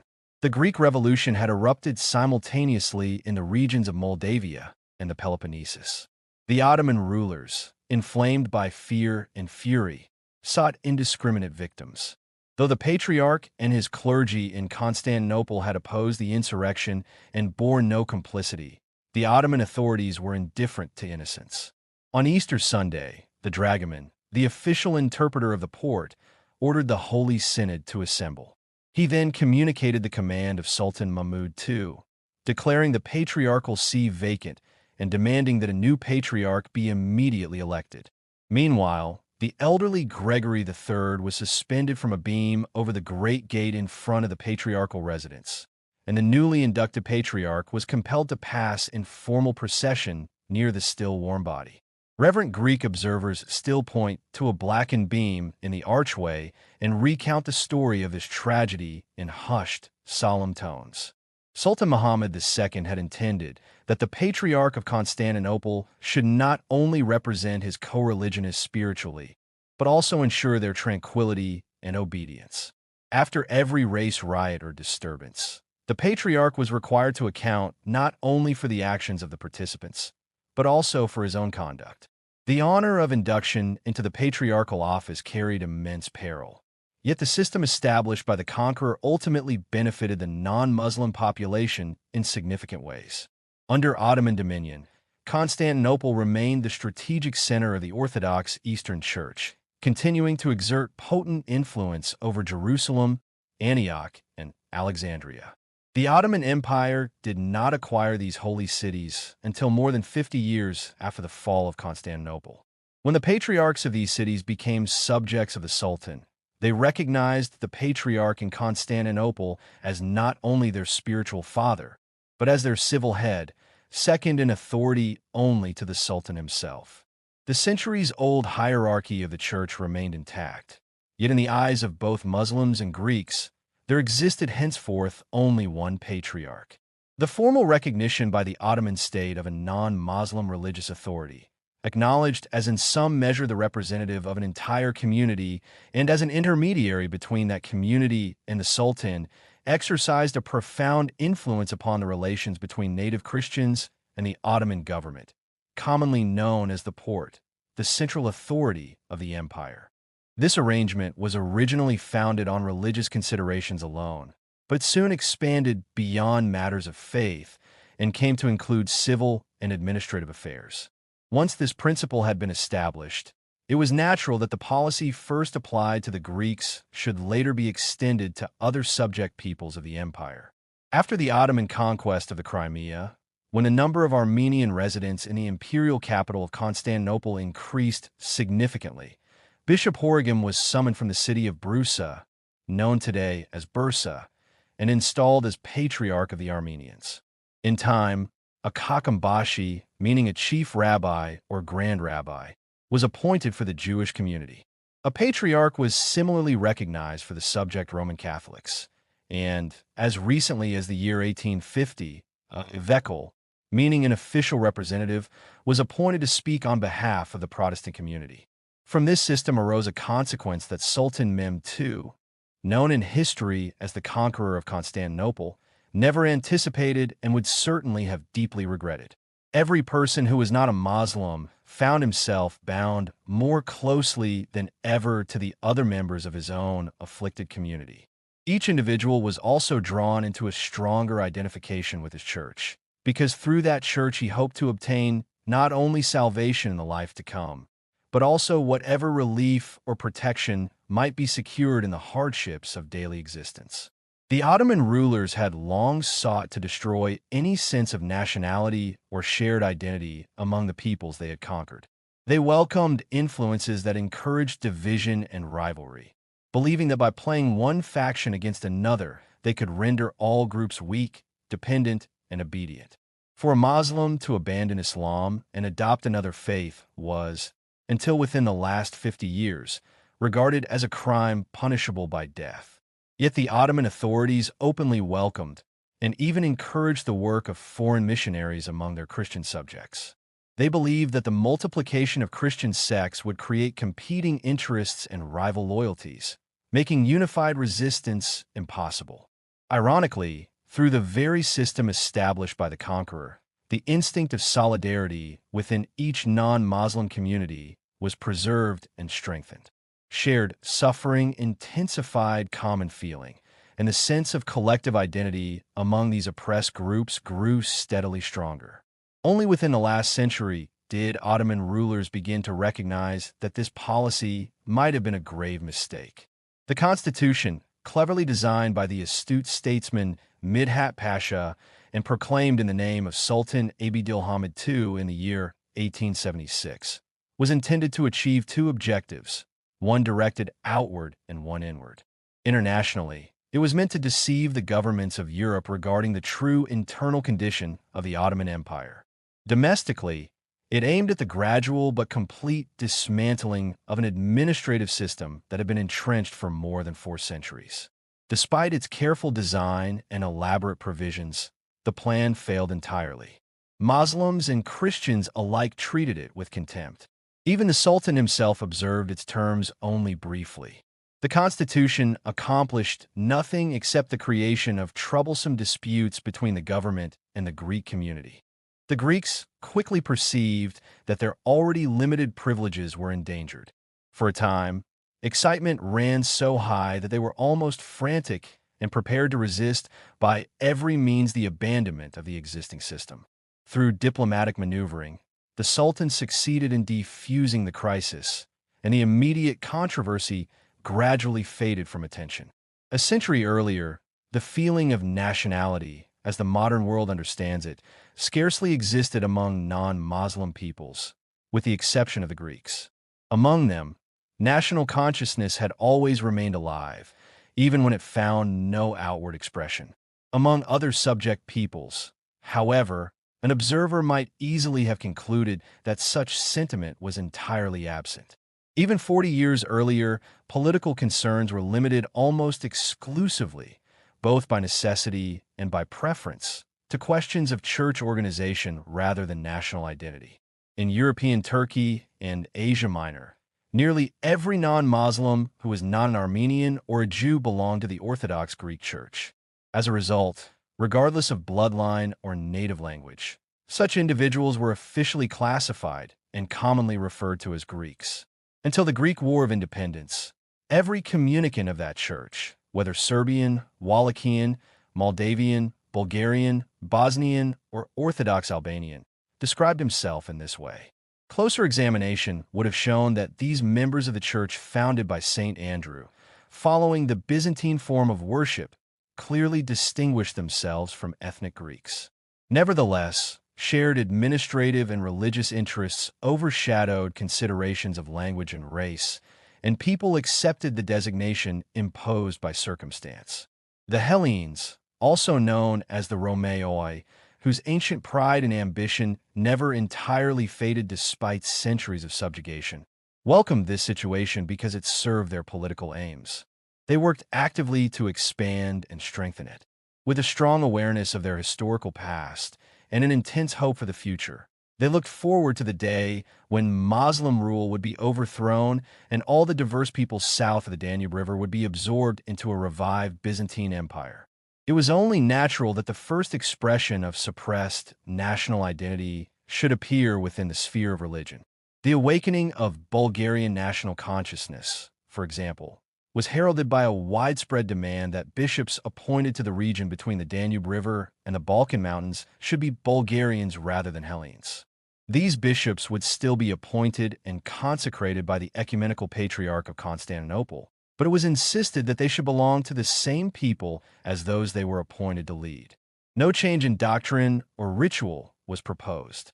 Under the existing system, each new bishop arrived as a foreigner, often unwelcome and mistrusted. Under the proposed reform, he would be greeted as a member of their own people, speaking their own language. The Patriarch and the Holy Synod firmly resisted this demand. To grant it seemed to destroy all hope of restoring Greek political dominance. Every argument that ingenuity could devise, or that superstition and ignorance might accept, was used to suppress the awakening aspiration. In the Gospel, it was said, "There was neither Greek nor Jew." Therefore, nationality was irrelevant in the choice of bishops. Therefore, it was concluded it was entirely appropriate that all bishops should be Greeks. In the complex struggle of power, faith, and authority that shaped the eastern lands of Europe and Asia, the final judgment over the fate of an Orthodox Christian people did not come from any Christian bishop, nor from any Christian council, but from the ruler of an Islamic empire. This ruler was the Sultan, the supreme sovereign of the Ottoman Empire, a vast political power that controlled territories across southeastern Europe, Western Asia, and northern Africa. For many months, the decision was delayed, creating uncertainty and tension among the Christian populations who lived under Ottoman rule. Then, at last, the announcement came. The Sultan ruled in favor of the Bulgarians. This decision had immediate and dramatic consequences. The Holy Synod, which was the highest governing council of the Greek Orthodox Church, responded by declaring the Bulgarians to be anathematized. To be anathematized meant to be formally condemned and cut off from official religious unity. This condemnation did not come because the Bulgarians taught false doctrine. It did not come because they lived immoral lives. On every matter of belief, they remained fully Orthodox Christians, accepting every teaching and every tradition of the ancient Orthodox faith. Yet their offense, in the eyes of the Greek church authorities, was rebellion against ecclesiastical authority. They had insisted on governing their own church affairs rather than remaining under Greek control. Thus, a strange and painful contradiction emerged.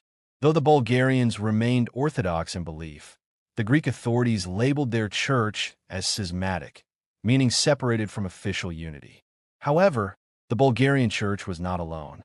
It remained in full communion and friendly spiritual fellowship with the powerful Orthodox Church of Russia, which was one of the largest and most influential Orthodox Christian institutions in the world.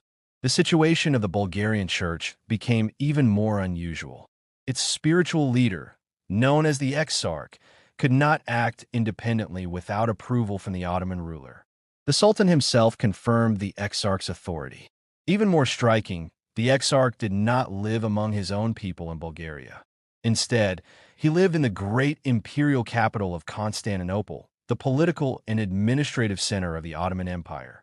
There, near the palace of the Sultan, the Exarch resided in a city where Bulgarians were few, surrounded instead by the political machinery of the empire that ruled over them. Throughout the 19th century, the Ottoman Empire had been steadily losing its territories. One by one, provinces that had once been firmly controlled by the Sultan broke away and became independent nations. The Kingdom of Greece emerged after a successful war of independence. The Principality of Romania gained sovereignty. The state of Serbia rose into independence. And the small mountain land of Montenegro stood apart, never fully conquered, its people resisting foreign domination through constant struggle. As these nations achieved political freedom, a contradiction became impossible to ignore. Their governments were independent, their armies were their own, and their rulers answered to no foreign sovereign. Yet their churches remained under the authority of a religious system whose leader lived in Constantinople, under the control of the Muslim Sultan. This situation created deep resentment. It seemed improper and humiliating that politically free nations should still submit spiritually to an institution ultimately subject to foreign political authority. Out of this tension emerged a new pattern. Independent nations established their own autonomous national churches. These churches governed themselves in their internal affairs. Yet they continued to honor the ecumenical patriarch, the Archbishop of Constantinople and leader of the Ecumenical Patriarchate of Constantinople, as the senior figure in spiritual rank.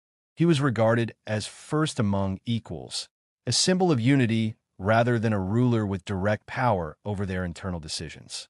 As the Ottoman Empire continued to shrink, the territories directly controlled by the Patriarch of Constantinople also diminished. But the influence of the Patriarchate did not disappear. Its authority remained deeply rooted in tradition, history, and spiritual prestige. The bishops of this ancient church bore titles that reached back to the earliest centuries of Christianity. Names such as Nicaea, Nicomedia, Chalcedon, and Ephesus were not merely places. They were the locations of early Christian councils that defined the core doctrines of the faith. These titles connected the present church directly to its ancient past.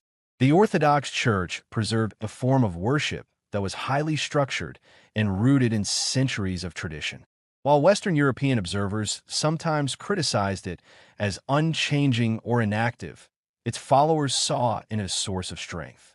Their faith had survived political defeat, foreign domination, and long periods of hardship. This endurance became a source of pride. Like the early Christian communities praised by the Apostle Paul, the Orthodox believers saw their perseverance through suffering as proof of their spiritual strength.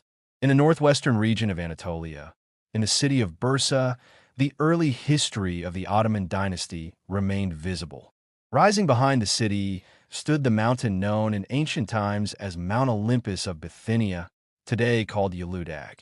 This mountain overlooked a city that had once served as the first capital of the Ottoman rulers. Within Bursa stood the tombs of the first two leaders of the Ottoman dynasty, Osman I, the founder of the Ottoman state, and his son Orhan, who expanded its power and secured its future. Their burial place became a site of deep historical importance, honored as the origin point of an empire that would rule vast regions for centuries. Meanwhile, the defensive walls of Constantinople still stood, stretching from the inland waters of the Sea of Marmara to the sheltered harbor known as the Golden Horn. These walls, constructed many centuries earlier, had once protected the city from invading armies. Though parts of them had fallen into ruin, there remained symbols of the city's long history as a center of imperial power and religious authority. Far to the east, in the ancient lands of Mesopotamia and Kurdistan, there existed another ancient Christian tradition. These regions, located between the great rivers Tigris and Euphrates and across the mountainous frontier zones, contained communities of Syrian Christians. These believers belonged to the Church of Syria, one of the oldest Christian institutions established among non-Jewish peoples. In its early centuries, the Syrian Church had been a center of great intellectual and missionary activity. Its scholars developed theological teachings. Its schools educated generations of religious leaders. Its missionaries carried Christianity far into the interior of Asia, reaching distant empires and foreign civilizations. But the church that once flourished had suffered greatly. Over many centuries, it endured repeated crises. Internal disagreements divided its followers into separate groups, including Syrians, Chaldeans, Nestorians, Jacobites, and those who entered union with the Roman Catholic Church. Each division weakened its unity. External forces also brought destruction. The armies of the Persian Empire fought long wars in these lands against the Roman Empire. Later came the invasions of the Mongol Empire, whose conquests reshaped vast regions of Asia. Arab Muslim forces, followed by Kurdish warlords, and finally the Ottoman Turks, each established their dominance over these territories. Through centuries of political conquest, religious conflict, and changing empires, the once powerful Syrian church was reduced to scattered and weakened communities, struggling to preserve their identity and their faith under foreign rule. The numerous divisions into which this venerable church has now disintegrated are as much a cause for lament as is its prostrate state under its conquerors.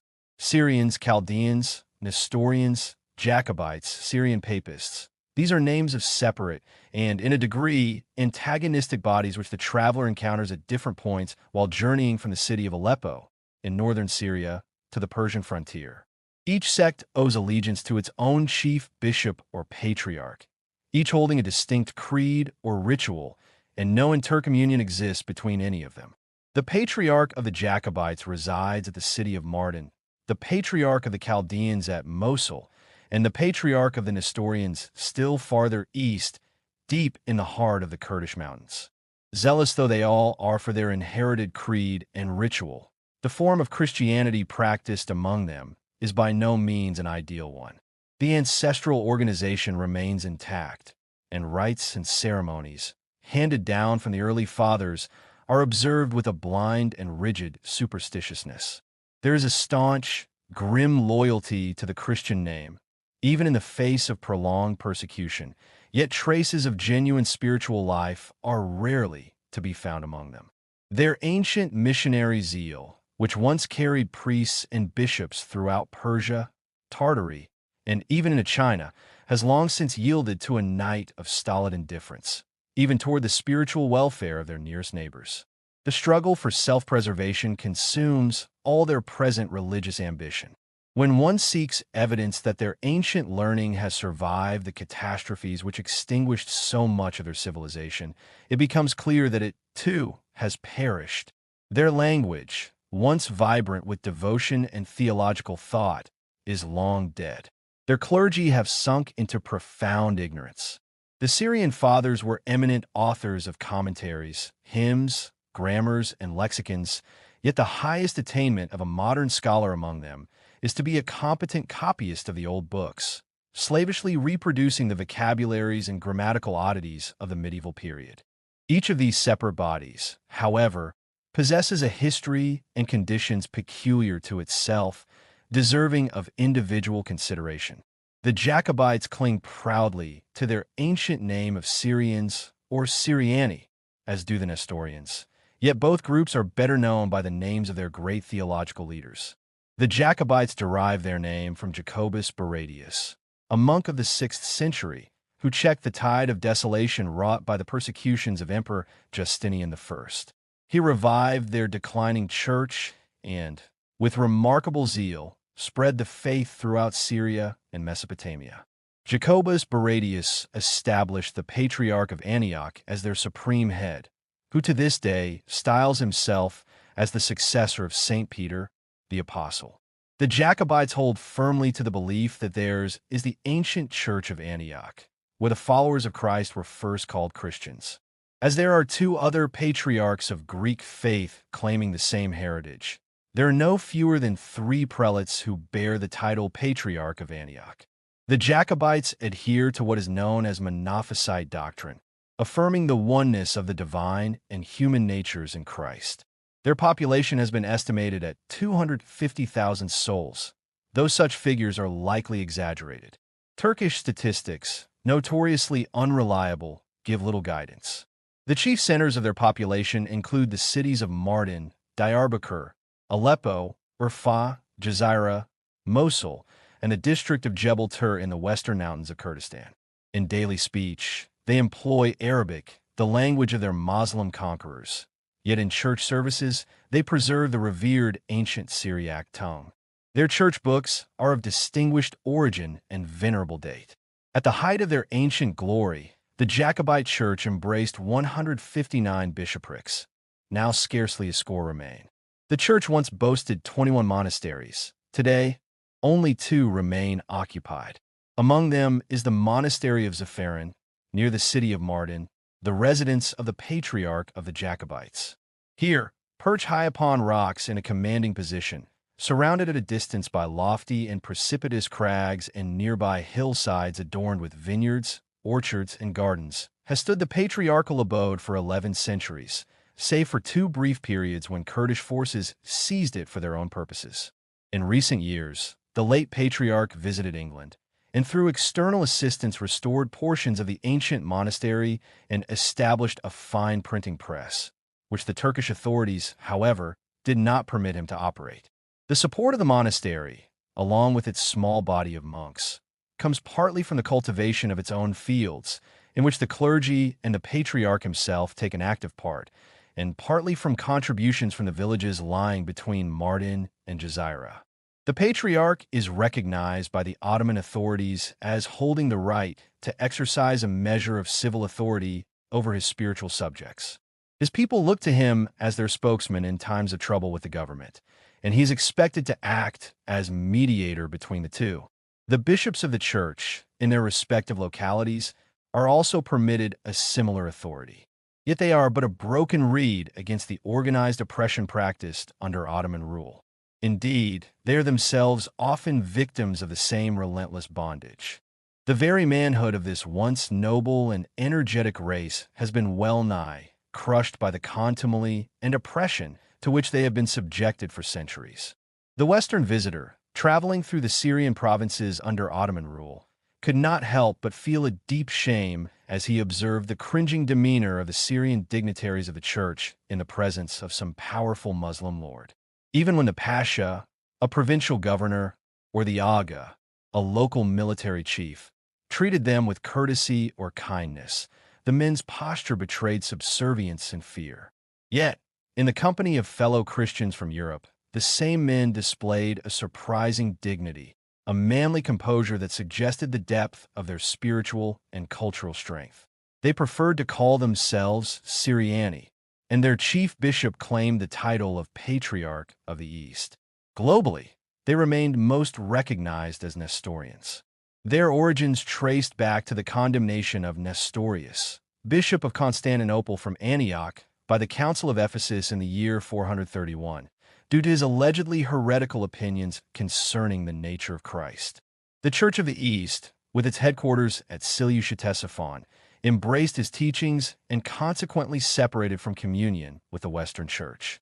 Located far to the east, beyond the reach of Byzantine persecution, the Nestorians experienced unusual liberty. They enthusiastically expanded their faith, establishing churches across vast territories from Egypt to China, and from north of the Caspian Sea to the southern borders of India. Their schools, where both biblical theology and medicine were taught, were renowned throughout Christendom. When the Arabs emerged as patrons of learning and science, Nestorian scholars transmitted the knowledge of the Greeks, earning honor and influence at the courts of caliphs such as Harun al-Rashid in Baghdad. Under both Persian and Mongol rule, the church maintained its vigor and liberal spirit, though it endured periods of intense persecution. Yet, towards the close of the 14th century, a catastrophic storm fell upon the Nestorian communities. Timur, more widely known as Tamerlane, arose from the far eastern steppes and swept through the lands occupied by the Syrian Christians with ruthless precision. His fanatical zeal for Islam added relentless fury to his campaigns, seeking to obliterate the Christian faith entirely. The destruction was severe, forcing the patriarchal seat to relocate repeatedly in search of safety. It is probable that many Christians, fleeing these desolations, sought refuge in the remote and inhospitable mountains of Kurdistan, where descendants of these refugees still dwell. A significant number also found safety in Persia. By the early 19th century, the combined Nestorian population in Turkey and Persia was estimated at approximately 100,000 individuals, maintaining their faith and traditions despite centuries of upheaval and persecution. In the 16th century, there arose, unfortunately, a division within the ancient Nestorian Christian Church, a division that resulted in the existence of 2 patriarchs, both adhering to the same religious creed, but exercising authority in separate spheres. One of these patriarchs established his residence in the city of Mosul, an important center of population and trade in northern Mesopotamia. In more recent times, a large portion of this branch of the Nestorian Church entered into communion with the Roman Catholic Church, forming what is known as the Unia Chaldean Church. This body came under the leadership of a patriarch bearing the ancient and symbolic title of Patriarch of Babylon, a name recalling the historic Christian presence in Mesopotamia. In the earlier schism, however, the larger portion of the Nestorians, those living in the mountainous regions of Kurdistan and northwestern Persia, accepted as their supreme head a patriarch known by the dynastic title Mar Shimon. He established his residence in a remote highland village among the Kurdish mountains. His successors, all bearing the same hereditary name of Mar Shimon, continued to dwell in these rugged highlands for nearly 400 years. In the valleys that opened into broader upland spaces, the tribes built their villages and, through many generations, preserved both their national identity and their ancient Christian faith, often in open hostility to neighboring peoples who regarded them as enemies. Among the most important of these mountain villages were Tyeri, Toma, Jalu, Bas, and Dis. The Christian inhabitants of these regions were known as Asherit, meaning tribal Syrians, while those living beyond the mountain districts were called Rayas or Rayats, a term signifying subjects. The Asherit enjoyed a measure of semi-independence and paid only a symbolic tribute to the Ottoman authorities. The Rayas, by contrast, were subjected to relentless exploitation by Turkish officials and Kurdish landlords, to a degree that rendered daily existence a continual struggle. The inability or unwillingness of the Ottoman administration to protect these Rayas from Kurdish aggression was the chief reason why the Asherit refused to submit fully to the constitutional authority of the state. The harsh condition of their Raya brethren stood before them as a constant warning of what submission would mean. These Rayas were largely controlled by Kurdish landowners, known as Agas, much like the Syrian Christians of the Jebel Tur region. They were burdened with excessive taxation, forced into extreme poverty, and left vulnerable to robbery and violence. Appeals to government officials rarely brought relief, for these officials were often Kurds themselves or were surrounded by Kurdish elites whose favor the government sought to maintain. In sharp contrast stood the Asherit, who lived under their own maleks, or tribal chiefs. They were armed, resolute, and organized, and no Turkish official or soldier entered their territories without consent. Though their weapons were often outdated flintlock firearms, the Asherit were frequently able to defend themselves even against Kurdish forces equipped with modern Martini Henry rifles. Their freedom was preserved only through determined resistance, and it is not surprising that in this long struggle, they sometimes displayed the same harsh traits as their hereditary adversaries. Despite their courage, they endured devastating attacks that at times threatened their complete destruction. One of the most terrible of these assaults occurred in the year 1843, when the Kurdish chief Badir Khan Bey led a massive force against the districts of Tyeri and Koma. The populations of these areas were nearly annihilated. The events were later documented by Austin Henry Layard, the British explorer renowned for his discoveries at the ancient city of Nineveh, and later a statesman and diplomat. Layard was present in the mountains both before and after these events and recorded the widespread killing of inhabitants, the destruction of churches, and the loss of sacred manuscripts. He later revisited the affected regions in the year 1846 and described the enduring traces of the catastrophe. The patriarchal residence in Dis was also seized, and hundreds of inhabitants were killed. Leading men were assassinated during a council convened under the pretense of negotiating peace. The patriarch himself escaped beforehand, but his elderly mother was killed, and her body was cast into the Zab River, a tributary of the Tigris, as a message of defiance. The memory of these acts committed by Kurdish chiefs of that era has never faded from the collective history of the Nestorian people. Under pressure from European governments, the Ottoman authorities eventually sent troops against Badir Khan Bey. He was captured, yet his punishment was limited to exile on the island of Candia, known today as Crete. There is little doubt that Kurdish forces were encouraged by the Ottoman authorities in their actions, with the aim of bringing these independent Christian communities under control. In the decades following these events, fears of renewed violence never disappeared. In July of 1888, a summer encampment of the Tayeri people, occupied mainly by women while the men worked in nearby valleys, was attacked by a Kurdish band. This incident nearly triggered a large-scale massacre when thousands of Kurdish fighters gathered.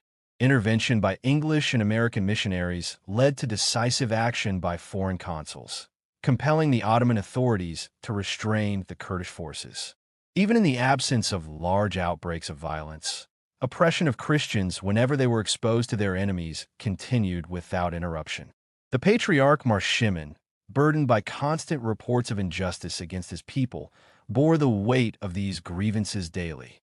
Robbery, abuse, and killing increased, and even bishops, tribal leaders, and the Patriarch's own family faced continual humiliation at the hands of Kurdish chiefs.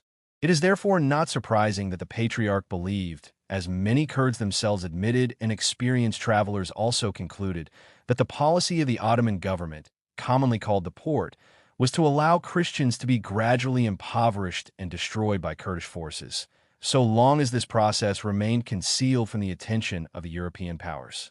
The Patriarch of the Syrians lived under a shadow of constant fear, a fear that came not from the distant West, but from the very authorities among whom he carried out his sacred duties. His appeals for protection for his suffering people reached the ears of American and English friends, whose hearts were moved by the distress he described. Yet even in their presence, he scarcely dared to speak freely. He received a stipend from the Porte, the central government of the Ottoman Empire in Constantinople, which made him beholden to the Sultan's officials. The Turkish administrators stationed near him, in the towns of Van and Julimerk, maintained a vigilant watch over every word and action. When his most trusted friend from Christian nations visited, he spoke with bated breath, glancing nervously about him, as if every shadow or sound might carry his words to suspicious ears, which could interpret his concern as treason. It was a pitiable position for the head of a once renowned and widespread branch of the Christian Church, a position that demanded both courage and circumspection. The Syrians living on the plain of Mosul, a city on the Tigris River in northern Mesopotamia, were commonly known as Chaldeans. This name encompassed both those who had joined the Roman Catholic Church, now under the spiritual authority of the so-called Patriarch of Babylon, and a smaller, more resistant group under Bishop Mar Elias Melis, who had strenuously opposed union with Rome. In the city of Mosul, many Chaldeans were merchants, modestly prosperous given the circumstances of life in the Ottoman Empire. Some, like the Rassam family, had distinguished themselves in the English explorations at the ancient city of Nineveh, unearthing relics of Assyrian civilization. The presence of a strong Roman Catholic establishment in Mosul offered protection to its adherents, but the villagers, like other Christian communities, often remained little more than the serfs of Kurdish agas, powerful local leaders with military and territorial control. Oppression increased year by year, leaving little question that without comprehensive reforms, the Kurds would dominate the region entirely. The only alternative that promised relief was the abandonment of Christian faith, a step few would take, for in spiritual poverty and temporal suffering alike, these communities clung to their ancestral faith as tightly as they did to their homes. The Turkish government bore responsibility for this chronic failure to protect its Christian subjects. Comparison with neighboring Persia, ruled by a different Muslim authority, revealed the difference clearly. Christians in Persia, also facing oppression from Kurdish and Muslim agas, lived under greater security and relative ease. Moreover, during the recent outbreaks against Armenians in the Ottoman Empire, the governors of Mosul and Mardin, acting under explicit orders from Constantinople, had successfully suppressed attacks on Christian populations. This starkly demonstrated that, when it wished, the Ottoman government could have protected its Christian subjects across other towns and provinces. The Sultan, the supreme authority of the Ottoman Empire, had ordered the Valley of Mosul to declare that the reforms promised to Armenians were to extend to all Christian communities.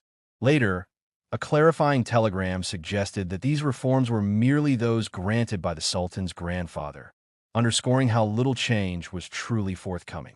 For the Jacobites, Nestorians, and Chaldeans, every passing year seemed to deepen gloom and hopelessness. Among the other Christian communities in the Ottoman Empire, several were significant. The various branches of the Greek Orthodox Church had already been described in previous accounts. The Copts of Egypt, numbering approximately 500,000, were descendants of the ancient Egyptians. They lived primarily in urban centers, supplying much of the clerical and administrative workforce of the government, and also engaged in farming and land ownership. The Copts were part of the Monophysite tradition, sharing theological kinship with Armenians and Abyssinians.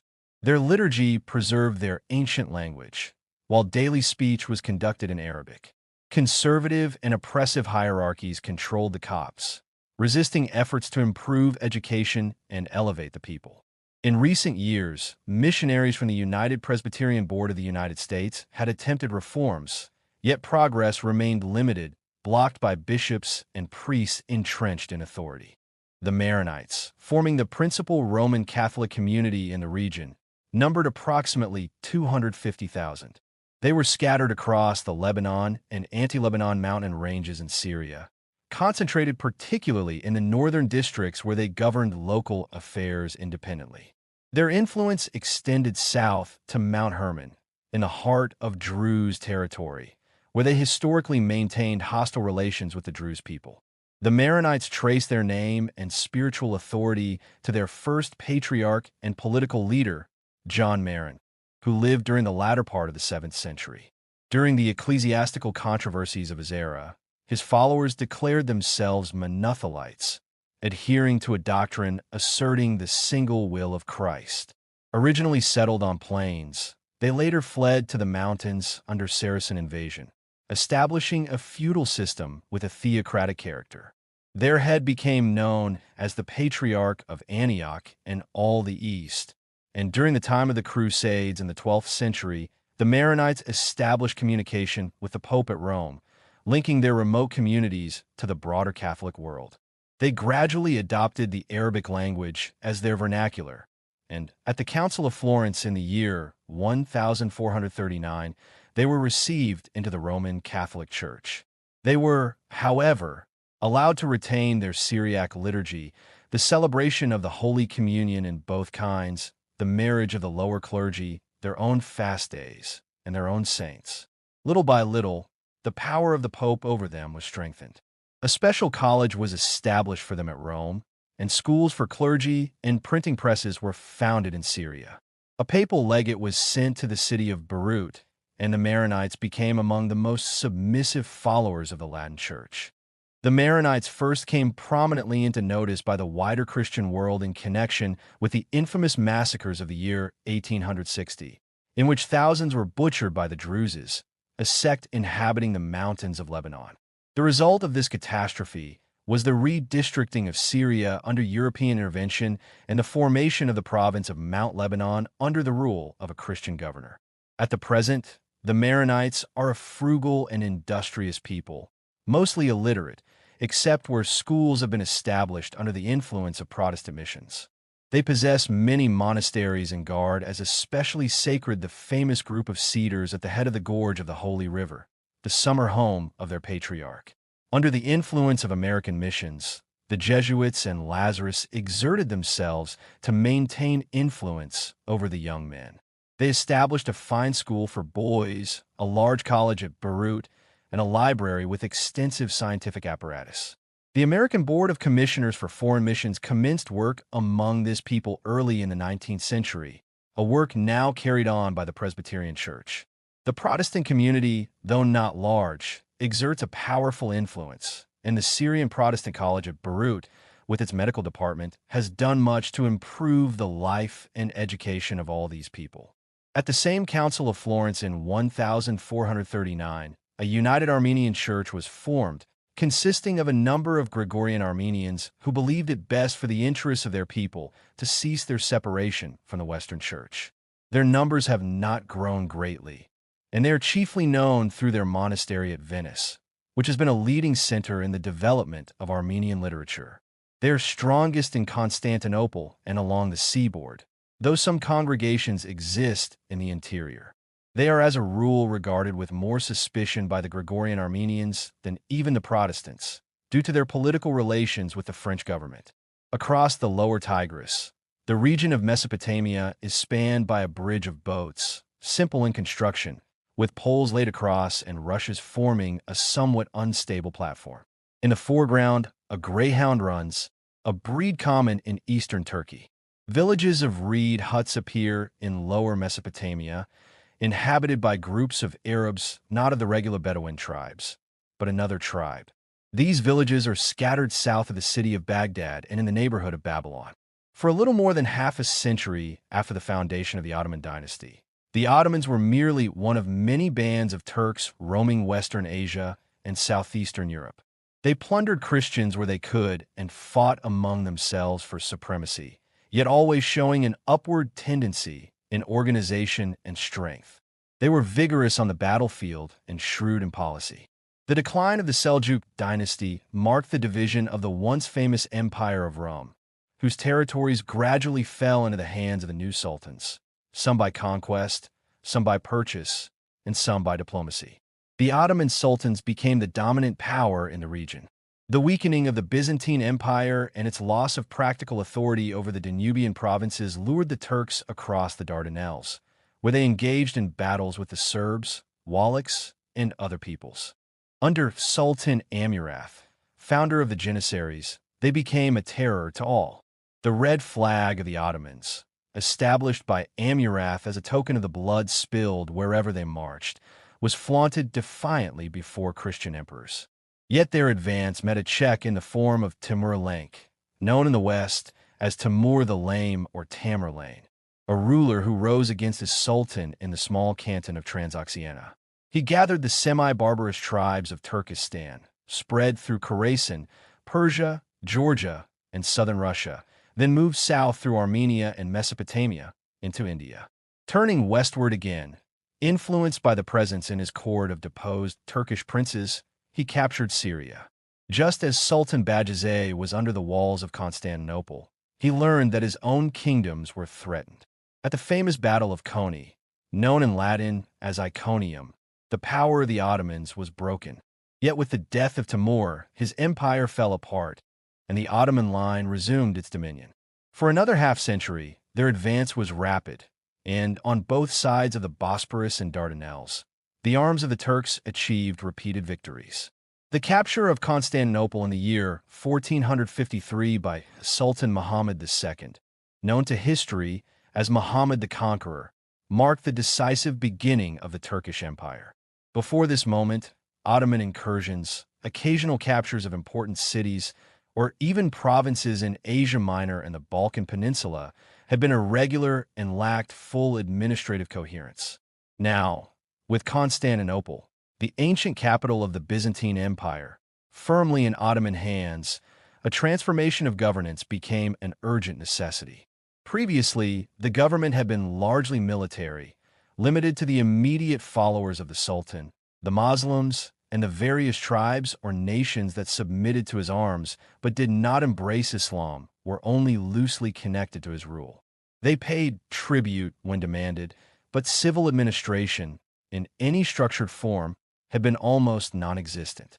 Muhammad II recognized that the conquest of Constantinople fundamentally altered his position. He was no longer merely a victorious general.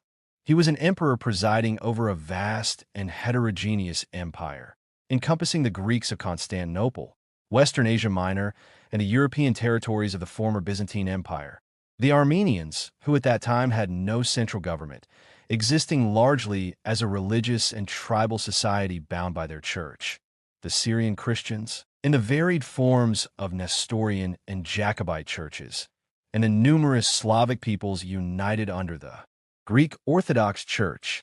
While Muhammad II may have wished to convert all these peoples to Islam, he understood that their conversion would be neither practical nor beneficial to the treasury, for Christians provided a significant source of taxation. Instead, a system had to be devised to recognize their existence, while allowing a degree of communal development, all in the interest of consolidating the empire. During the century since the foundation of the Ottoman dynasty, successive sultans had become familiar with the forms of Roman government, adopting principles such as the distinction between citizens and foreigners in law. Muhammad II applied these principles, grounding them in the Muslim concept of an inseparable union of church and state. He established a system of governance centered around ecclesiastical leaders. While the title of caliph, the religious and political head of the Islamic world, would be formally assumed by later sultans, Muhammad II already ruled in practice as caliph among his Muslim subjects. Applying the same principle to Christians, he recognized the Greek Patriarch of Constantinople as the supreme authority for the Orthodox community. He selected for this office the head of the faction that, under the last Byzantine Emperor Constantine XI, had opposed union with the Latin Church, seeing in their previous resistance a tool to facilitate Ottoman control. The Patriarch was confirmed in the dual role of civil and religious head over the Greeks, with full authority in marriage contracts, legacies, wills, divorces, and even criminal matters not directly reserved to the Sultan. Muhammad II associated with the Patriarch the clergy and learned men of the Greek Church, treating them with marked indulgence. He established a court, granted the Patriarch the rank of vizier, and assigned a guard of janissaries, elite troops of the Sultan, to ensure his protection. In this way, a distinct communal life developed, encompassing national and religious identity. Christians were allowed their own quarters in cities, towns, and villages, their own shops, bakers, butchers, tailors, and mills, and importantly, their own churches. Nevertheless, the Christian population was subjected to heavy taxation, including the capitation tax or poll tax and the kharaj, a military exemption tax imposed on every non-Muslim male from the age of 3. These taxes were exacted to impress upon the non-Muslim the absolute power of the Sultan and the dependent condition of the Christian population. Over time, wiser sultans carried forward Muhammad II's policy of fostering development within these communities rather than imposing sheer oppression. Communal rights were eventually extended to all Christian groups, each represented at the Sublime Porte, the central government of the Ottoman Empire in Constantinople, by its patriarch and accompanying clergy. One notable consequence of this system was the intensification of divisions among nationalities. Greeks, Armenians, and Syrian Christians, now distinctly organized, often competed for privileges and opportunities to develop their communal life. Old hostilities rooted in differences of creed and worship were reinforced rather than diminished, and under Ottoman rule, governing through these rivalries became an effective tool of control. This principle was not confined to Constantinople. Throughout the empire, Christians were organized into local communities. Their ecclesiastical leaders, whether bishop, priest, or deacon, were recognized as civil heads by the local Ottoman authorities. Appeals could be made to higher church officials, and the full weight of Ottoman law and administration enforced the decisions of these semi-civil, semi-religious authorities. In this way, Muhammad II and his successors created a system that allowed for both order and hierarchy, intertwining religion and governance, and shaping the structure of the empire for centuries to come. It was far from an easy task to establish a consistent system of governance and control throughout the vast Ottoman Empire. Among the most disruptive influences was the confiscation of lands from the great Greek families, whose estates had long been a symbol of wealth and local authority. These lands were converted into fiefs, parcels granted to distinguished warriors who held them on the condition that they served the Sultan with a specified number of armed followers. While this system helped to solidify the empire and ensure military loyalty, it came at a grave cost to the Christian populations. Left at the mercy of these feudal lords, the Christians faced mounting oppression, a condition worsened by the degradation of their own priesthood. The spiritual leaders, who had once served as civil representatives of their people, became increasingly entangled in intrigues, detracting from their sacred duties and diminishing their moral authority. Two notable consequences followed from this arrangement. First, bands of freebooters arose in the mountain regions, preying upon the villages of the plains whenever the feudal lords proved careless or weak. Second, Christian communities were dispersed across the empire in search of safe havens. The Armenian people, in particular, were affected more than others, wandering widely in search of security. It was during this period that they established a quasi-kingdom at Sis in the historic region of Cilicia and spread across the plains of northern Syria and Central Asia Minor. Their kingdom endured only briefly, and the continual wandering from their ancestral homes further subjected them to Turkish oppression, even causing the decline of ordinary use of their native Armenian language. Following the capture of Constantinople in 1453 by Sultan Muhammad II, the expansion of Ottoman dominion accelerated. During the next 30 years, the empire extended farther than ever before. Serbia submitted to Ottoman authority, and Greece fell under their control, though the celebrated Albanian warrior George Kastrioti Skanderbeg held his ground in the mountains of Albania. Many historians have suggested that Ottoman efforts to subdue him were cautious out of respect for his bravery and for his early association with the Turks. Soon after, Wallachia yielded, and the people of Transylvania faced the full weight of Ottoman incursions. Bosnia also fell, and warfare spread southward and westward against the Albanians and the Republic of Venice. Meanwhile, the princes of Karaman, who had maintained varying authority for a century and a half, were finally subdued, bringing the entirety of Asiatic Turkey under firm Ottoman control. Sultan Muhammad II then turned toward Europe, crossing the Dardanelles, capturing Moldavia, and seizing the Crimea, previously under the Khans, though temporarily held by a Christian republic that had governed from a principal northern Black Sea city. Despite opposition from the Venetian Republic, the Ottomans pressed into Transylvania and made incursions into the lands of Hungary and the Italian peninsula. Muhammad II concluded his reign with an attempted siege of Rhodes, which was ultimately repulsed. Following the death of Muhammad II in 1481, the empire experienced a series of campaigns under successive sultans. From 1481 to 1520, Ottoman forces engaged in expeditions into Hungary and Moldavia, waged war with the Republic of Venice and the Persian Empire, yet did not significantly enlarge their territorial holdings. These years, however, were marked by the conquest of Syria and Egypt. The conquest of Egypt, in particular, was a turning point.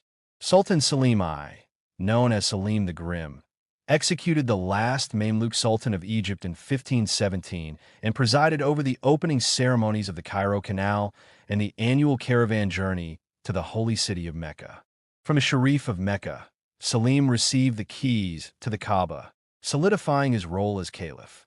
He summoned Muhammad XII, the final representative of the Abbasid caliphs, and compelled him to relinquish all symbols of the caliphate, the standard, the sword, and the prophetic mantle, thereby assuming the political and religious leadership of the Islamic world. These achievements alarmed European powers, prompting treaties with Venice and Hungary. Though a second assault on Rhodes was planned, it remained unexecuted, and in 1520 Selim passed the sultanate to his son, Suleiman, later renowned as Suleiman the Magnificent. The reign of Suleiman the Magnificent, from 1520 to 1566, marked the golden era of Ottoman power. During this period, the empire reached its territorial zenith and enjoyed unparalleled political influence. All of Europe either feared Ottoman expansion or sought alliance through negotiation. Internally, Suleiman instituted a system of administration that remained largely intact until reforms under Sultan Mahmud II, over 2.5 centuries later, reshaped governance. The first significant act of his reign involved quelling a revolt along the Danube River, resulting in the capture of Belgrade and the relocation of its Serbian population to Constantinople, a policy first initiated by Muhammad II to bolster the city's population. Suleiman then set his sights again upon Rhodes, commanding a fleet of 300 vessels and an army of 100,000 men to undertake its siege.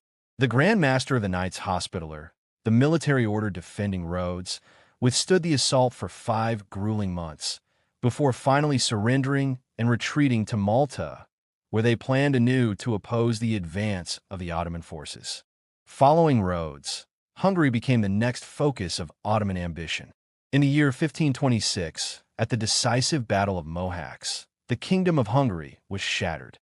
On the 10th day of September, Suleiman entered Budapest, cementing the Ottoman victory and expanding the empire further into Central Europe. Revolts in Asia repeatedly called the Sultan back from his campaigns in Europe, though the war in Hungary continued unabated, and 3 years later a second expedition was launched.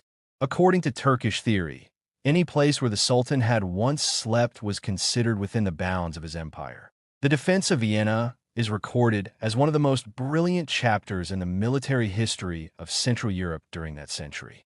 The Turks, boasting an army of 300,000 men and 300 cannon, accompanied by a powerful flotilla, seemed unstoppable. Yet the Austrians, reinforced by Protestant troops, so-called because of the protest at Spires in the spring of that year, resolved to defend their city with extraordinary determination. The city walls were weak, dilapidated from neglect, but the citizens and the assembled troops of Germany displayed courage that matched the power of the invaders. The Sultan sent a message to the garrison, promising that if they surrendered, he would bypass the city and pursue the emperor. But if they resisted, he threatened to dine in Vienna on the third day and to spare not even the unborn child. The defenders refused to yield, and the Sultan never entered the city. The bravery of the soldiers and citizens repelled the Ottoman army repeatedly, and as the season advanced, the Sultan returned to Constantinople, the capital of the Ottoman Empire, defeated. A third expedition, led personally by the Sultan with 350,000 men, ended in further humiliation when a small garrison of about 700 men held a town in Styria for more than 3 weeks.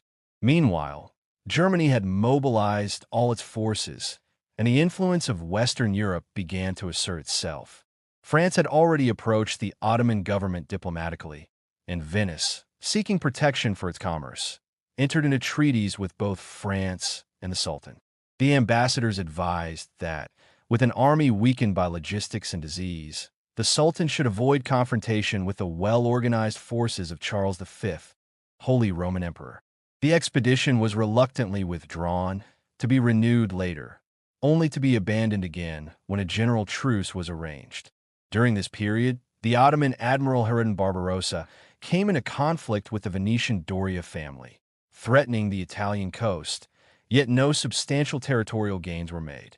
At the death of Sultan Suleiman the Magnificent in 1566, the Ottoman Empire had made no positive advance against Europe, despite its formidable armies.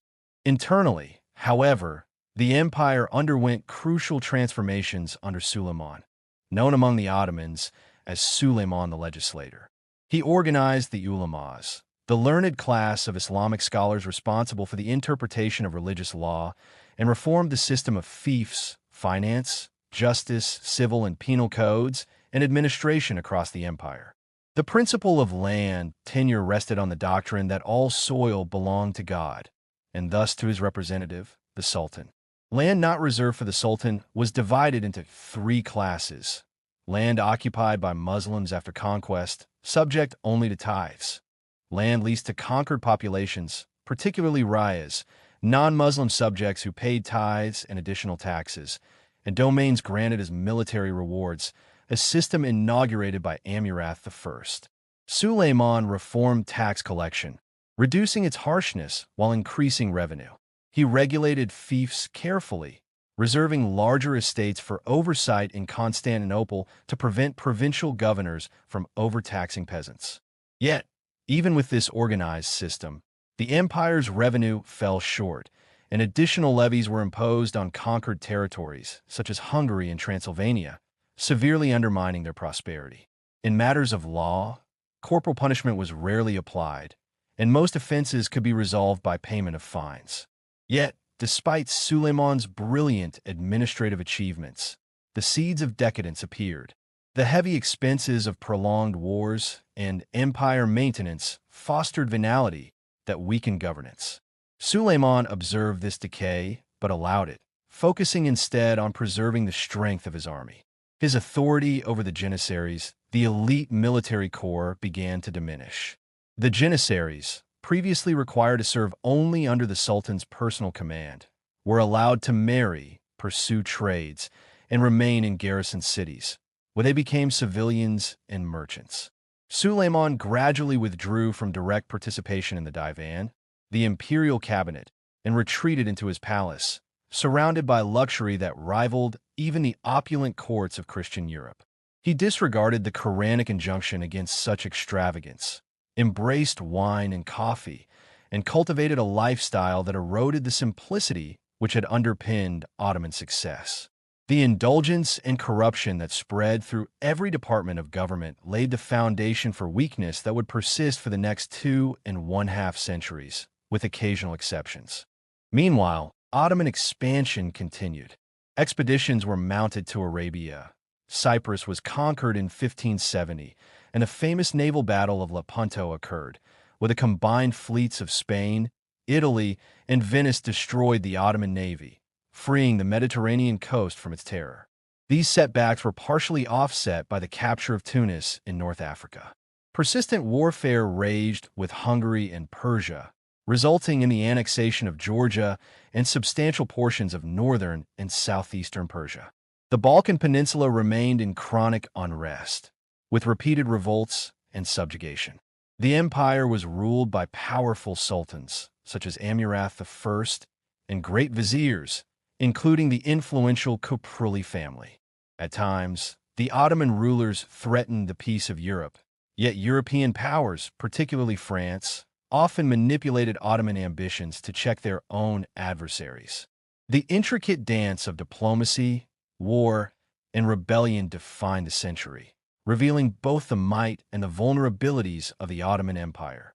In the year 1669, the Ottoman Empire was vast, encompassing 40 separate governments and 4 tributary countries. In Europe, it held all of Greece, Illyria, Mysia, Macedonia, Pannonia, Thrace, and Dacia, as well as the kingdoms of Pyrrhus and Perseus, and the states of Tribali and the Bulgarians. In Africa, it included the kingdom of the Ptolemies, with the territories of Carthage and Numidia. In Asia, the empire incorporated the kingdoms of Mithridates, Antiochus, Attalus, Prusias, Herod, and Tigranes, together with those of the obscure sovereigns of Cappadocia, Cilicia, and Commagena, the territories of the Iberians and Scythians, and a portion of the empire of the Parthians. Even without considering the Greek republics and the Tyrian colony, there were 20 kingdoms within these 40 governments, stretching from the Syrtes of North Africa to the Caucasus Mountains and to the lands watered by the Hydaspes River in the east. To these territories was added the lower portion of Russia, held by the Cossacks of the Ukraine, who voluntarily submitted to the Sultan's authority in exchange for protection against both the Russians and the Poles. This led to war with the Kingdom of Poland, where the Polish forces were led by King John Sobieski.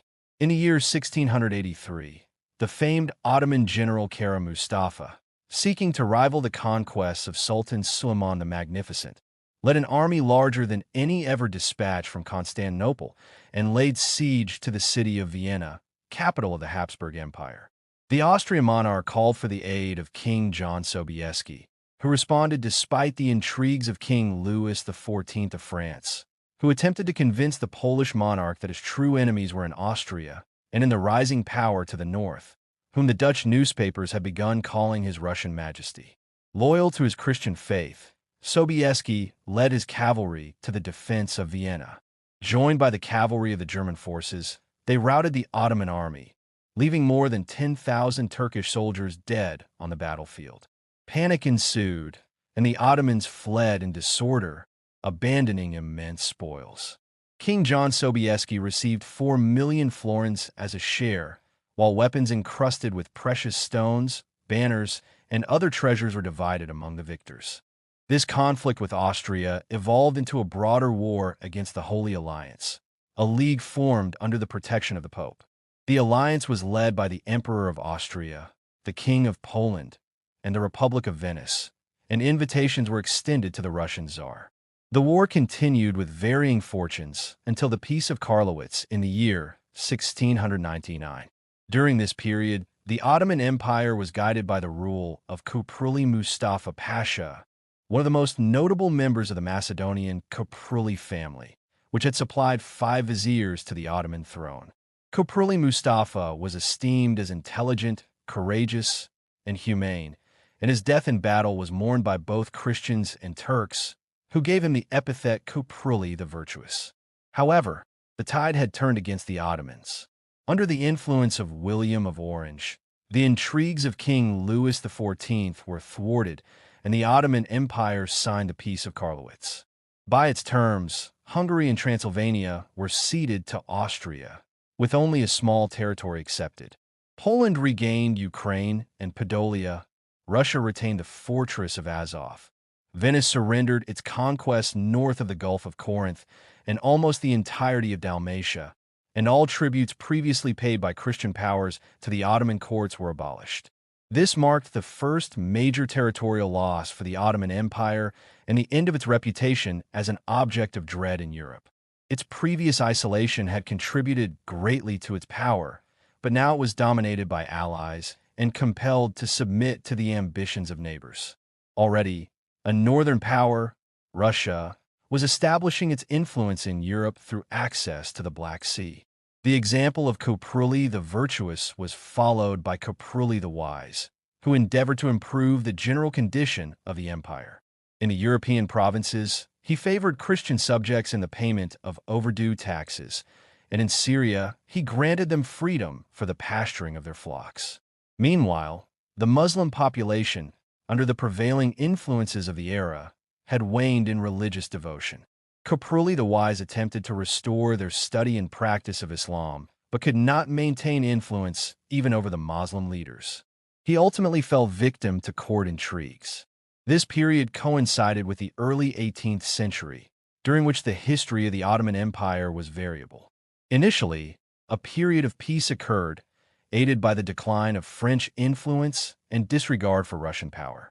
Yet under Tsar Peter the Great of Russia, Russian aggression began, which provoked Ottoman pride and alarm. The presence of Russian forces on the Black Sea, previously considered sacred to Islam, led to war. This conflict restored the fortress of Azov to the Ottoman Empire and temporarily excluded Russia from the Black Sea. Even within Asiatic Turkey, the Sultan's authority was often nominal. The province of Baghdad functioned almost independently, provided no revenues, and, though formally acknowledging the Sultan's suzerainty, contributed no troops for defense against European powers, focusing instead on local threats from Arabs. Throughout eastern Turkey, entire nations and tribes remained independent of the Sultan and his pashas. The Pasha of Trebizond ruled his territory with absolute authority. Agas, or independent lords, maintained armies even near the borders of Smyrna, and the mountains of Asia Minor and the Lebanon functioned as autonomous regions.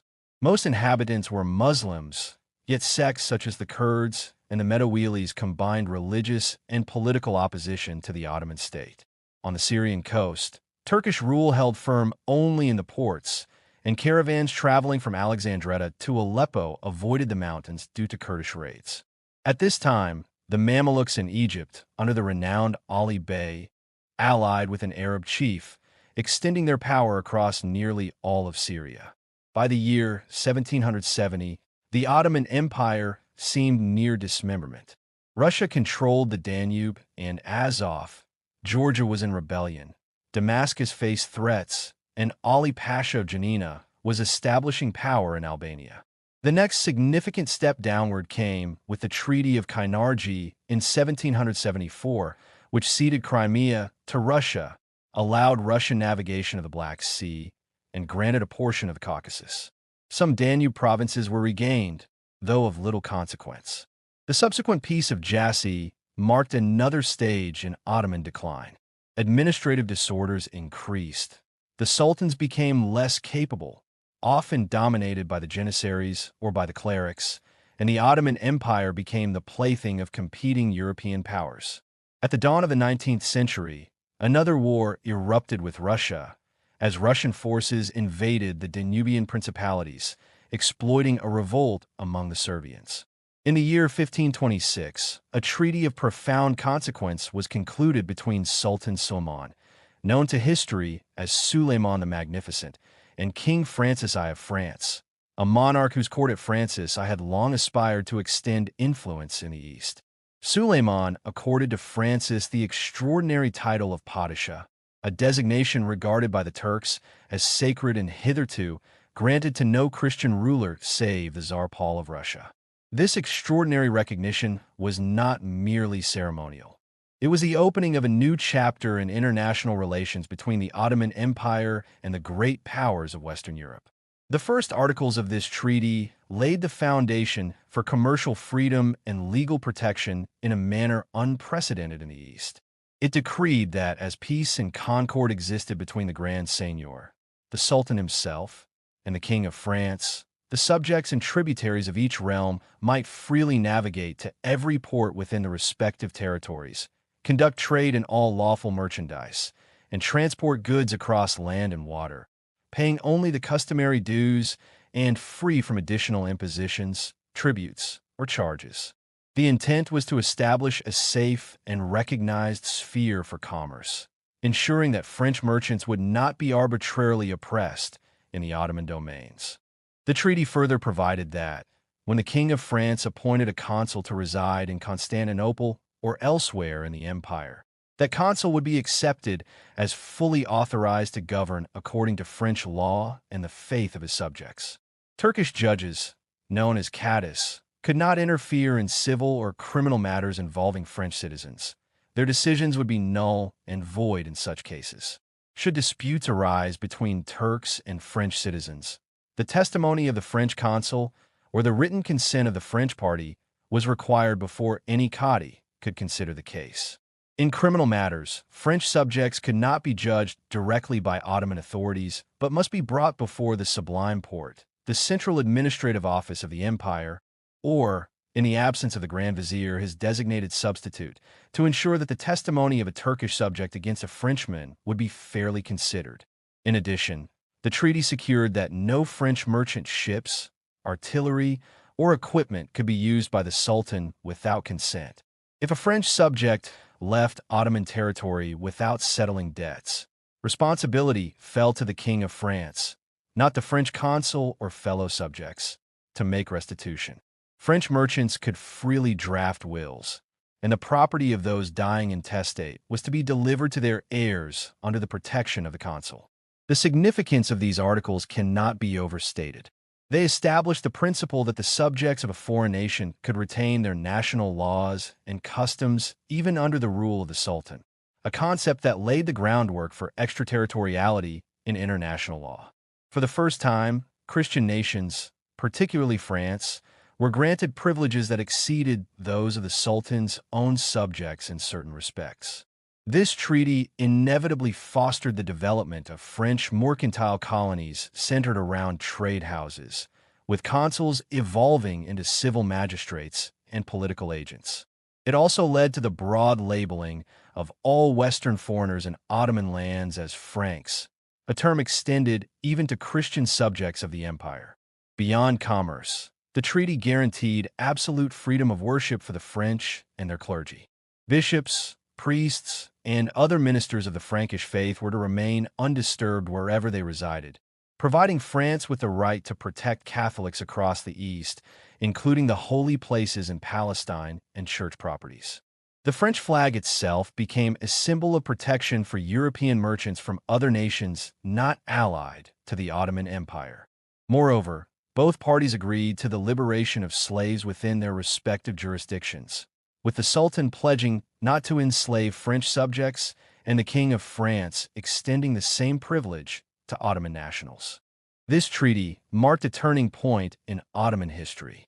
Sultan Suleiman, perhaps without fully realizing the long-term consequences, voluntarily limited his authority over Christian subjects and laid down principles that would govern Turkish relations with Europe for centuries.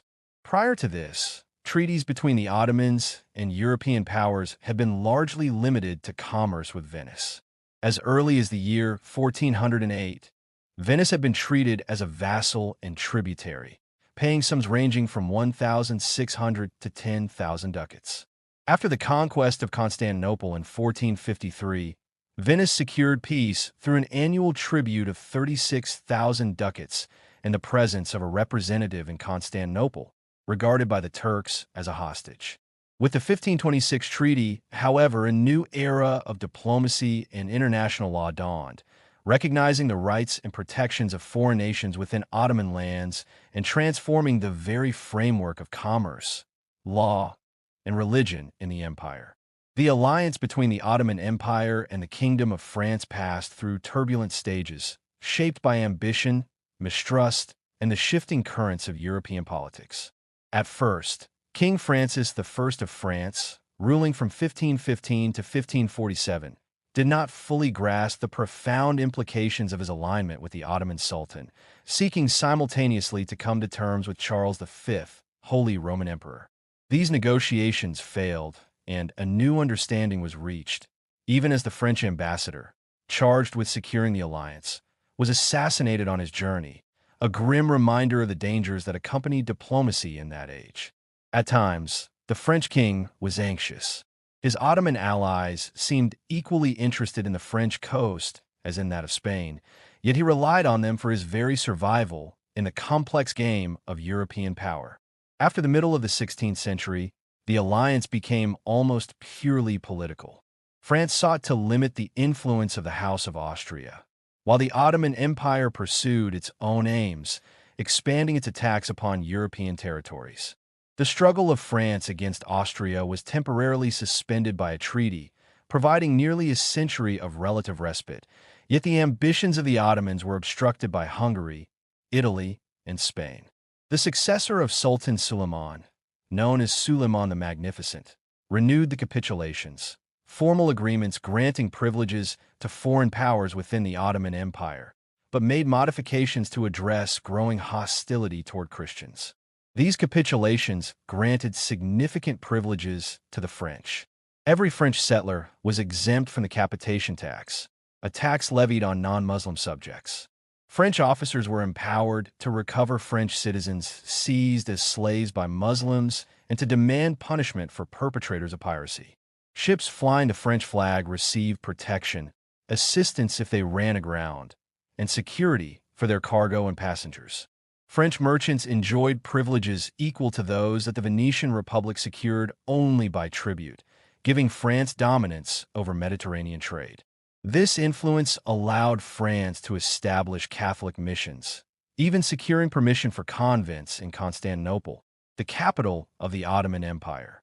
In 1569, the Ottoman Empire measured its military strength against Russia for the first time. The Turks were repulsed from the Don River, and an ambitious plan to construct a canal connecting the Black Sea with the Caspian Sea via the Sea of Azov, the Don River, and the Volga River was abandoned. By 1577, French privileges were further expanded, establishing France as the acknowledged protector of nearly all Europeans traveling to the Levant, the eastern Mediterranean region. French ambassadors enjoyed precedence over those of other Christian nations, particularly Spain. Englishmen, Portuguese, and others relied on the French flag for protection. England, under Queen Elizabeth I, sent its first ambassador to the Ottoman Porte, the government of the Sultan, securing similar commercial capitulations and seeking Ottoman support against Spain, much as France had done against Austria. Yet the Sultan favored nearby Austria over distant Spain, limiting English success. Later, in 1786, Russia sent ambassadors with rich presents, and the Ottomans were exalted by their victories. Poland requested treaties. Venice congratulated the Sultan on triumphs over German forces. The English ambassador personally accompanied the Sultan on campaign, and France reconfirmed its alliance. By the close of the 16th century, France was represented in Constantinople by Savary de Brives, whose influence rivals that of Lord Strafford or Redcliffe for England in later centuries.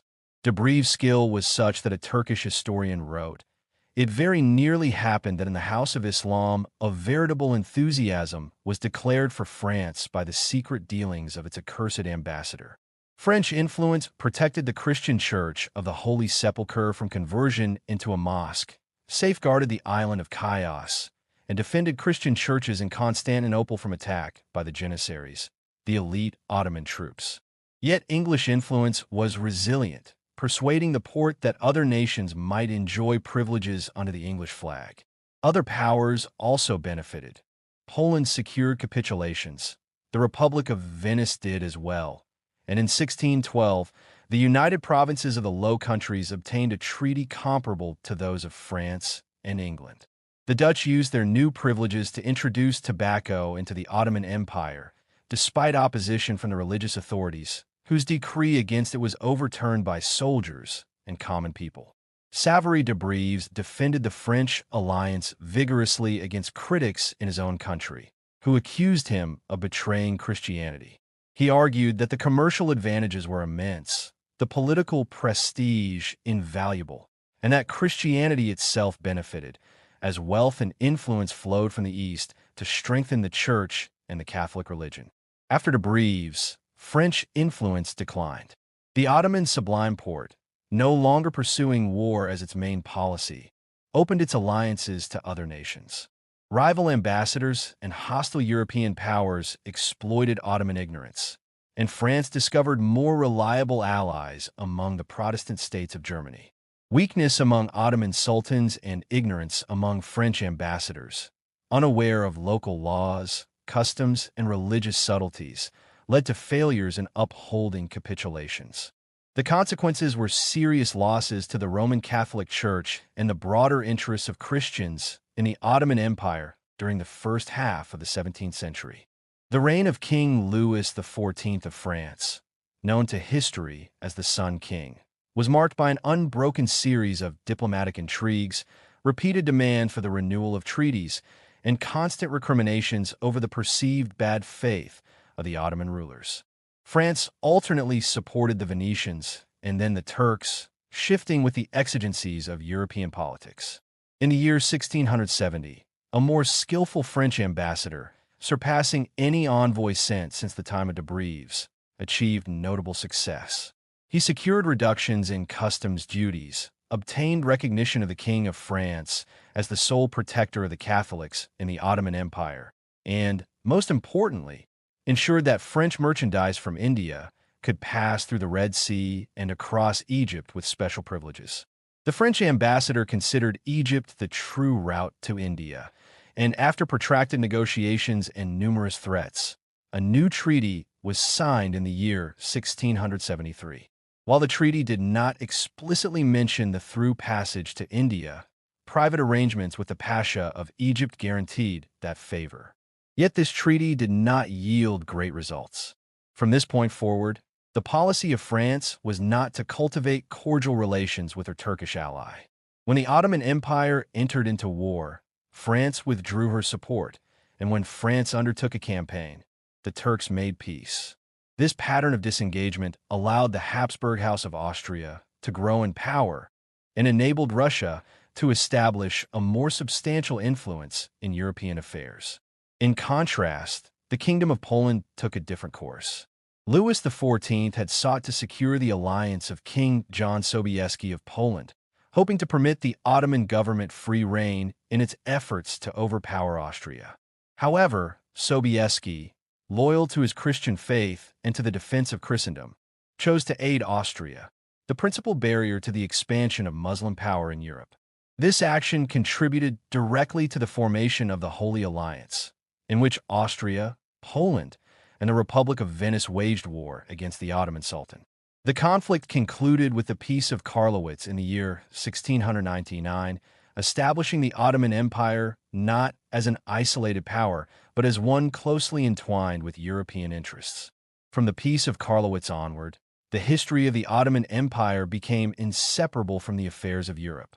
The schemes of ambitious rulers and the influences of popular movements reached even across the Bosporus Strait, transforming Turkey from a largely Asiatic empire into a European power, yet placing it in a singularly incongruous situation.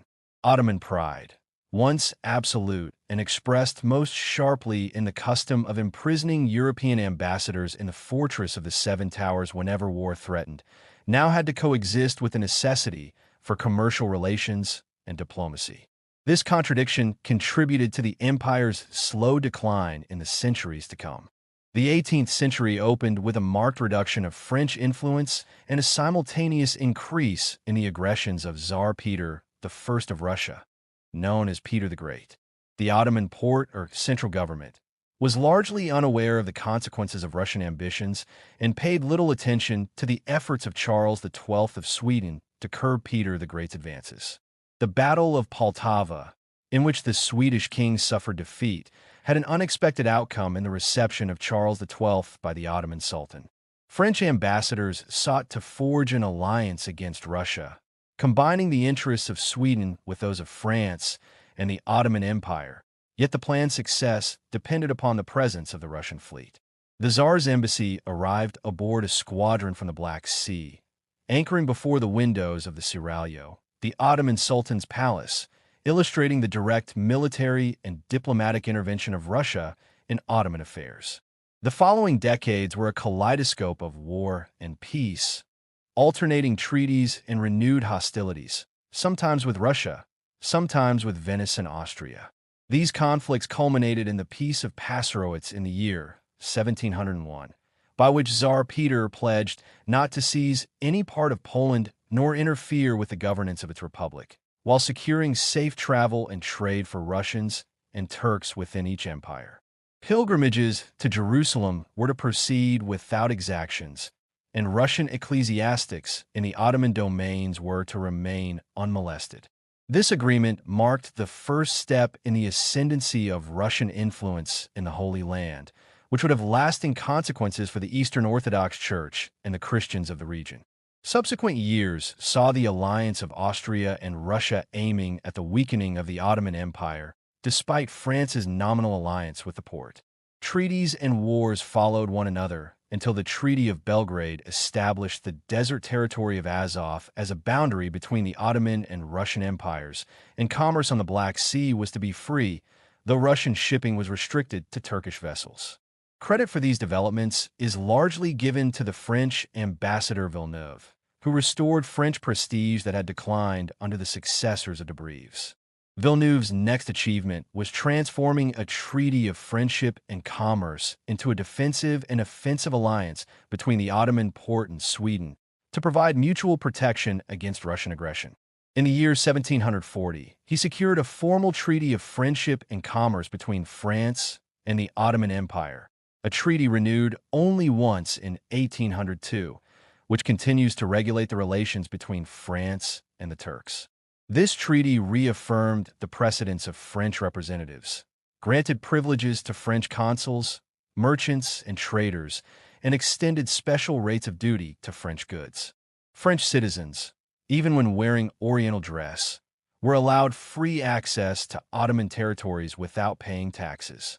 These intricate diplomatic arrangements gave the Ottoman leadership the impression that France sought friendship for the empire's strength, while in reality, the empire had grown weak, vulnerable to the influence and ambitions of other European powers. The Ottoman government, perceiving itself strong, chose neutrality during the War of the Austrian Succession, blind to the encroachments of Russia. The Russians' fortified territories declared neutral, severing communication between the Ottoman Empire and the Tatars of southern Russia, while annexing significant lands. Yet the Ottoman authorities remained passive, preferring peace and failing to address the threats to their sovereignty. Frequent references have been made to the relations of the European governments, especially the Kingdom of France and the Tsardom of Russia, to the holy places in Jerusalem, and by this period the matter had become of paramount importance. The possession of these sacred sites was fiercely contested between the Latin Christians, the Greek Orthodox, and the Armenian Apostolic Church. Under Muslim law, no single communion was recognized as having exclusive rights, yet each was permitted to enter and perform its ceremonies. A primacy, however, was accorded to one nation, involving the custody of the keys, responsibility for repairs, maintenance at their own expense, lighting, and general oversight of the buildings. This privilege was primarily granted by the Ottoman Porte, the central government of the Sultan in Constantinople, to the French ambassador, in accordance with a firman or imperial decree issued in the year 1564.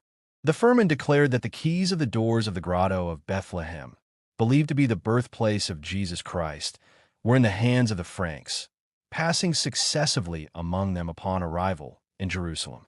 Since the taking of the city by Sultan Selim I in the year 1517, there was no record of any contest or dispossession, and the keys remained in constant and uninterrupted possession of the French monks. The Ottoman judge confirmed this claim, declaring the Frank nation the lawful custodian of these holy places. Later, in the year 1620, another firman reiterated the authority of the Franks, stating that as ancient exclusive possessors of the great church of Bethlehem and the church of the Tomb of the Virgin, they had voluntarily granted other Christian communions access to sanctuaries in the superior church. Yet the inferior portion, the grotto where Jesus Christ was born, remained the sanctuary of the Frankish monks. No other nation was to claim the site, and it was forbidden for any Armenian or other Christian to celebrate Mass there, or in the cupola called the Tomb of Jesus Christ, nor within the interior of the Tomb of the Holy Virgin. The decree preserved the sanctity and authority of the Frankish monks' ancient possession. In the year 1633, a still more explicit firman confirmed and expanded these rights. The French monks presented their ancient and authentic titles, which demonstrated exclusive possession of the grotto, the three doors of Bethlehem, and the keys to those doors from the time of the conquest of Jerusalem by Caliph Omar in the year 637. At the epoch when Sultan Selim I took control of the holy places, these rights continued uninterrupted. The firman reaffirmed the Franks' possession of the grotto of Bethlehem, known as the crib of Jesus Christ, and extended it to include the stone of unction in the Church of the Holy Sepulchre, the vaults of Calvary, the 7 arches beneath St. Mary, and the 2 cupolas covering the tomb of Jesus Christ. Their authority extended to churches and monasteries in Nazareth and other sites, ensuring that neither Greeks, Armenians, nor any other Christian nation could interfere or disturb them. In the year 1769, the ambitions of the Russian Empire turned toward the Christian populations within the Ottoman Empire, and a campaign of religious propaganda was set in motion across the Greek provinces. Empress Catherine II, known to history as Catherine the Great, sought to assert Russia as the protector of Orthodox Christians, claiming a sacred bond of faith that no other European power could rival. Peter III, her predecessor, had already dispatched zealous emissaries among these provinces. One such emissary, a Greek from Thessaly who served as an artillery officer in the Russian military, traveled the coasts of the Adriatic Sea, the plains of Thessaly, and the mountainous region of the Morea, seeking to rouse the spirit of resistance. Another emissary, a monk of fervent conviction, journeyed through the lands of Serbia and Croatia, preaching that Germany and Hungary could provide no aid, that France was indifferent, that Poland was powerless, and that only Russia cared, offering assistance as the sole champion of the Orthodox faith. These stirring appeals ignited uprisings in Albania, Serbia, and Montenegro, yet they came too early to coincide with any meaningful Russian military support. The insurrections faltered, achieving nothing. In the Morea, promises of raising 100,000 Greek soldiers met with resistance from a mountain chieftain, who refused to be seduced by flattery or intimidated by threats. He claimed proudly the independence of his people, declaring that he remained a slave in the absence of Russian forces, yet willing to fight only if Russia committed fully to expelling the Turks. A third emissary attempted to stir the populations of the Romanian principalities, Moldavia and Wallachia, but their revolts accomplished little beyond the pillaging of a few Turkish villages.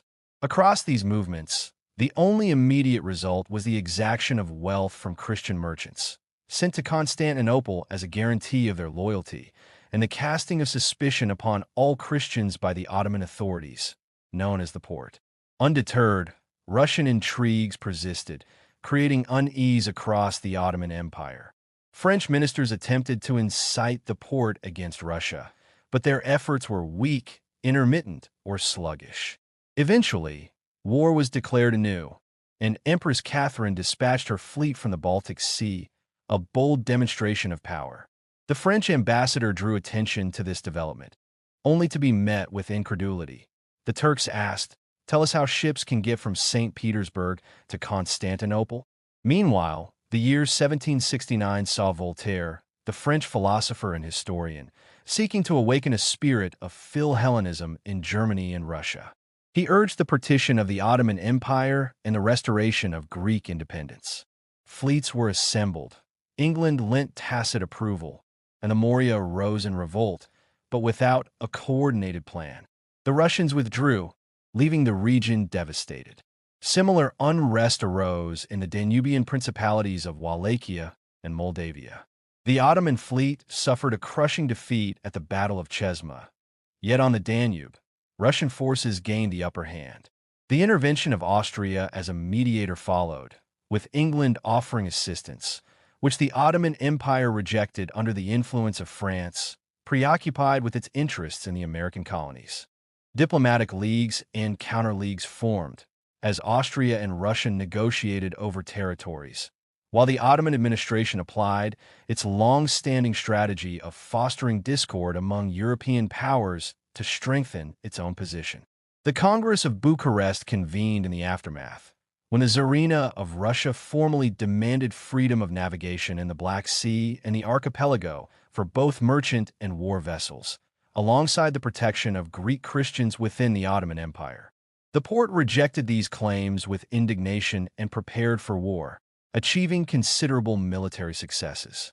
The conflict culminated in the Treaty of Kainarji in 1774, which granted Russia a protectorate over the Danubian provinces and all Christian subjects of the Ottoman Empire.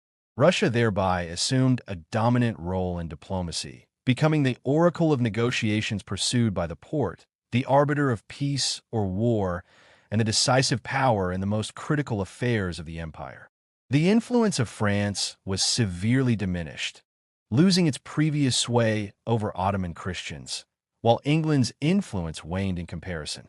Russia continued to press its advantage in the Danubian principalities, encountering occasional resistance from Austria, whom the French king sought to entice into expanding her territories. The outcome was limited, but Russia secured sovereignty over the Crimea, rights in the Black Sea, and appeared poised to realize the vision of a new Eastern Empire, a grand design envisioned by Catherine. England, distracted by the ongoing American conflicts, initially refrained from significant intervention, returning to Eastern affairs only after the conclusion of her Western engagements. France, under Napoleon Bonaparte, perceived opportunity in Ottoman weakness, seeking to dismember the empire and claim key provinces for itself. The French ambassador at Constantinople urged the Ottoman authorities to renounce the alliance with France and allow French annexation. The sudden invasion of Egypt, however, revealed the precariousness of French intentions, shaking Ottoman confidence. England, Russia, and Austria seized the moment to manipulate the situation, inciting tensions and eventually compelling the Ottoman Empire into war, leading to the admission of the Russian fleet into the Dardanelles and the signing of the Treaty of Constantinople. This agreement guaranteed mutual security over possessions, including Egypt, and Great Britain acceded to the terms, cementing a delicate balance of power in the eastern Mediterranean. In the fragile Peace of Amiens, which was signed in the year 1801, the Kingdom of England sought to bind the Ottoman Porte, the government of the Sultan, as a contracting party in the terms of peace. Yet Napoleon Bonaparte, the first consul of France, was determined to secure a separate understanding with the Ottoman Empire, seeking favor through the evacuation of Egypt and the restoration of the status quo. Meanwhile, the capitulations, the privileges granted to foreign powers within the Ottoman Empire, which had been first formalized in 1740, were renewed with new articles, affirming the incontestable rights of French vessels to navigate the Black Sea. Napoleon's ambitions for conquest in the East continued unabated, and soon the fragile Peace of Amiens was broken, triggered by the re-establishment of French relations with the Ottoman Empire, England's refusal to surrender the island of Malta, and Russia's refusal to abandon the Ionian Islands, where it had stationed a garrison. The political tension grew as various concessions were granted and new alliances formed, each accompanied by considerable fear on the part of the Turks regarding the rising power of France. The decisive victory of Napoleon at the Battle of Austerlitz in December of 1802 elevated him in the eyes of the Ottoman government, making him appear a most desirable ally. At the same time, the Ottoman government had so thoroughly neglected the Principality of Serbia, leaving it vulnerable to brigands and janissaries, the elite Ottoman infantry units, that the Serbian population, in despair, resolved to strike for independence and appealed to the Russian Empire for protection and support. Similarly, the Principality of Romania sought French backing for its autonomy. The result of these tensions was the rupture of the fragile peace, with the Russian Empire occupying the Danubian principalities of Wallachia and Moldavia. Napoleon sent aid to the Ottoman port and urged the fortification of the Straits, the strategic waterway connecting the Aegean Sea to the Sea of Marmora, which controls access to Constantinople. In response, the English ambassador demanded the expulsion of the French ambassador, the cession of the Danubian provinces to Russia, the surrender of the Turkish fleet to England, and control of the forts and batteries of the Dardanelles Strait, threatening even an expedition against Constantinople. The Russian fleet, already positioned at the island of Tenedos in the northeastern Aegean Sea, was joined by the British admiral. Taking advantage of favorable winds and the Feast of Bairam, the fleet forced passage through the Dardanelles, burned the Ottoman fleet near Gallipoli, and anchored off the Prince's Islands, a group of islands in the Sea of Marmora near Constantinople. The English issued sharp demands, insisting on the dismissal of the French ambassador, the renewal of Anglo-Russian alliance, free passage of the Straits, and surrender of the Ottoman navy. The French ambassador, however, remained resolute. He noted that the wind had shifted and that the defense of the city would not be difficult. Encouraging messages arrived from Napoleon, while the English ambassador, confident in his position, focused on negotiations rather than immediate action. The Ottoman defense proved unexpectedly complete, forcing the English fleet to withdraw through the Dardanelles. Soon after, the deposition of Sultan Selim, who had ruled since 1799, by a revolution of the Yamaks, the elite militia units in the Ottoman Empire, shocked Napoleon and influenced his later arrangements in the Peace of Tilsit, signed in July of 1807. This agreement included a cessation of hostilities between the Ottoman Empire and Russia after an armistice supervised by a French commissioner. Secret articles of the treaty revealed that France was prepared, should its mediation be rejected, to join Russia against the Ottoman Porte, partitioning European Ottoman territories while leaving only Constantinople and the province of Rumelia under Ottoman control. Correspondence from the period suggests that the proposed partition would have allocated Bosnia, Albania, Epirus, all of Greece, Thessaly, and Macedonia to France, Serbia to Austria, and Wallachia, Moldavia, Bulgaria, and Thrace, extending to the Maritsa River, to Russia. While French mediation was accepted, definitive arrangements could not be secured, interrupted by English intrigues. Before a final settlement could be reached, another sultan was deposed, and Mahmud II ascended to the throne in 1807. From the heights above Scutari, on the Asiatic shore of the Bosporus, one can view the grand city of Constantinople in its entirety. Immediately below lies the harbor opening into the Golden Horn on the right, and the Sea of Marmora on the left. The two prominent mosques dominate the skyline. To the left, the Sultan Ahmet Mosque, constructed by Sultan Ahmet I in the early 17th century, and to the right, the Hagia Sophia, a cathedral built in the 6th century under Emperor Justinian I, later converted into a mosque. On the extreme right stands the city's fire tower, while the tip of the city is occupied by the lush gardens of the Seraglio, the Ottoman Sultan's palace complex, symbolizing the enduring power and grandeur of the Ottoman state amidst the storms of European and Eastern intrigue. At the commencement of the reign of Sultan Mahmud II, the Ottoman Empire was a realm in disintegration, teetering on the edge of moral and material collapse. Sir Stratford Canning, later Lord Stratford de Redcliffe, described the empire as bordering on decrepitude. The old political system of the Ottoman state had exhausted itself. The population was unprepared for reform, and the empire suffered under a depreciated currency, a disordered revenue system, a mutinous militia, dilapidated fortresses, declining population, stagnant industry, and general misrule. The vast territories that had once been the successive seats of civilization, stretching across Europe, Asia, and Africa, were now plagued by incessant and often sanguinary antagonisms of creed, race, district, and authority, while frequent wars with neighboring powers brought little glory and immense loss. Russia, France, Austria, and even Persia had successively contracted the empire's borders and drained its resources. From the isolation of the imperial seraglio, the Sultan had to issue firmans or imperial edicts, dispatch emissaries, mobilize bands of irregular soldiery, and sometimes send naval forces against invading enemies, rebellious chieftains, or armed insurrections. Several great families, unsubdued tribes, and powerful provincial governors, or pashas, had succeeded in defying and limiting imperial authority. The Mamelukes continued to dominate Egypt. The most significant part of Syria was under the sway of a Christian emir, and Ali Pasha of Janina exercised sovereign authority in the provinces bordering Greece. Greece itself, inspired and agitated by Russia, prepared to rise against the Ottoman yoke. The principalities of Serbia, Montenegro, and the Danubian provinces maintained varying degrees of allegiance with Russia, creating a formidable northern threat. The Ottoman fleet was manned largely by Christian Greeks from the island populations of the archipelago, while the Barbary powers in North Africa were scarcely dependent on the Sultan.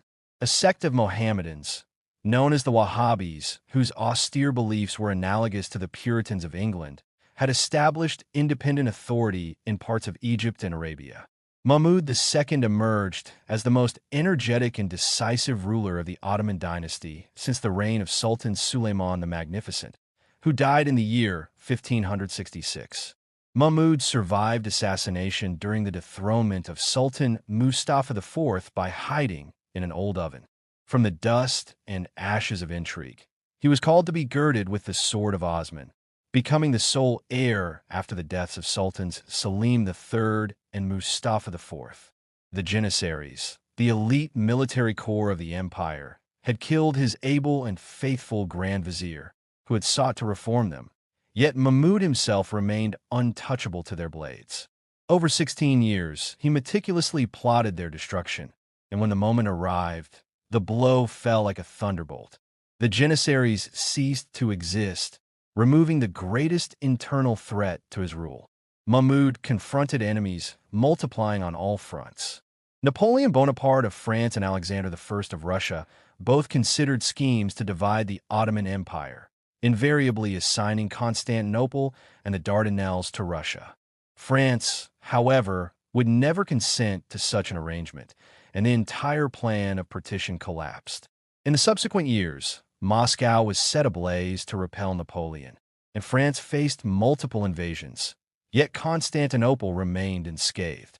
The Sultan initiated reforms across all branches of government, recognizing for the first time the necessity of maintaining friendly relations with the Christian nations, as well as the practical advantage of modeling his army and navy on European lines. In the year 1809, he concluded a treaty with England, much to the chagrin of other European powers. In 1810, he fought several bloody battles with Russian forces along the Danube River, losing strategic positions, including the fortress of Silistria. Russia, wary of Napoleon's plans, sought peace with the Ottoman Empire, withdrawing her forces and returning Silistria and other territories. The Treaty of Bucharest, signed in 1812, restored the provinces of Moldavia and Wallachia to Ottoman control. Serbia, after a prolonged and devoted struggle for independence, was handed back to the Turks, who reoccupied the fortresses and renewed their oppressive rule. A Serbian historian later accused Russia of this abandonment, claiming it was a deliberate act designed to secure a pretext for future intervention. It was in the negotiation of this treaty that Sir Stratford Canning, at the age of 23, first demonstrated the extraordinary insight and diplomatic skill that would mark his long career as England's preeminent ambassador. France was seeking a strong alliance with the Ottoman Empire, while Russia desired peace in order to redeploy 22,000 of her choicest troops on the Danube. Canning clearly revealed to the Ottoman court the dangers of entangling itself in the contests between France and Russia. His efforts successfully navigated objections, balanced competing interests, and produced a treaty that served the strategic needs of Turkey, Russia, and England alike, securing for Mahmud II a temporary respite and an opportunity to consolidate his reforms. The embarrassment of the Ottoman Sultan, whose name was Mahmud II, increased on every side, and his reign became a struggle for survival rather than a pursuit of reform. The rebellious Janissaries, the elite infantry corps who had once been the backbone of the Sultan's power, were always a thorn in his side, but in the province of Egypt, the Mamelukes, former slave soldiers who had risen to become rulers, proved far more dangerous than the Janissaries. Meanwhile, in the Arabian Peninsula, the Wahhabites, a religious movement advocating a puritanical interpretation of Islam, had raised a powerful insurrection and were threatening to dominate the sacred cities of Mecca and Medina. Greece, too, simmered with rebellion. Yet perhaps most alarming of all, the great powers of Europe, England, France, Austria, and Russia, pressed upon him with conflicting claims that might ignite war. The ulama, the learned body of Islamic scholars and the authority of the mosques throughout the empire, opposed all reforms and innovations, supporting the Janissaries in their insurrections. The Sultan confronted all these enemies with unflinching resolution. He entrusted to Mehmet Ali Pasha of Egypt the task of subduing the Mamelukes and the Wahhabites. Mehmet Ali carried out this mission with a vigor and success that amazed the contemporary world. Yet as two threats were eliminated, a third arose, more powerful and dangerous than both combined, one destined to challenge the Ottoman Empire in ways only the intervention of Europe could prevent.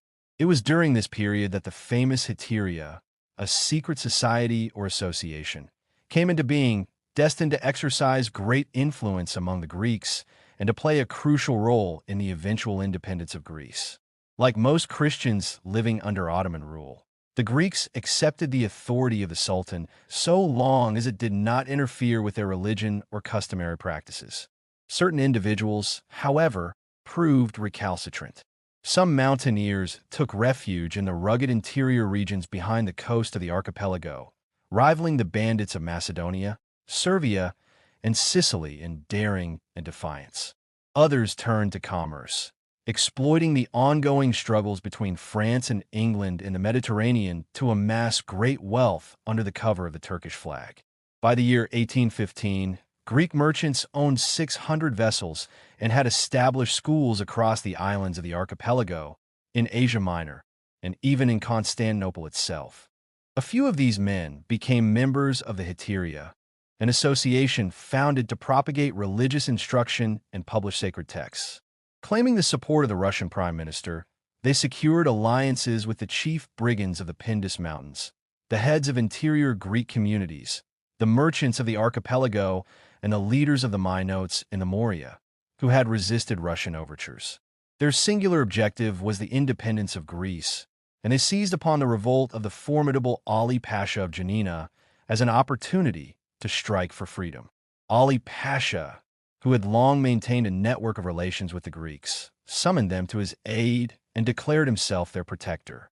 Initially hesitant, the Greeks were persuaded by reports that the Ottoman government intended the extermination of Christians. They joined forces with the Albanian forces, and Marco Botsaris, a noted Greek commander, allied himself with Ali Pasha, who is often called the Lion of Janina. In the year 1826, atrocities erupted at Patras and Ceres, igniting an insurrection that spread from the banks of the Danube River to the Gulf of Corinth. Once again, Russia failed to protect the people who relied upon her, and the Sultan's government enacted a brutal campaign of disarmament and massacre. The Greek patriarch in Constantinople was hanged at the door of his palace, and on Easter Day, 3 archbishops, 80 bishops, exarchs, and archimandrites suffered the same fate. Across Thrace, Macedonia, and Thessaly, peaceful Greeks were pillaged or slain, churches destroyed, and women and children dragged into slavery. In the regions of Greece and Albania, however, Ali Pasha and the Greek general Ioannis Kapodistrias' associate, Ypsilanti, held the Turks in check, captured several strategic locations, and inflicted terror upon Ottoman forces in reprisal. Treason eventually led to the fall of Ali Pasha, yet Greece refused to surrender. The Ottomans, in fury, carried out vengeance upon the island of Chios, which had taken no part in the rebellion. Of its 100,000 inhabitants, scarcely 900 survived. It was little wonder that reprisals followed, yet these acts of resistance paled beside the scale of atrocities endured by Christians throughout the Ottoman Empire. The insurrection persisted. Appeals were made to the Christian nations of Europe, and delegates were sent to a congress that convened at Verona in northern Italy. Yet the principal aim of this congress was to suppress the insurrections of Italy and Spain, leaving little expectation of support for Greece. Despite this, popular enthusiasm surged across Europe. In France, England, and Germany, societies of Philhellenes, lovers of Greek culture and liberty, were formed, while in the United States, voices arose in support of the Greek cause. Arms, ammunition, and volunteers arrived, including famed figures such as Lord George Byron of England, Colonel Favier of France, and Count Rosa of Italy. The Greeks, however, struggled with internal divisions, even engaging in conflicts among themselves, which undermined the advantages gained from military victories. The Ottoman forces exploited these disunities, weakening Greek power until the fortified town of Missolonghi fell, leaving Athens and Nauplia as the last strongholds. The Greek population grew almost despairing, turning to England for assistance. Sir Stratford Canning, the British ambassador to the Ottoman Empire, recorded in his memoirs the devastating scene at the port of Ipsara. In the port of Ipsara, he wrote, "We gathered cruel evidence of what war is when kindled by the antipathies of race and creed. It was little more than dawn when we anchored before the town. The houses appeared undisturbed, and the early hour explained the silence of the streets. The admiral's steward went ashore, expecting a market well stocked with provisions, yet was confronted by deathly stillness. Not a voice, not a footstep, not a living soul. The town was a mere shell, plausible to the eye, but utterly devoid of life. Later, a party of us landed with our guns and wandered among the vineyards in search of game. Near the coast we came upon a piteous sight, the bones of many who had chosen death rather than captivity. Mothers, in horror and despair, had slain their own children on the cliffs and thrown themselves upon their bodies, which had already found a resting place below. Scarcely less horrifying were two survivors from the interior. Worn nearly to skeletons by fear, anguish, and famine, their haggard eyes, long unkempt beards, and tattered rags bore silent witness to the horrors endured. Heavens! How I longed to serve as the instrument of repairing such calamities, carrying my mission of peace and deliverance to a successful end. The struggle of Sultan Mahmud II to maintain the integrity of his empire was relentless and dramatic. Russia, though a constant threat, refused to commit wholeheartedly to his affairs, leaving Mahmud to pursue his policy of subjugation with determined resolve. Athens fell to his forces, and after prolonged negotiations and fierce resistance, a sort of agreement was reached, granting the Greeks some measure of autonomy. Yet the true test of conflict came with the Battle of Navarino in the year 1827. The Allied fleets, under the command of the British admiral, intercepted a Turkish assault. The resulting engagement destroyed the Ottoman fleet, leaving the responsibility, some believed, upon the impulsive Ibrahim Pasha, the son of Mehmet Ali of Egypt. This catastrophe forced war with Russia, ultimately concluded by the Treaty of Adrianople in the year 1829, which secured Greek independence, though the establishment of a fully organized kingdom would take several years. During the complex negotiations among the five great powers of Europe, Russian influence dominated, yet it had to yield to the resentment of the Greek people, who could not forget the vacillating support of the northern monarch. Meanwhile, Sultan Mahmud, determined to assert control over internal disorder, began training an artillery corps of 14,000 men under European drill masters. This force was designed for the eventual destruction of the Janissaries, the once feared elite corps of Ottoman soldiers whose corruption and lawlessness had made them a terror to both Muslims and Christians.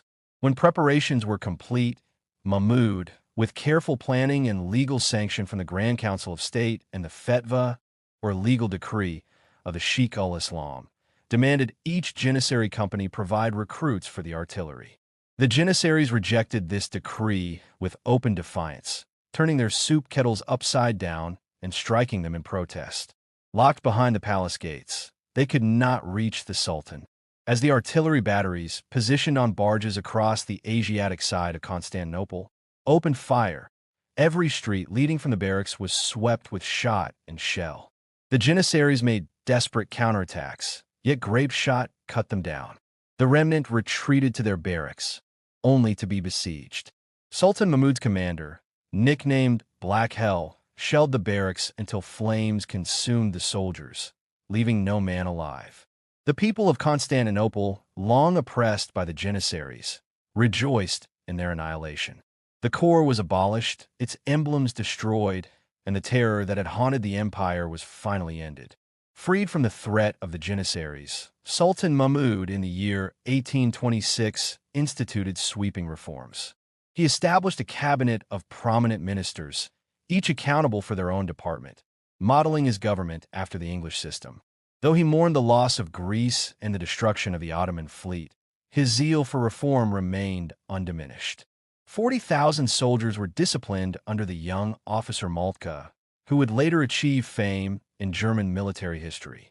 Russia, though disinterested in Greece, eyed Constantinople with ever-present ambition, pressing demands that infuriated Mahmud, yet left him powerless to resist. The Treaty of Ackerman imposed upon him obligations that increased privileges for the Danubian principalities and ensured the free passage of the strategic straits. Russia, emboldened by the destruction of the Janissaries and Ottoman naval power, next sent an army into Bulgaria in 1828, expecting an unopposed march across the Balkans to Constantinople. Yet Ottoman resistance proved unexpectedly fierce, and the campaign ended in failure. The following year, 1829, the Russian General Diabich crossed the Balkan Mountains with his forces and captured Adrianople, present-day Edirne, almost effortlessly.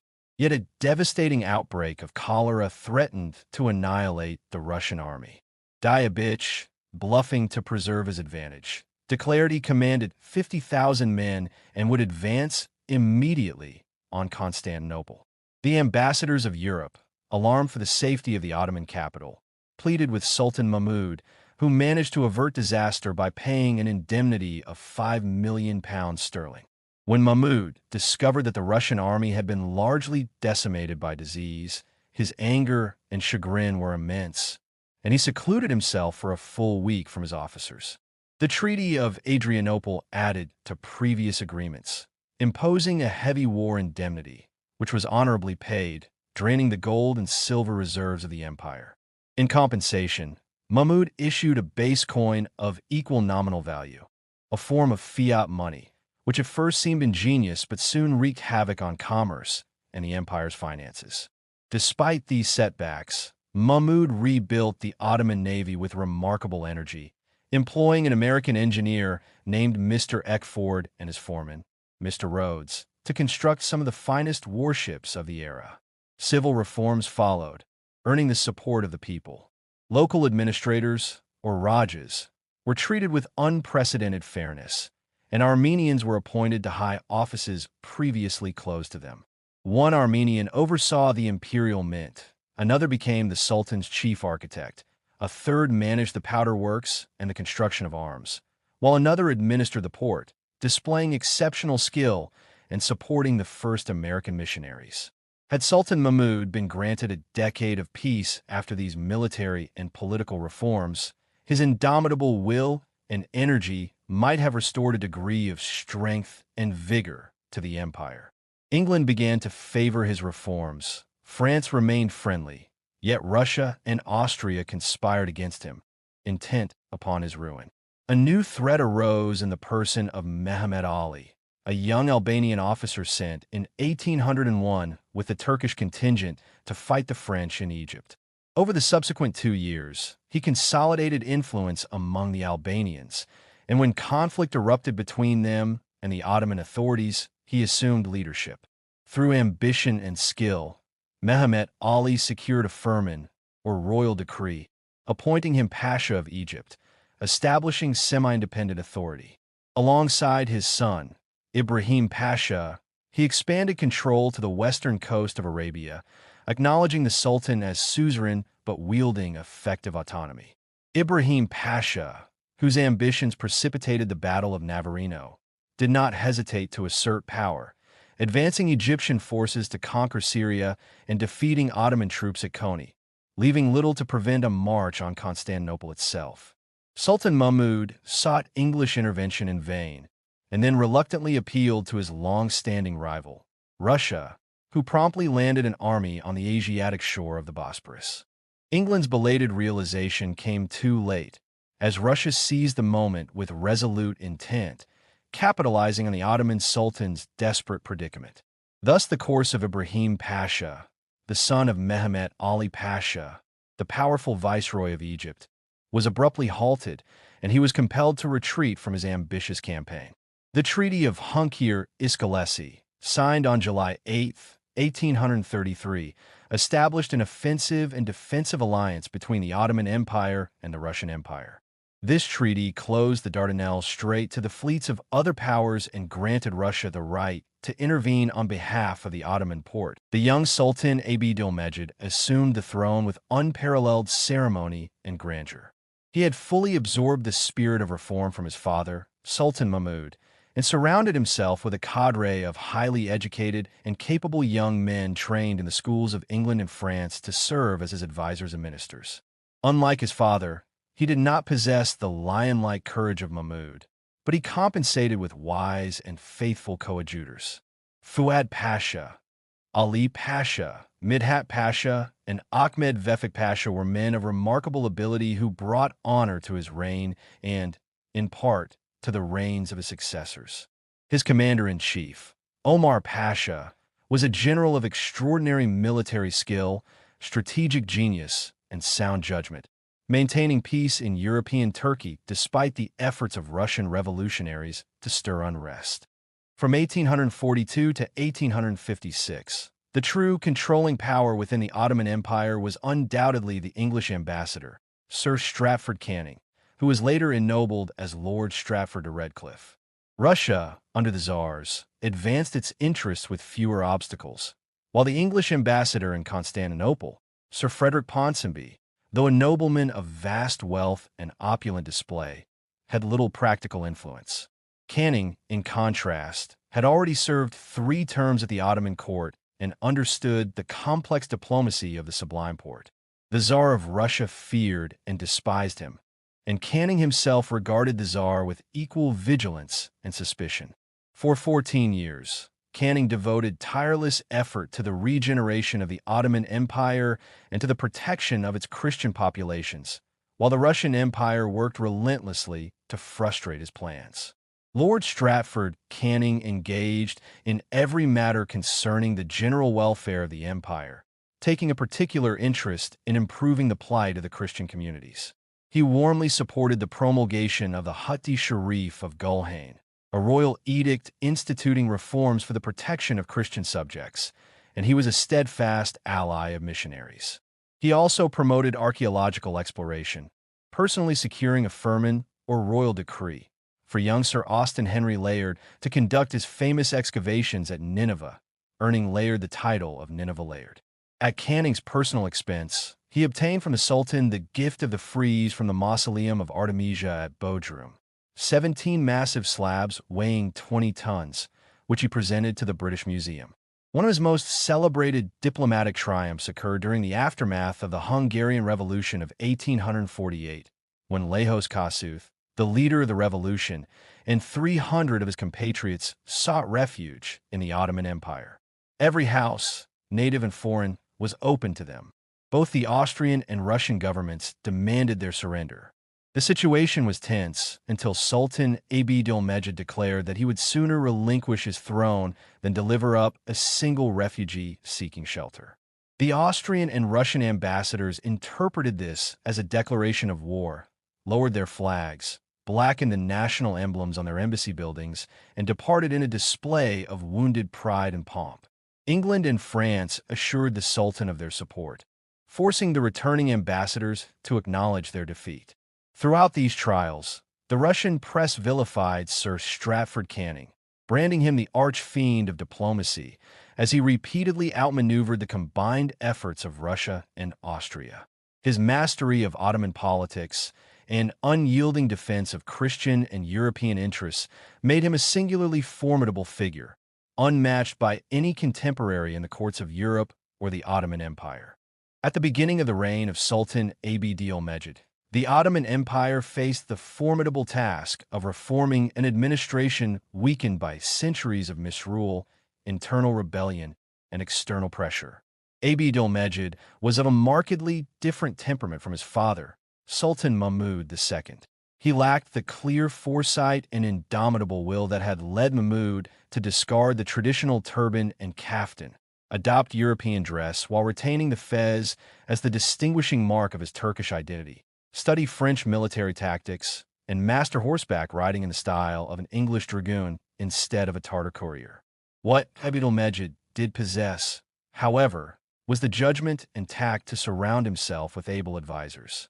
Under Mahmud's rule, a cadre of young men had grown to understand the absolute necessity of comprehensive reform in the Ottoman government if the empire was to maintain its strength in comparison with the advancing powers of Europe. Abd-el-Mejid called these men into his councils and relied upon their expertise. He was also fortunate in maintaining through a significant portion of his reign the counsel and influence of Lord Stratford Canning, later Lord Stratford of Redcliffe, the distinguished English diplomat. The Englishman devoted himself with unwavering energy to the task of establishing the Ottoman Empire on a foundation of reform sufficient to enable it to become a reliable ally of Western Europe in resisting the growing power of Russia, which increasingly threatened not only the peace of Europe, but the imposition of its own authoritarian order across the continent. Lord Stratford understood clearly both the character of the Ottoman rulers and the challenge they faced. In a private letter, he observed that false notions prevailed in England regarding the Ottoman Empire. He insisted that the resources and native wealth of the empire were vast, and that its inhabitants possessed personal qualities which, if properly directed, could sustain them against any enemy. Yet the government was fundamentally defective. Those officials who recognized the need for reform lacked either the courage or the ability to implement it, while those few with courage did not know how to reconcile reform with the deeply entrenched prejudices of the people. Without such reconciliation, he warned, no meaningful change could be achieved.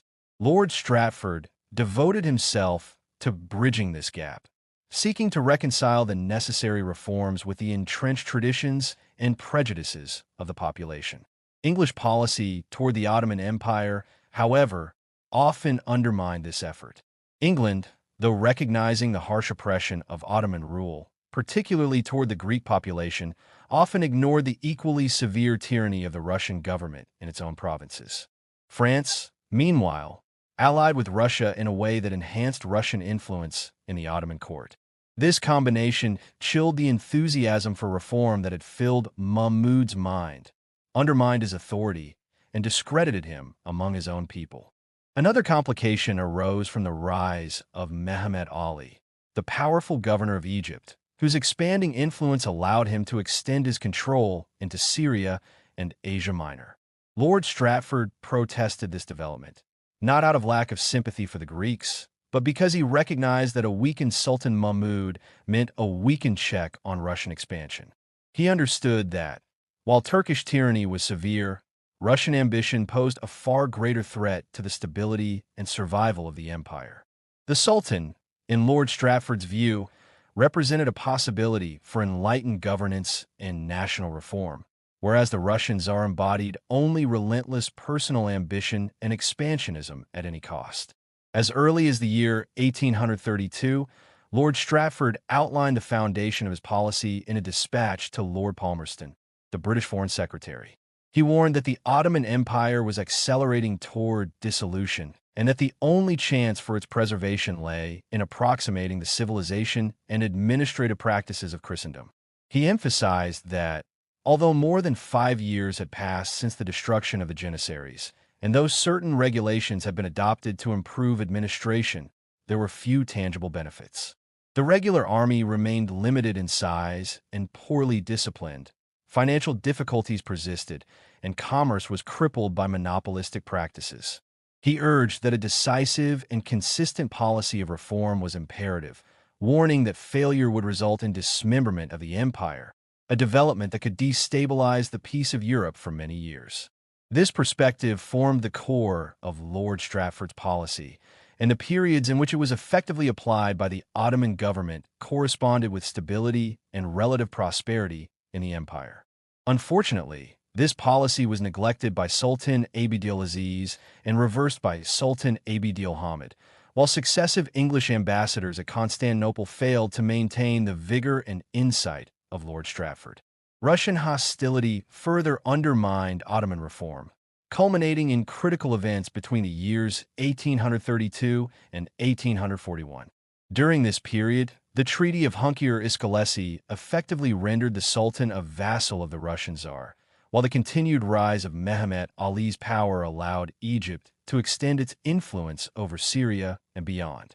These developments, together with internal resistance and European interference, left Abd-el-Mejid facing an empire whose future hung precariously, a situation that would have daunted even the most ordinary of men.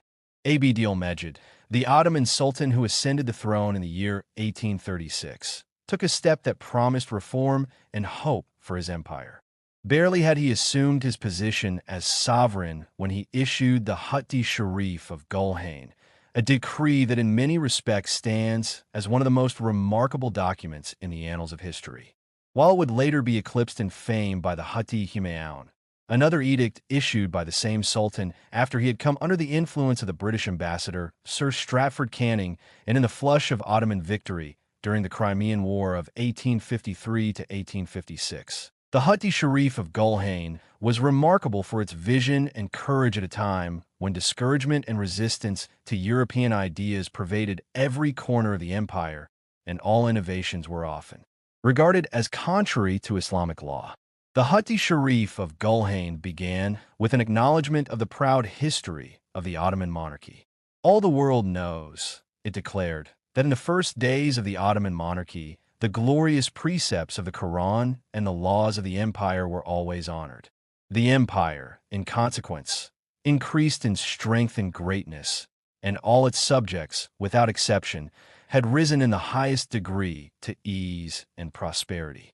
In the last 150 years, a succession of accidents and diverse causes have arisen which have brought about a disregard for the sacred code of laws and the regulations flowing therefrom, and the former strength and prosperity have changed into weakness and poverty. An empire, in fact, loses all its stability so soon as it ceases to observe its laws. The Sultan made it clear that from the day of his accession, the welfare of the people, the improvement of the provinces, and relief for the subject peoples had never ceased to occupy his mind. He urged that, considering the geographical position of the Ottoman provinces, the fertility of the land, and the aptitude and intelligence of the inhabitants, a determined effort guided by divine assistance could restore prosperity within a few years. Confident in the help of God and the support of the Prophet Muhammad, he deemed it his duty to implement new institutions to bring good administration to the provinces of the empire.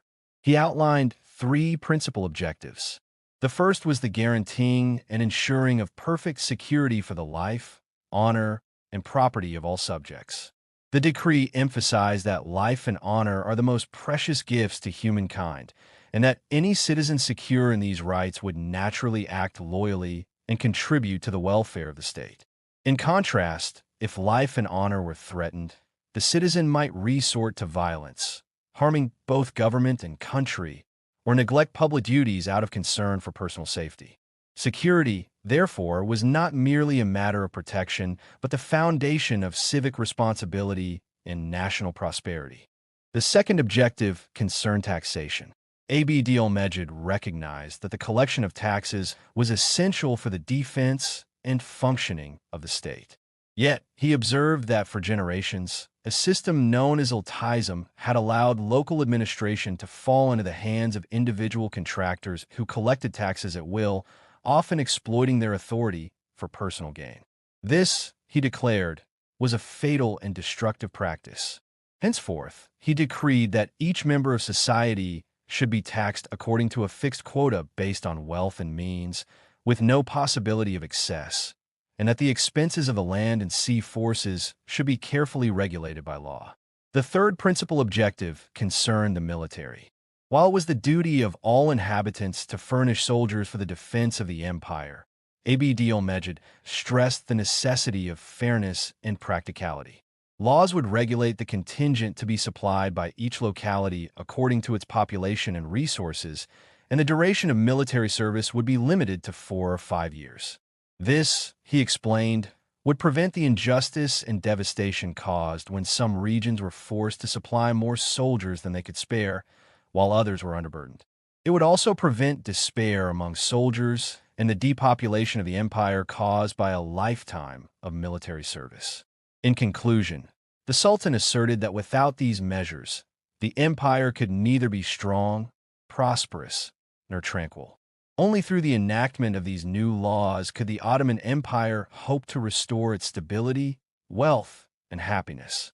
The Hatti Sharif of Gulhane, therefore, stood as both a call to reform and a vision for the renewal of the empire, seeking to reconcile justice, security, and governance in a period of uncertainty and decline.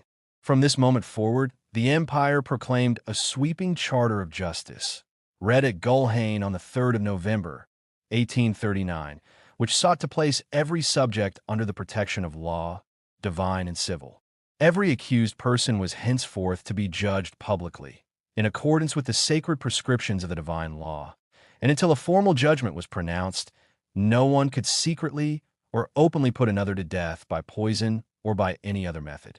No individual could attach dishonor to another, and each was to hold property in full security, able to dispose of it freely without obstruction. The heirs of criminals were explicitly safeguarded, and the property of offenders was no longer to be confiscated. These concessions applied universally to all subjects of the empire, regardless of religion or sect, securing life, honor, and fortune under the highest authority of the Sultan, proclaimed as sanctioned by the sacred text of the law. For matters requiring deliberation, the Sultan appointed a council of justice, augmented with new members as necessary, to assemble alongside ministers and prominent figures of the empire on designated days. They were tasked with framing laws regulating both the security of life and property and the proper assessment of taxes. Military service, its levies, and the duration of service were to be debated by a military council convening at the palace of the Seraskir, the Ottoman Minister of War. Laws, once passed, were to receive the Sultan's approval, endorsed with his imperial sign manual, thus ensuring their permanent authority. The charter declared that the object of these reforms was solely to revitalize religion, government, the nation, and the empire, and pledged that nothing would be done to undermine these aims. In a ceremony of solemnity, the charter was deposited in the hall containing the glorious mantle of the Prophet Muhammad, in the presence of the ulamas, or Islamic legal scholars, and the grandees, the high officials of the empire, who swore to uphold it. Any person, regardless of rank or influence, found to infringe upon these institutions would face punishment proportionate to the crime, documented and verified, and a penal code was to be compiled to enforce these provisions. A rigorous law against favoritism and bribery, condemned by divine law and seen as a principal cause of the empire's decay, was enacted. Salaries for public servants were standardized, and those previously insufficiently remunerated were to be compensated fairly. The charter, described in the ornate language of the Orient, guaranteed several sweeping reforms. First, universal security of life, honor, and property. Second, the reestablishment of a uniform and regular system for assessing and levying taxes. Third, regulation of military service and duration. Fourth, suppression of monopolies. Fifth, proportional taxation according to the wealth of each subject. Sixth, clear laws for funding land and naval forces in each locality. Seventh, public trials, in accordance with civil and religious law. Eighth, full ownership rights over property. And ninth, protection of heirs from forfeiture due to the crimes of their predecessors. The impact of these reforms was profound, immediately provoking dangerous reactions. For a time, the government fell under the sway of the reactionary party, which sought to restore the old order overturned by Sultan Mahmud II, or at least to diminish the privileges granted to Christian subjects. These efforts were reinforced by the already disordered conditions of the empire. As described by the biographer of Lord Stratford, the state of the empire reflected the aftermath of prolonged troubles and ineffective rule. Disorder prevailed in the provinces. Misgovernment in Wallachia invited Russian intrigue. Bulgaria stirred with unrest. Albania erupted into rebellion. And in 1843, Serbia rose against its prince. Local pashas, or provincial governors, exercised unchecked authority. In Scutari, 3 Christian peasants were executed without trial. In Trebizond, the pasha executed 2 criminals in the public street. The governor of Mosul, intoxicated, murdered at will. In Albania, entire towns were razed by troops. At Salonika, mutinous soldiers attacked their colonel and burned supplies while the pasha observed.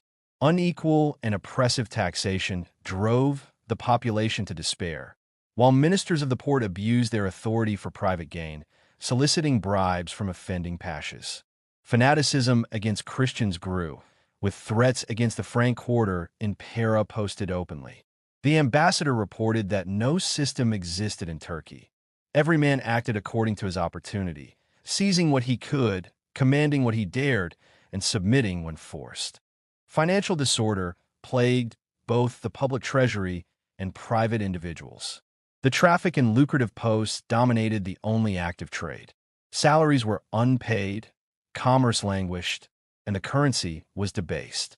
Natural resources such as forests and mines were neglected, roads were poor, and even fertile land near Constantinople was cheap, while imported Russian grain sold at profit.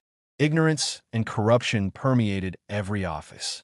Brutality and torture were employed in courts, Christian testimony was disregarded, and Christians faced harassment in Turkish quarters. Fraud, robbery, and violence against them were common. Yet despite these hardships, the rayas, or subject populations, gradually increased in wealth, education, and independence, even as the Turks lost ground. Into this turbulent state of affairs, Lord Stratford Canning, the English ambassador later ennobled as Lord Stratford de Redcliffe, injected his formidable and relentless energy, determined to carry his objectives through if at all possible.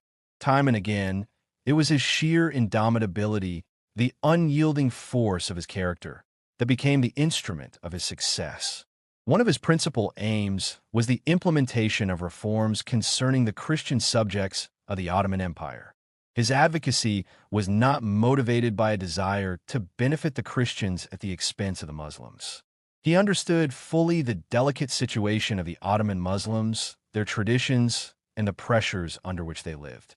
Yet he recognized that the future development and stability of the empire rested more heavily upon the participation and progress of the Christian populations than upon the Turks alone, and that such development could not occur without political equality between the two groups. It was as much a measure to strengthen and protect the Ottoman Turks themselves as it was to safeguard the Christians that Canning set himself against the forces of fanaticism which threatened to undermine the earnest efforts of Sultan Abd-el-Mejid. Among the key reforms that he achieved was the abolition of religious executions and the cessation of torture in judicial proceedings.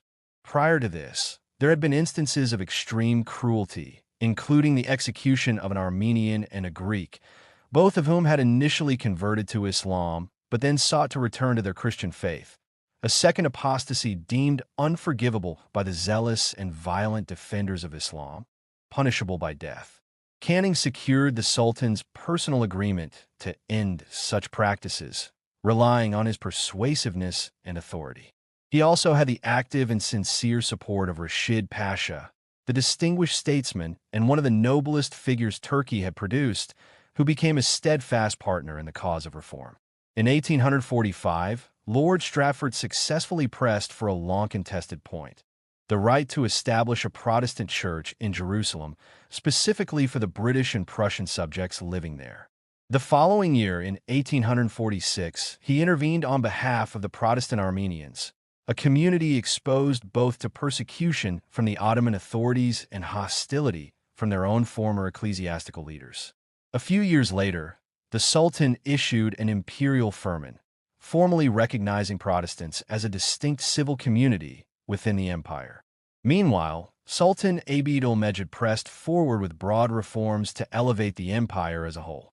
He organized public education, formally recognizing the Ottoman University as an institution of the state. He established a hierarchy of instruction, dividing education into primary, secondary, and superior levels. The primary level had existed in a rudimentary form, consisting almost exclusively of instruction in reading the Quran, while the secondary and superior levels had to be created entirely from scratch. He also introduced an administrative code defining the duties and obligations of government officials and inaugurated mixed tribunals for commercial cases. The first trial of this type was held in Constantinople in 1846, with the foreign legations nominating 10 prominent merchants to serve in rotation as judges, while the Ottoman Porte nominated 10 notable Muslims to serve alongside them.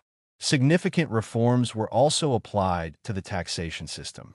In 1850, a decree mandated that personal taxes be collected in each province by the recognized heads of the respective communities, who would then forward the revenues to their patriarchate, which in turn transmitted them to the imperial treasury. The law was gradually implemented across the provinces, meeting with varying degrees of success. Accepted in some regions, fiercely resisted in others. In 1849, Mehmet Ali Pasha, the powerful viceroy of Egypt who had long challenged the authority of the Ottoman Porte, died. He was succeeded by Abbas Pasha, considered one of the most tyrannical rulers Egypt had ever known. The young Sultan Abd-ul-Mejid ordered that the same reforms be enforced in Egypt. Abbas Pasha, shrewd and calculating, resisted certain aspects, particularly the clause that deprived him of the right to pronounce death sentences. Ultimately, however, he yielded, and the reforms were applied. In 1851, a new innovation was introduced. Commissioners were appointed to visit the provinces, investigate local conditions, gather complaints from both authorities and inhabitants, and report directly to the Sultan. Previously, the Ottoman government had scarcely recognized the right of petition, so even the imperfect implementation of these commissions represented a notable advance in governance, signaling a growing concern for the comfort and interests of the empire's people. That same year, the Sultan established an Academy of Sciences and Letters in Constantinople, further advancing education and intellectual life within the empire. Throughout this transformative period, Rashid Pasha remained the driving force behind the reforms. He did not seek immediate or absolute success, but he persevered steadily, advancing wherever opportunity arose, shaping a course of progress that would gradually extend across the Ottoman Empire. During the later years of Sultan Abd-ul-Mejid's reign, the Ottoman Empire found itself enmeshed in diplomatic tensions that stretched from Constantinople to the far reaches of Europe. The reforms that Lord Strafford Canning, later Lord Strafford de Redcliffe, had so energetically promoted occasioned unease in Russia, which feared the strengthening of the Sultan's authority and the consolidation of European influence in the Ottoman provinces. The Danubian principalities and Serbia were particular sources of anxiety. Serbia, although practically independent since the year 1830, was governed by a prince of the Obrenović dynasty whose rule was tyrannical and self-serving. He exploited every opportunity to enrich his own treasury. Periodic risings by the people prompted firman decrees from Constantinople that limited the prince's powers, Yet the general suzerainty of the Ottoman Porte was acknowledged, and Serbia remained, at least nominally, a Muslim state under the Sultan's authority. Along the Danube, similar upheavals occurred following the revolutionary movements of the year 1848. The Prince of Wallachia accepted a constitution only to flee soon afterward, leaving a provisional government in his place. The revolutionary spirit spread to Moldavia, where Russian troops occupied the province, resulting in a joint agreement with the Ottoman Porte for a sort of mutual supervision. Meanwhile, in Syria, disturbances arose that required the intervention of the European powers to protect the Maronite Christians against the Druzes, a local Muslim sect known for maintaining political and religious autonomy. At the center of these disputes, however, were the holy places in Jerusalem. During the reign of Sultan Mahmud II, the Church of the Holy Sepulchre had been devastated by fire. The Greek Orthodox community undertook the repairs, using the opportunity to assert claims not only over the church itself, but over the surrounding holy places, thereby superseding the French, who since the time of the Crusades had claimed general primacy. By the year 1851, the government of Louis Napoleon Bonaparte, the Emperor of France, demanded from the Ottoman Porte the formation of a mixed commission to adjudicate the claims of possession over the holy places, invoking the capitulations of the year 1740.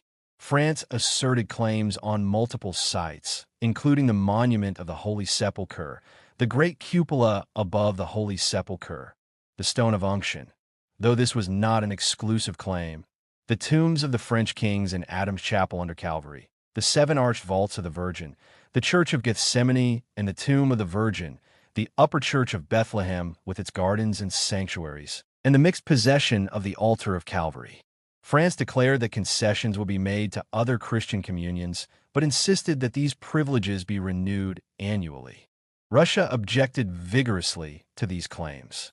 After lengthy deliberations, the Commission confirmed the rights of France, but recommended maintaining the status quo, except that Latins would be admitted into the sanctuary of the Virgin and Greeks allowed entry to the sanctuary of the Ascension. France accepted this compromise, yet Russia continued its opposition. In the year 1853, a special Russian embassy was dispatched to Constantinople to demand, based on the Treaty of Kainarji of the year 1774, exclusive protection of all members of the Greek Orthodox Church in the Ottoman Empire and a settlement granting supremacy over the holy places to the Greeks. The Ottoman Porte responded with moderation, asserting its desire not to harm the privileges of any Christian subjects and its intention to satisfy both Greek pilgrims and Russian churches. At the same time, the Porte warned that acceding fully to Russian demands would effectively destroy its own independence. The Russian ambassador, Prince Alexander Menshikov, renewed his demands, threatening that continued refusal would compel the Russian government to enforce them by its own power. At this critical juncture, Lord Stratford had been absent from Constantinople. A decade earlier, he had faced a similar issue by advising the Porte to undertake repairs itself, but such a solution was no longer feasible. The crisis required his immediate return. This marked Lord Stratford's fifth embassy to Constantinople and the commencement of a new and decisive phase in his policy. Previously, in his first embassy, Lord Stratford had contended with France, ultimately finding a temporary alliance with Russia. In his second and third embassies, he had worked with both France and Russia to pacify Greece. During his fourth embassy, covering the early years of Abd-el-Mejid's reign, he faced little interference in pressing for reform, despite some suspicion from Russia.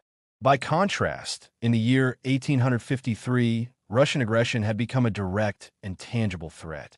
In private discussions between the Russian Tsar Nicholas I and the British ambassador in St. Petersburg early that year, the Russians proposed a plan to England for the partition of the Ottoman territories, suggesting that Serbia, the Danubian principalities, and Bulgaria should become independent under Russian protection.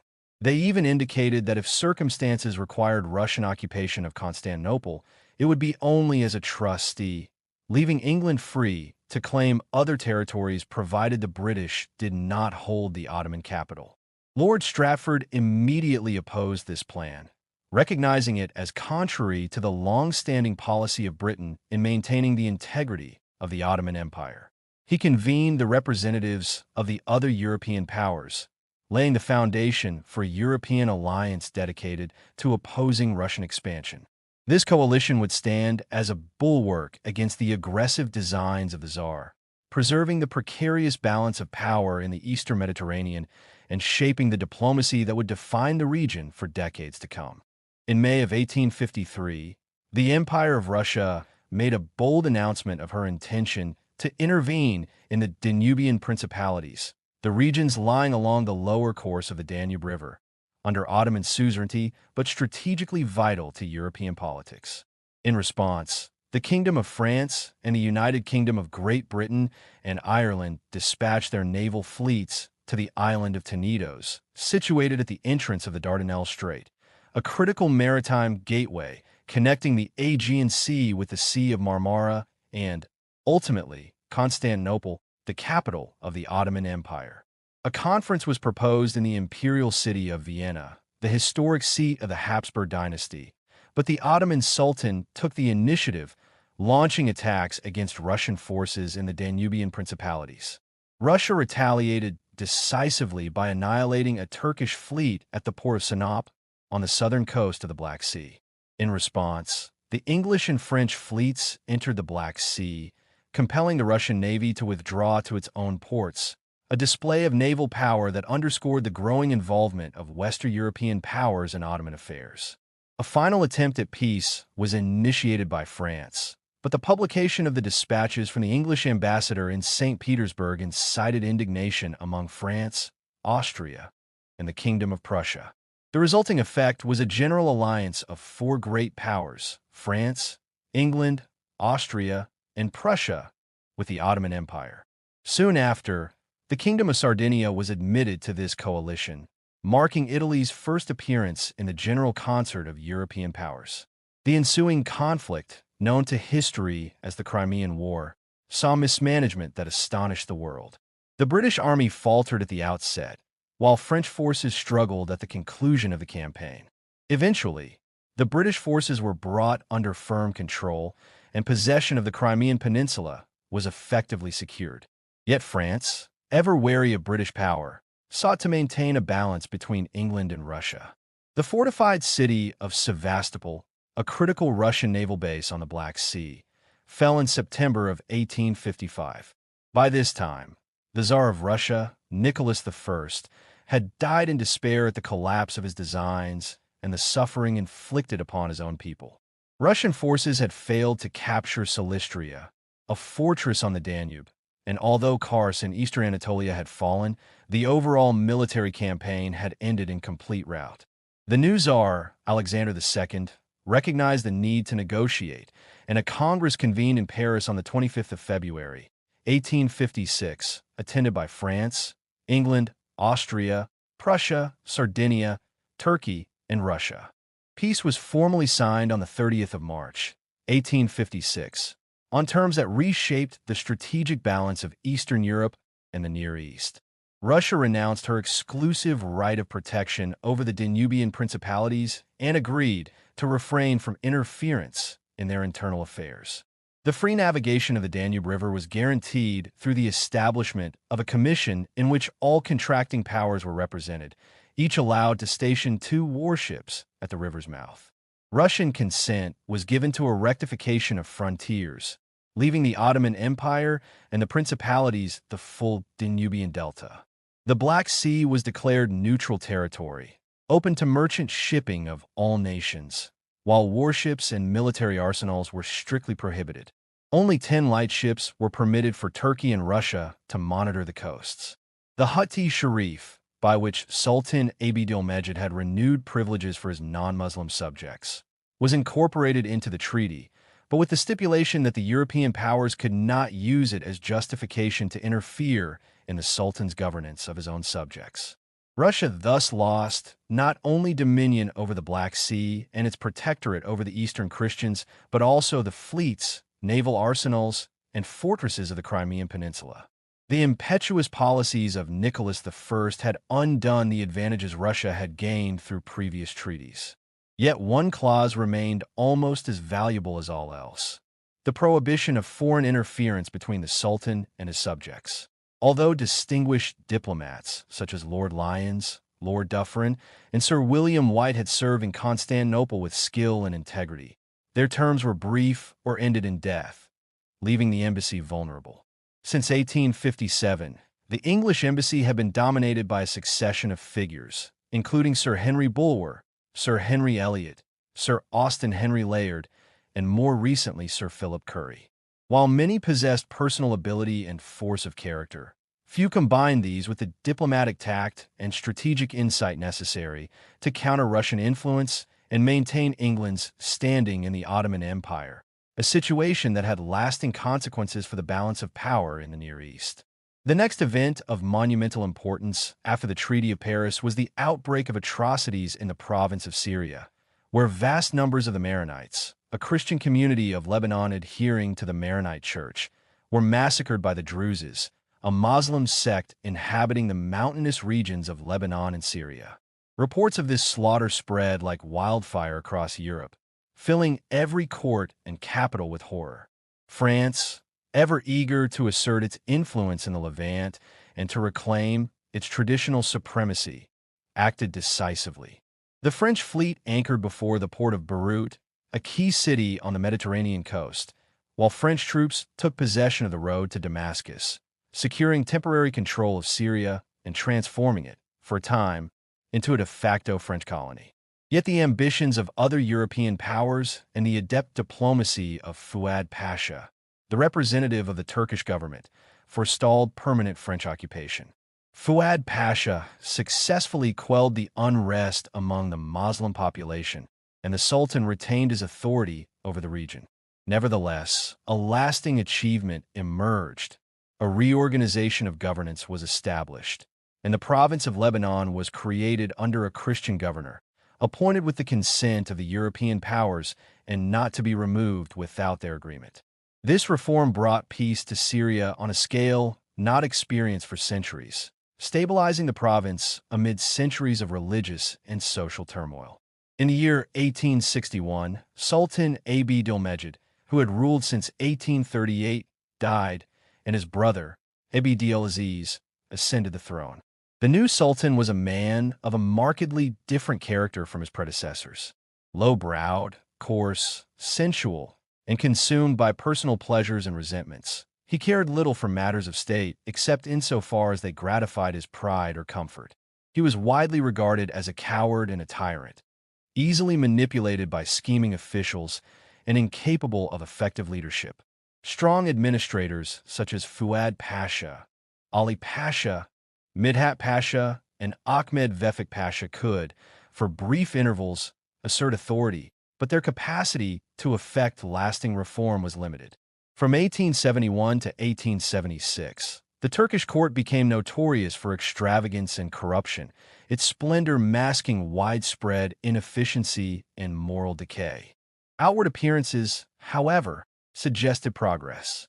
The navy was rebuilt and modernized, bringing the Ottoman maritime forces to a level comparable with other Mediterranean powers. The army was reorganized and disciplined more effectively than at any prior time, while new palaces and public buildings reflected imperial grandeur.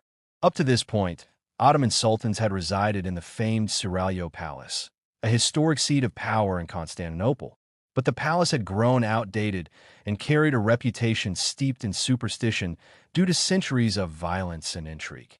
Sultan Abd-ul-Mejid constructed the palace of Dolmabahce, which contained one of the most magnificent throne rooms in the world, richly furnished and lavishly decorated.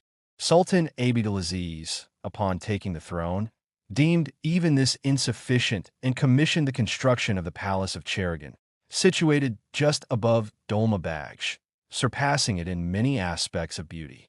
Older palaces were demolished, replaced by splendid new structures, and roads were built to improve the city's infrastructure. Constantinople, however, remained prone to fires due to its crowded wooden buildings, and the fire department was notoriously ineffective. In one great fire during the latter part of Abd-ul-Aziz's reign, rumors suggested that the Sultan deliberately allowed the flames to rage, destroying large sections of the city, from the Golden Horn to the Sea of Marmora, so that reconstruction could proceed in a modernized style. The Armenian Patriarchate, however, with its high walls, remained a boundary the fire did not cross, leaving the district's sacred institutions intact. Wide streets replaced narrow lanes, and stone and brick structures supplanted the wooden fire traps. Meanwhile, the empire saw a frenzy of concessions granted for improvements and commercial enterprises. European speculators crowded around the Sublime Porte, the central government, and the gates of the palace, offering bribes to secure lucrative contracts. Among the most notorious examples was the railway from Constantinople to Adrianople, awarded to an Austrian financier who manipulated the route to maximize personal gain, creating a line nearly twice the distance necessary and spacing stations to increase profit opportunities. This exemplified the widespread corruption of the era. The government borrowed recklessly, entered contracts without evaluating the empire's resources, and indulged in extravagant spending. Despite these excesses, favorable developments occurred. Educational and philanthropic institutions flourished. Robert College in Constantinople, the Syrian Protestant College in Beirut, and the Bible House in Constantinople were founded. Foreign influence allowed reformers, Christian and Muslim alike, to pursue improvements in society, provided the interests of the most avaricious Turks were not threatened.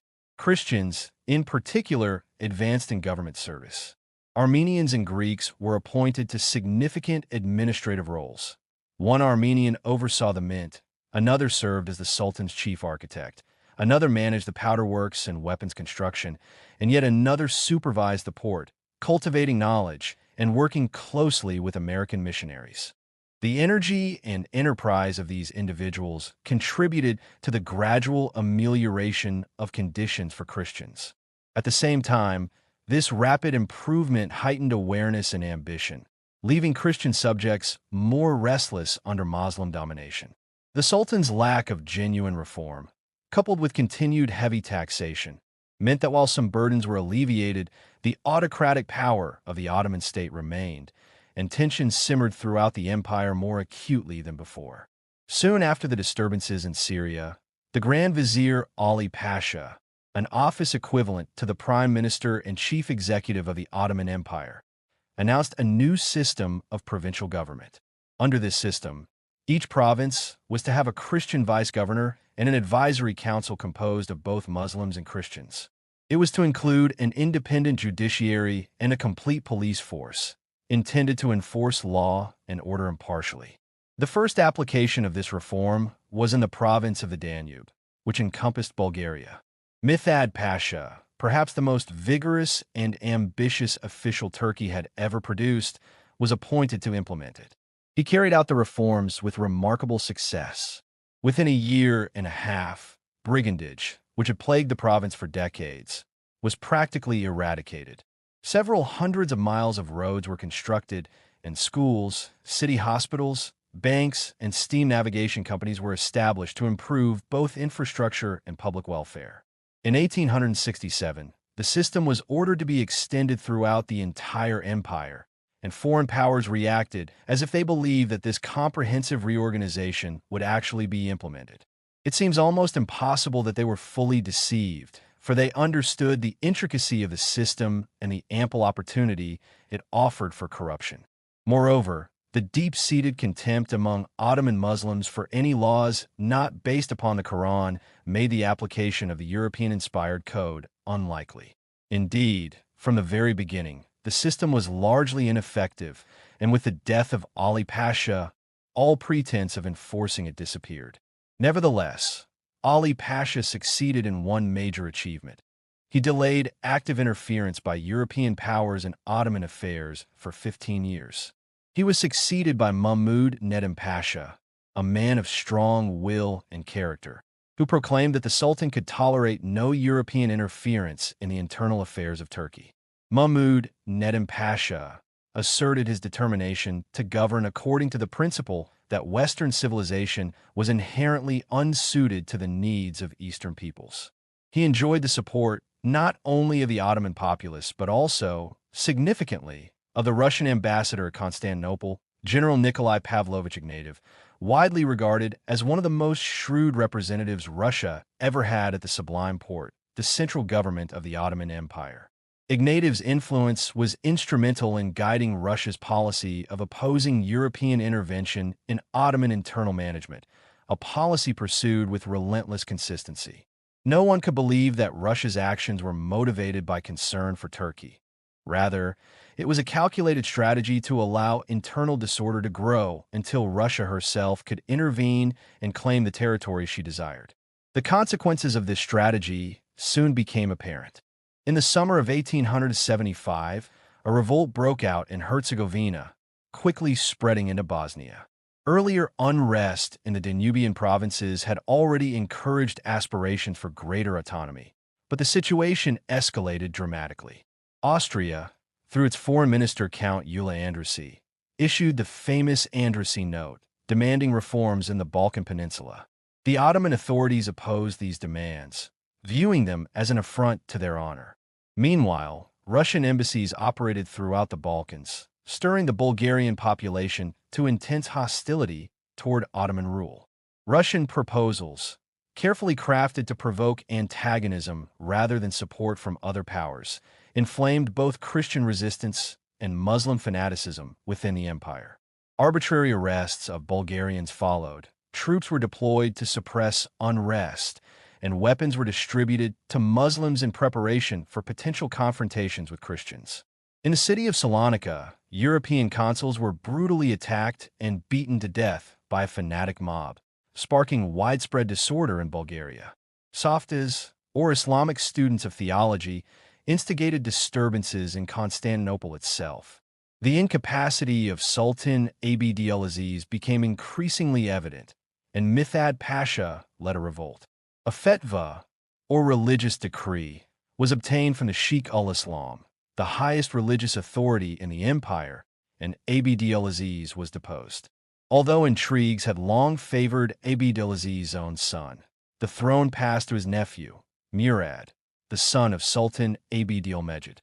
During this time, atrocities in Bulgaria continued, and it became clear that Sultan Murad was ill-equipped to manage the crisis. Abd-ul-Aziz had been assassinated, as were several of his ministers, plunging Constantinople into chaos. When Abd-ul-Hamid II ascended the throne, Serbia declared war, intensifying the crisis throughout the empire. Sultan Abd-ul-Hamid exiled Mithad Pasha and convened the first Ottoman parliament in an effort to restore order. Initial hopes for reform were quickly dashed as negotiations gave way to protocols to protests, and in April of 1887, Russia declared war, confident that there would be little effective opposition to the advance of her army, which had been massing in the province of Bessarabia. The ensuing war, fought in eastern Turkey and along the Danube, became a dramatic chapter in Balkan history.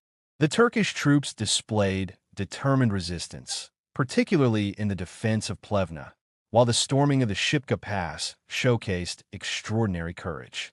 The Russian army advanced relentlessly through Bulgaria, ultimately capturing the city of Adrianople and positioning itself on the very outskirts of Constantinople. Europe watched with intense interest and growing concern, realizing that Russia was on the verge of achieving the long-sought objectives that had motivated its policies for decades. England was the only power to act decisively, dispatching its fleet to Biskaya Bay, just outside the Dardanelles, ready to intervene. The armistice and preliminary terms of peace between Turkey and Russia were signed at Adrianople on January 31st, 1878. The definitive Treaty of San Stefano was signed on March 3rd, 1878, within sight of Constantinople itself. The conditions of the treaty were profound. The establishment of an autonomous principality of Bulgaria, the payment of war indemnities or territorial compensation by Turkey, the recognition of independence for Romania, Serbia, and Montenegro with territorial enlargements for each, the introduction of reforms in Bosnia and Herzegovina, and an understanding between Sultan Abd-ul-Hamid and Tsar Alexander II of Russia regarding the control of the Straits and the evacuation of Ottoman fortresses along the Danube. When the terms became public, England responded with alarm, sending its fleet through the Dardanelles, which for the second time in history anchored at the Prince's Islands, signaling Europe's renewed engagement with the fate of the Ottoman Empire. It has long been a subject of debate among historians why the Russian Empire did not seize Constantinople when it seemed within her grasp. Some argue that Russia could have accomplished this with comparative ease, exploiting the weakness of the Ottoman defenses. Others maintain that the Ottoman forces were still capable of offering substantial resistance, and that Russia was acutely aware that Europe, particularly the Kingdom of England, would not permit her to act without triggering a war for which the Russian government was not fully prepared. Further hesitation arose from complex questions regarding the partition of the Ottoman Empire, matters of territorial and political division that demanded careful consideration, and which will be addressed in a later chapter on the general question of the partition of the empire. Whatever the precise reasons, a pause was called, and the stage of diplomacy came to the fore. England and the Austrian Empire, through their ambassadors in St. Petersburg and Constantinople, declared that they would refuse to recognize any conditions of peace that violated the terms of the Treaty of Paris of the year 1856, unless Europe as a whole had been given the opportunity to examine and approve them. Russia, in turn, declared that all proposed terms would be submitted for review by the powers of Europe.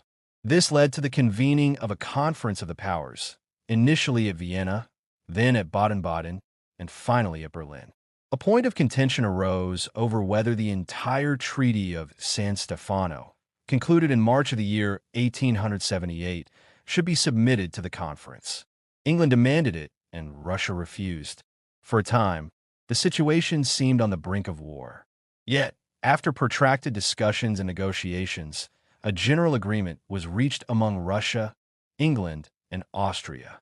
Consequently, the representatives of England, Austria, Russia, France, Italy, and the Ottoman Empire convened in Berlin in the month of June of the year 1878.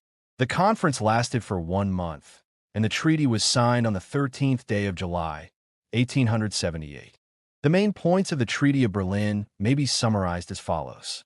First, the territory of Bulgaria, including its capital city of Sofia, was to be constituted as a tributary principality of the Ottoman Sultan, ruled by a prince and an elected assembly, and organized under the supervision of a Russian commissary general assisted by delegates from the European powers.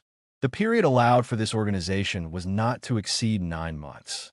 Second, a province called Eastern Rumelia was to be established south of the Balkan Mountains, governed by a Christian under the orders of the Sultan, and organized under the supervision of a commission appointed by the European powers. Russian troops, numbering no more than 50,000, were permitted to occupy Bulgaria and Eastern Rumelia for 9 months, with full evacuation required within 3 months of the end of that period. Third, administrative reforms promised in the year 1868 were to be introduced on the island of Crete, with similar modifications extended to all provinces of European Turkey not otherwise provided for. The details of this reorganization were to be submitted to the European Commission overseeing the administration of Eastern Rumelia. Fourth, if Greece and the Ottoman Empire failed to reach agreement on the ratification of the frontier indicated in the proceedings of the Congress, the powers reserved the right to mediate between the two parties. Fifth, the territories of Bosnia and Herzegovina were to be occupied by the Austrian Empire. Sixth, Montenegro was to be constituted as an independent principality, with enlargement of territory equal to its previous area, including the seaport of Anavari, but it was forbidden to hold ships or display flags of war, and its ports were to be controlled by Austrian revenue cutters. Seventh, Serbia was to be constituted as an independent principality, with significant territorial additions on the south and east. Eighth, the Principality of Romania was to be recognized as independent, ceding to Russia the portion of Bessarabia taken from it by the Treaty of Paris of the year 1856, while receiving in exchange the district of the Dobruja. Ninth, the cities of Kars, Ardahan, and Batum were to be ceded by the Ottoman Empire to Russia, while Kadaur was to be ceded to Persia. 10th, the Ottoman government was to implement without delay suitable measures of reform in all districts inhabited by Armenian subjects. 11th, absolute religious liberty was to be guaranteed throughout the territories affected by the treaty, including the entirety of the Ottoman Empire. The benefit to the Ottoman Empire in the substitution of the Treaty of Berlin for the earlier Treaty of San Stefano lay in the reduction of territory conceded to the principalities established by the older treaty and the replacement of Russian supervision with a European oversight of the treaty's execution. Meanwhile, other negotiations proceeded. Just before the conclusion of the Congress of Berlin, the British government announced a treaty concluded with the Ottoman Porte, consisting of the following articles. Article 1 stipulated that if the cities of Batum, Ardahan, or Kars, or any of them, were retained by Russia, or if Russia made any future attempt to seize further territories of the Sultan in Asia, as defined by the definitive Treaty of Peace, England pledged to support the Sultan by force of arms. In return, the Sultan promised to introduce necessary reforms to be agreed upon with England to ensure the protection of Christian and other subjects of the Ottoman Empire in these territories. To enable England to fulfill its engagement, the Sultan further consented to assign the island of Cyprus to be occupied and administered by England. Article 2 required that the convention be ratified and that the ratifications be exchanged within 1 month or sooner if possible. In effect, England had secured a decisive triumph. The Treaty of San Stefano had been set aside, and the Sultan had effectively acknowledged England as his most powerful and influential ally. Prestige that had been lost during 20 years of mismanagement was restored in a single diplomatic stroke. Christians throughout the Ottoman Empire were jubilant, and the new Sultan, Abdülhamid II, was regarded as a mild and benevolent ruler, deeply concerned for the welfare of his subjects. Optimism ran high for the implementation of genuine reforms. At this juncture, attention turns to the structure of the Ottoman government and the young men who represented the future of its subjects. Among them were Armenian students at the Euphrates College in Harput, a town in eastern Anatolia, aged mostly between 16 and 25, though occasionally older students pursued studies to prepare themselves for teaching or preaching. These students exemplified the emerging generation, educated and engaged with the reformist currents of the time. In the city of Marsovan in Asia Minor, the white buildings of the American missionaries and of Anatolia College stood out against the surrounding hills. The roofs were predominantly made of curved tiles, characteristic of the region. Marsovan had been the site of some disturbances early in the year 1893, demonstrating the fragile stability of the Ottoman provinces and the challenges confronting the reform-minded administration. Up to the capture of Constantinople by the forces of Sultan Muhammad II in 1453, the condition of Christians under early Muslim rule was one of severe oppression. The sultans exercised their authority as absolute tyrants, exacting what tribute they could and recognizing no rights for those who refused to accept Islam as their faith. The absence of organized government throughout the empire only intensified the hardships of the Christian population. As early as the year 1360, shortly after the death of Orkan, the second ruler of the Ottoman dynasty, a group of Armenian refugees journeyed to the court of King Edward III of England at Reading. They brought grave complaints, asserting that the Muslims were seeking to exterminate their people, and petitioned the English monarch for permission to settle in England and collect charitable contributions to aid their fellow Armenians. The king granted their petition, placing them under royal protection, so long as they acted with honesty and did nothing to harm his realm. The Armenians were not the only ones to suffer under Ottoman authority. Across the Bosporus Strait and the Dardanelles, the Greeks endured the pressures of Ottoman domination, and throughout southeastern Europe, the sense of terror was widespread and relentless. Among the mechanisms of suffering, none was more feared than the institution of the Janissaries, the elite military corps of the Sultan. Christian captives were routinely seized, and 1 out of every 5 was claimed for service to the Sultan. The strongest and most vigorous of these captives were trained for military duty, forming the core of the Janissary Corps. When the expansion of Ottoman dominion limited the supply of captives, A tax was imposed whereby 1 in every 5 Christian male children was forcibly converted to Islam and conscripted into service. Over 3 centuries, it is estimated that not less than 5 million Christian children were sacrificed to this policy, a dual instrument of terror and demographic weakening that left the Christian population perpetually subdued. With the conquest of Constantinople, there was a partial alleviation in the sense of direct threat. Yet, under the policies of Muhammad II, the situation became complicated in other ways. The Sultan sought to strengthen his capital by fostering a class of Greeks associated with the patriarchs, granting them a distinct quarter of the city, still known today as the Fanner or Fanner. These Phanariotes became infamous for their intrigues, political cunning, and unreliability. Their influence encouraged the worst traits of the Greek character and contributed to a style of life that would, over time, degrade Christian communities across the Levant. One striking example of this phenomenon was the prominence of Christians in the highest echelons of Ottoman administration. Under Muhammad II, of 5 Grand Viziers, the chief ministers of the empire, 4 were Christians, 2 Greeks, and 2 Illyrians. Later, under Suleiman the Magnificent, of 9 Grand Viziers, 8 were of Christian origin. Opportunities for advancement and wealth abounded, yet the constant recognition of tyranny and the need to placate ruling passions fostered a culture of servility and treachery that became a persistent challenge for Christian communities. This climate of subordination was reinforced by the ecclesiastical structure imposed upon the Christians. Church leaders exercised significant political influence, often exceeding their spiritual authority, and the union of church and state introduced a dynamic in which clergy became de facto administrators and manipulators of power. Revolutions and uprisings throughout the Ottoman domains further bound Christians under the weight of oppression.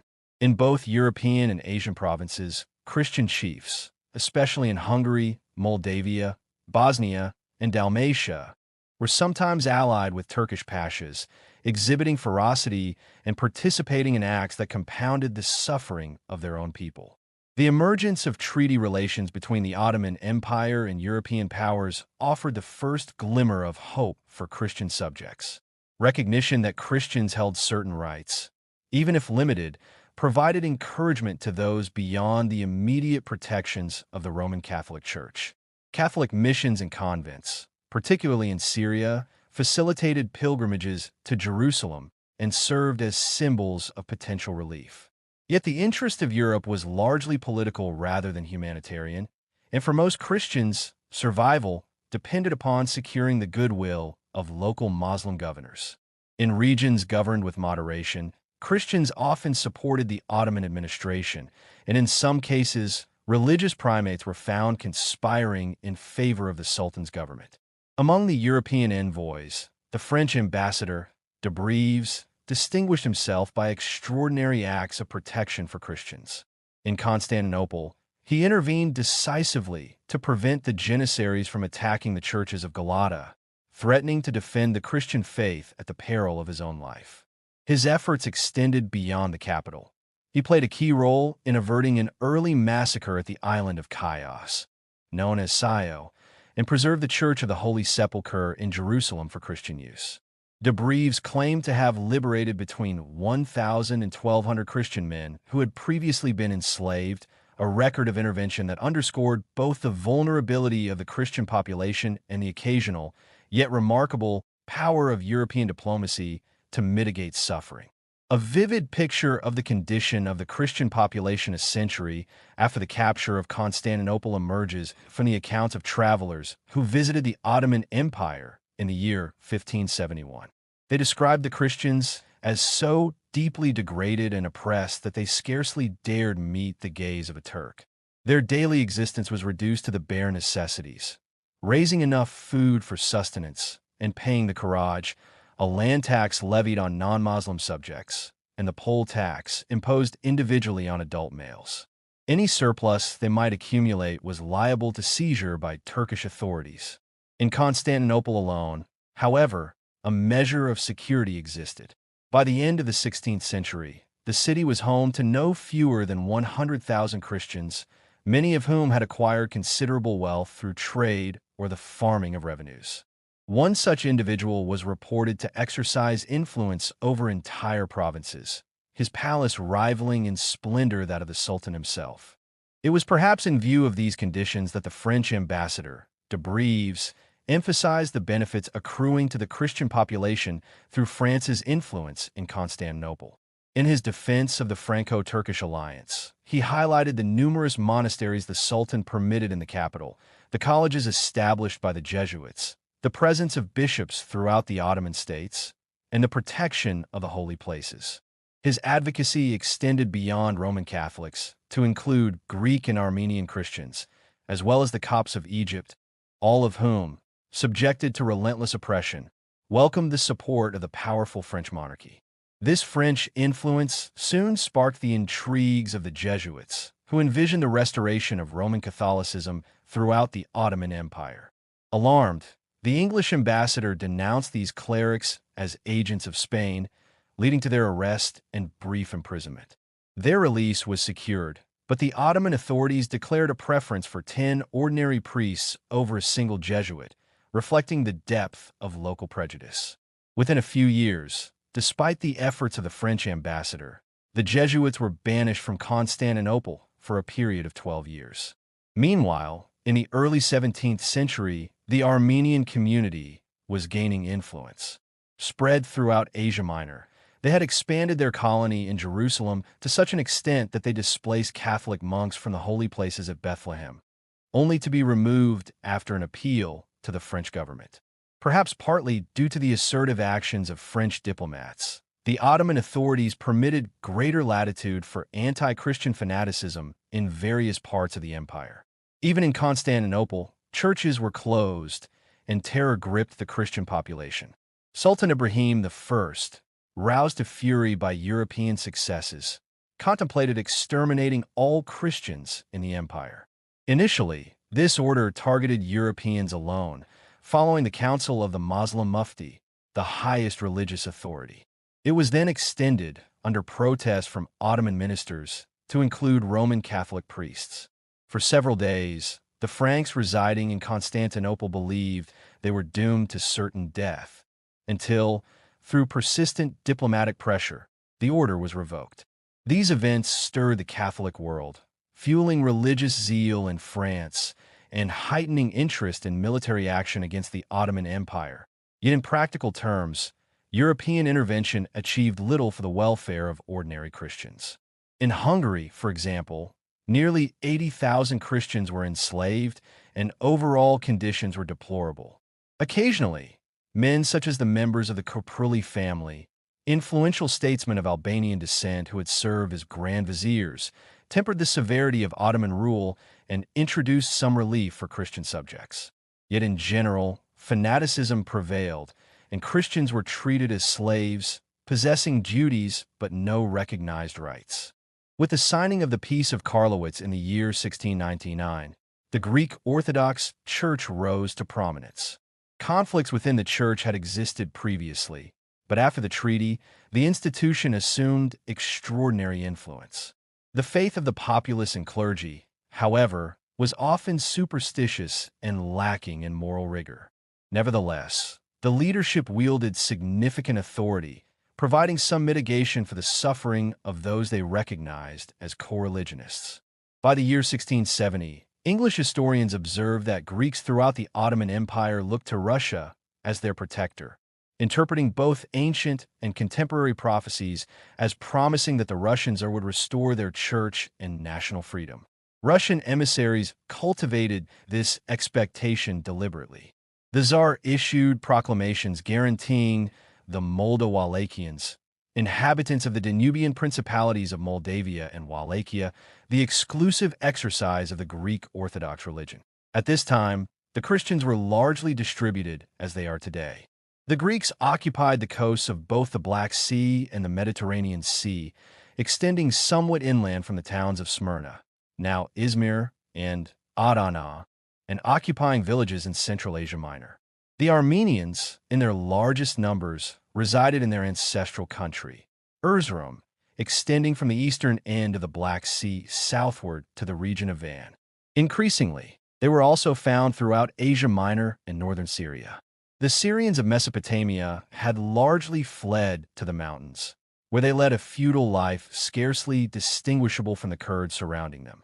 Those who remained on the Mesopotamian plain, whether Syrians or Chaldeans, were constantly subjected to the oppression of the Pashas, the provincial governors of the Ottoman Empire.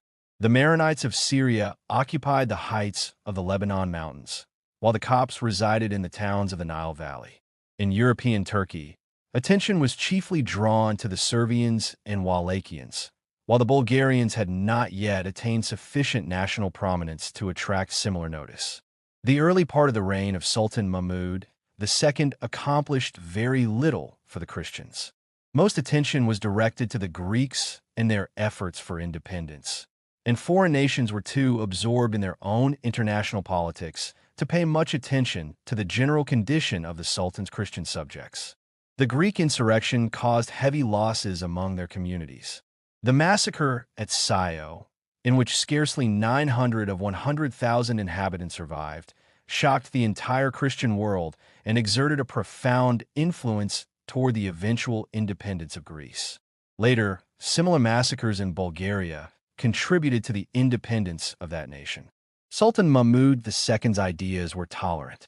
He recognized the value to the state of the intelligence and shrewdness of his Christian subjects, as evidenced by his appointing numerous Armenians to positions of influence within the government. Had he been free to act without restriction, their condition would undoubtedly have been significantly improved. As it was, there was gradual improvement. One factor advancing this cause was the arrival of American missionaries in Constantinople in 1831. Their subsequent rapid spread across the empire initially appeared unfortunate. The preaching of evangelical ideas provoked the bitterest hostility from Armenian and Greek ecclesiastics, intensifying existing difficulties. Yet this very conflict attracted attention, and the persecution of the evangelical Christians brought the sympathies of Lord Stratford Canning, the British ambassador to the Ottoman Empire. Although Canning always maintained an impartial position and never appeared to champion the missionaries directly, he wielded considerable influence in favor of religious liberty, helping to improve the general condition of the population. The war with Mehmed Ali, the viceroy of Egypt, and his son, Ibrahim Pasha, was felt severely by Christian communities in the interior of the empire. When Sultan Mahmud II died in 1839, there seemed little hope for significant improvement. The reign of Sultan Abd-el-Mejid, spanning 1839 to 1861, proved, at least in regard to the Christians, to be a golden era of Ottoman rule. He inherited his father's liberal ideas and, importantly, called to his aid some of the finest statesmen Turkey had ever produced, men who fully endorsed his plan for the general improvement of the empire. One of his first acts was the promulgation of the Hatti Sharif of Gulhane, a charter establishing equal rights for all subjects of the Sultan. Though chiefly political in scope, focusing on the relationship between the state and its subjects, it was significant for Christians as it recognized their right to the same protection and justice accorded to Muslims. The difficulty of enforcing such a scheme was illustrated by the terrible massacres in eastern Turkey, where Nestorians and Jacobites suffered at the hands of Badir Khan Bey and his Turkish forces. Nevertheless, on the whole, there was peace, and Christian communities experienced improvement throughout the empire. In 1853, a firman, a decree issued by the Sultan, recognized the Protestant community and granted them the same rights as any other Christian group. This was a landmark in the recognition of religious liberty and laid the groundwork for further progress. In 1856, the most notable proclamation ever issued by a Muslim ruler, the Hatti Humayun, was declared. This proclamation specifically addressed the Christian populations of the empire. Its importance and broad interest made it a landmark in Ottoman history. Written by the Sultan's own hand, it began, "Let be done as he set forth. To you, my Grand Vizier, Muhammad Emin Ali Pasha, decorated with my imperial order of the Mejidiyah of the first class, and with the order of personal merit, May God grant to you greatness and increase your power. It has always been the most earnest desire of the Ottoman Sultan, Abd-ul-Hamid II, to ensure the happiness and well-being of all classes of subjects whom divine providence had placed under his imperial scepter. Since his accession to the throne, he declared he had never ceased directing every effort toward that end. He proclaimed that, through the Almighty's blessing, these unceasing labors had already produced numerous useful results. Day by day, he claimed, the happiness of the nation increased, and the wealth of the dominions continued to grow. It was now his determined wish to renew and further enlarge the new institutions established with the purpose of creating a state of affairs worthy of the dignity of the empire and of its position among the civilized nations of Europe. The Sultan acknowledged that the rights of his empire had, through the fidelity and commendable efforts of all his subjects, and by the friendly assistance of the great powers of Europe, received confirmation from abroad. This confirmation, he declared, would mark the commencement of a new era. With the aim of augmenting the empire's well-being and prosperity, he pledged himself to pursue the happiness of all his subjects, whom he regarded as equal in his eyes and bound together by the strong ties of patriotism. Accordingly, he resolved upon and commanded the execution of a series of measures to secure these ends. The guarantees promised by the Hatti Humayun of Gulhane, issued as number 188 and in accordance with the Tanzimat, the Ottoman scheme of reform, were to be confirmed and consolidated for all subjects of the empire, without distinction of class or religion. These guarantees ensured the security of persons and property, as well as the preservation of honor. Efficacious measures were to be taken to ensure their full and entire effect. All privileges and spiritual immunities granted by the Ottoman ancestors from time immemorial to Christian communities and other non-Muslim persuasions under the Sultan's protection were likewise to be confirmed and maintained. Each Christian or non-Muslim community was bound, within a fixed period and under the oversight of a specially appointed commission from their own body, to examine its actual privileges and immunities. They were to submit to the Sublime Porte, the central government of the Ottoman Empire, the reforms required by the progress of civilization and the spirit of the age. The powers granted to patriarchs and bishops by Sultan Muhammad II, the conqueror of Constantinople in the year 1453, and by his successors, were to be harmonized with the new position ensured to those communities by the Sultan's generous intentions. The principle of nominating patriarchs for life, after revision of the existing rules of election, was to be strictly applied, in accordance with the original firmans, the imperial edicts of investiture. Patriarchs, metropolitans, archbishops, bishops, and rabbis were required to take an oath upon entering office, following a form agreed upon jointly by the Sublime Porte and the spiritual heads of each religious community. Ecclesiastical dues of every sort were to be abolished and replaced by fixed revenues for the patriarchs and heads of communities, as well as allocations of allowances and salaries proportioned to the rank and dignity of the clergy. The property, both real and personal, of Christian ecclesiastics was to remain intact. The temporal administration of Christian and other non-Muslim communities, however, was placed under the supervision of an assembly chosen from among the members of each community, including both ecclesiastics and laymen. In towns, boroughs, and villages inhabited entirely by one religious community, no obstacle was to be offered to the repair of buildings designated for religious worship, schools, hospitals, or cemeteries, according to their original plan. Plans for new construction were to be submitted, after approval by the patriarchs or community heads, to the Sublime Porte, which would confirm them by imperial order or offer observations within a specified period. Communities inhabiting areas where multiple religious sects coexisted were to have equal rights to repair and improve their churches, hospitals, schools, and cemeteries. Authorization for the erection of new buildings was to be sought through the patriarchs and heads of communities from the Sublime Porte, which would render a sovereign decision except in cases of administrative obstacles. Administrative intervention in such matters was to be entirely gratuitous. The Sublime Porte would take energetic measures to ensure that every sect, regardless of the number of adherents, had complete freedom to exercise its religion.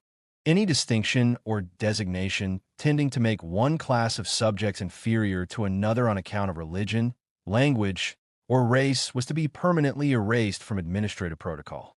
Laws would be enforced against the use of any injurious or offensive terms, whether by private individuals or authorities. All forms of religion were and were to remain freely professed in the Ottoman dominions. No subject was to be hindered in the practice of the religion he or she professed, nor to be subjected to any form of annoyance, and no one was to be compelled to change their faith. This declaration of the Sultan Abd-ul-Hamid II set forth a clear vision of equality, reform, and religious liberty, establishing principles meant to govern the Ottoman Empire for all its subjects, Christian, Muslim, and otherwise, and marking a pivotal moment in the long course of Ottoman administration and law. The Sultan declared that the nomination and appointment of all functionaries and other employees of the Ottoman Empire would depend entirely upon his sovereign will, but that all subjects of the empire, without distinction of nationality, would be eligible for public employment. They were to be judged according to their capacity and merit, in accordance with rules applied uniformly throughout the empire. All subjects, likewise without distinction, were to be admitted to the civil and military schools of the state, provided they satisfied the requirements of age and examination as outlined in the organic regulations of those institutions. Moreover, each religious and communal community was authorized to establish public schools for the instruction of science, the arts, and industry. The method of instruction and the choice of professors for such schools, however, would be under the supervision of a mixed council of public instruction, whose members were to be appointed by the sovereign command of the Sultan himself. All commercial, correctional, and criminal disputes between Muslims and Christians or other non-Muslim subjects, or between different Christian or other non-Muslim sects, were to be referred to mixed tribunals. The proceedings of these tribunals were to be public, and the parties were to confront one another while producing their witnesses, whose testimony was to be received without distinction, and upon an oath administered according to the religious law of each respective sect. Suits relating to civil matters were to continue to be publicly tried before the mixed provincial councils, in the presence of the governor and the judge of the locality. Special civil proceedings, such as matters of inheritance or other private disputes between subjects of the same Christian or other non-Muslim faith, could, at the request of the parties, be submitted to the councils of the patriarchs or of the communities themselves. The Sultan ordered that penal, correctional, and commercial laws, along with procedural rules for the mixed tribunals, be drawn up without delay and consolidated into a code. Translations of these laws were to be published in all the languages commonly spoken within the empire. Measures were to be taken promptly for the reform of the penitentiary system, including houses of detention, correction, or punishment, in order to reconcile the rights of humanity with the demands of justice. Corporal punishment was to be strictly regulated, permitted only in accordance with the disciplinary regulations established by the Sublime Porte, and any form of torture was to be entirely abolished. Infractions of these provisions were to be severely punished, with authorities who ordered punishments and agents who carried them out held accountable under the civil code. The organization of the police throughout the capital, provincial towns, and rural districts was to be revised so that all peaceful subjects of the empire would enjoy the strongest guarantees for the security of both their persons and their property. The principle of equality in taxation was declared, linking equal obligations to equal rights. Christian subjects and members of other non-Muslim sects were to be subject, like Muslims, to the duties of the law of military recruitment. The admission of substitutes or the purchase of exemptions was permitted, and a comprehensive law was to be promulgated as soon as possible, regulating the enlistment and service of Christian and other non-Muslim subjects in the army. Reforms were also directed toward the structure of provincial and communal councils, ensuring fairness in the election of deputies representing Muslim, Christian, and other communities, and guaranteeing freedom of voting. The Sublime Porte, the central government of the Ottoman Empire, was to consider the most effective means for verifying and supervising the outcomes of council deliberations and decisions. Regarding property, the laws regulating the purchase, sale, and disposal of real estate were to be uniform for all subjects of the empire. Foreigners were permitted to own landed property, provided they conformed to existing laws and police regulations, bore the same charges as native inhabitants, and acted according to agreements reached with foreign powers. On the 18th of January, 1867, a law was passed granting foreigners the right to hold real property within the Ottoman Empire. And on the 28th of July, 1868, a protocol was signed between the British and Ottoman governments, regulating the admission of British subjects to this right. Taxes were to be levied under the same denomination from all subjects, regardless of class or religion. Immediate and energetic measures were to be taken to remedy abuses in tax collection, especially regarding tithes. The system of direct tax collection was to gradually replace the practice of farming out tax collection across all branches of state revenue. While the old system remained in operation, government agents and members of the Mejlis, the provincial and municipal councils, were strictly forbidden from leasing any contracts announced for public competition or holding any personal benefit in carrying them out. Local taxes were to be imposed with consideration for production and commerce, designed so as not to impede internal trade or hinder economic progress.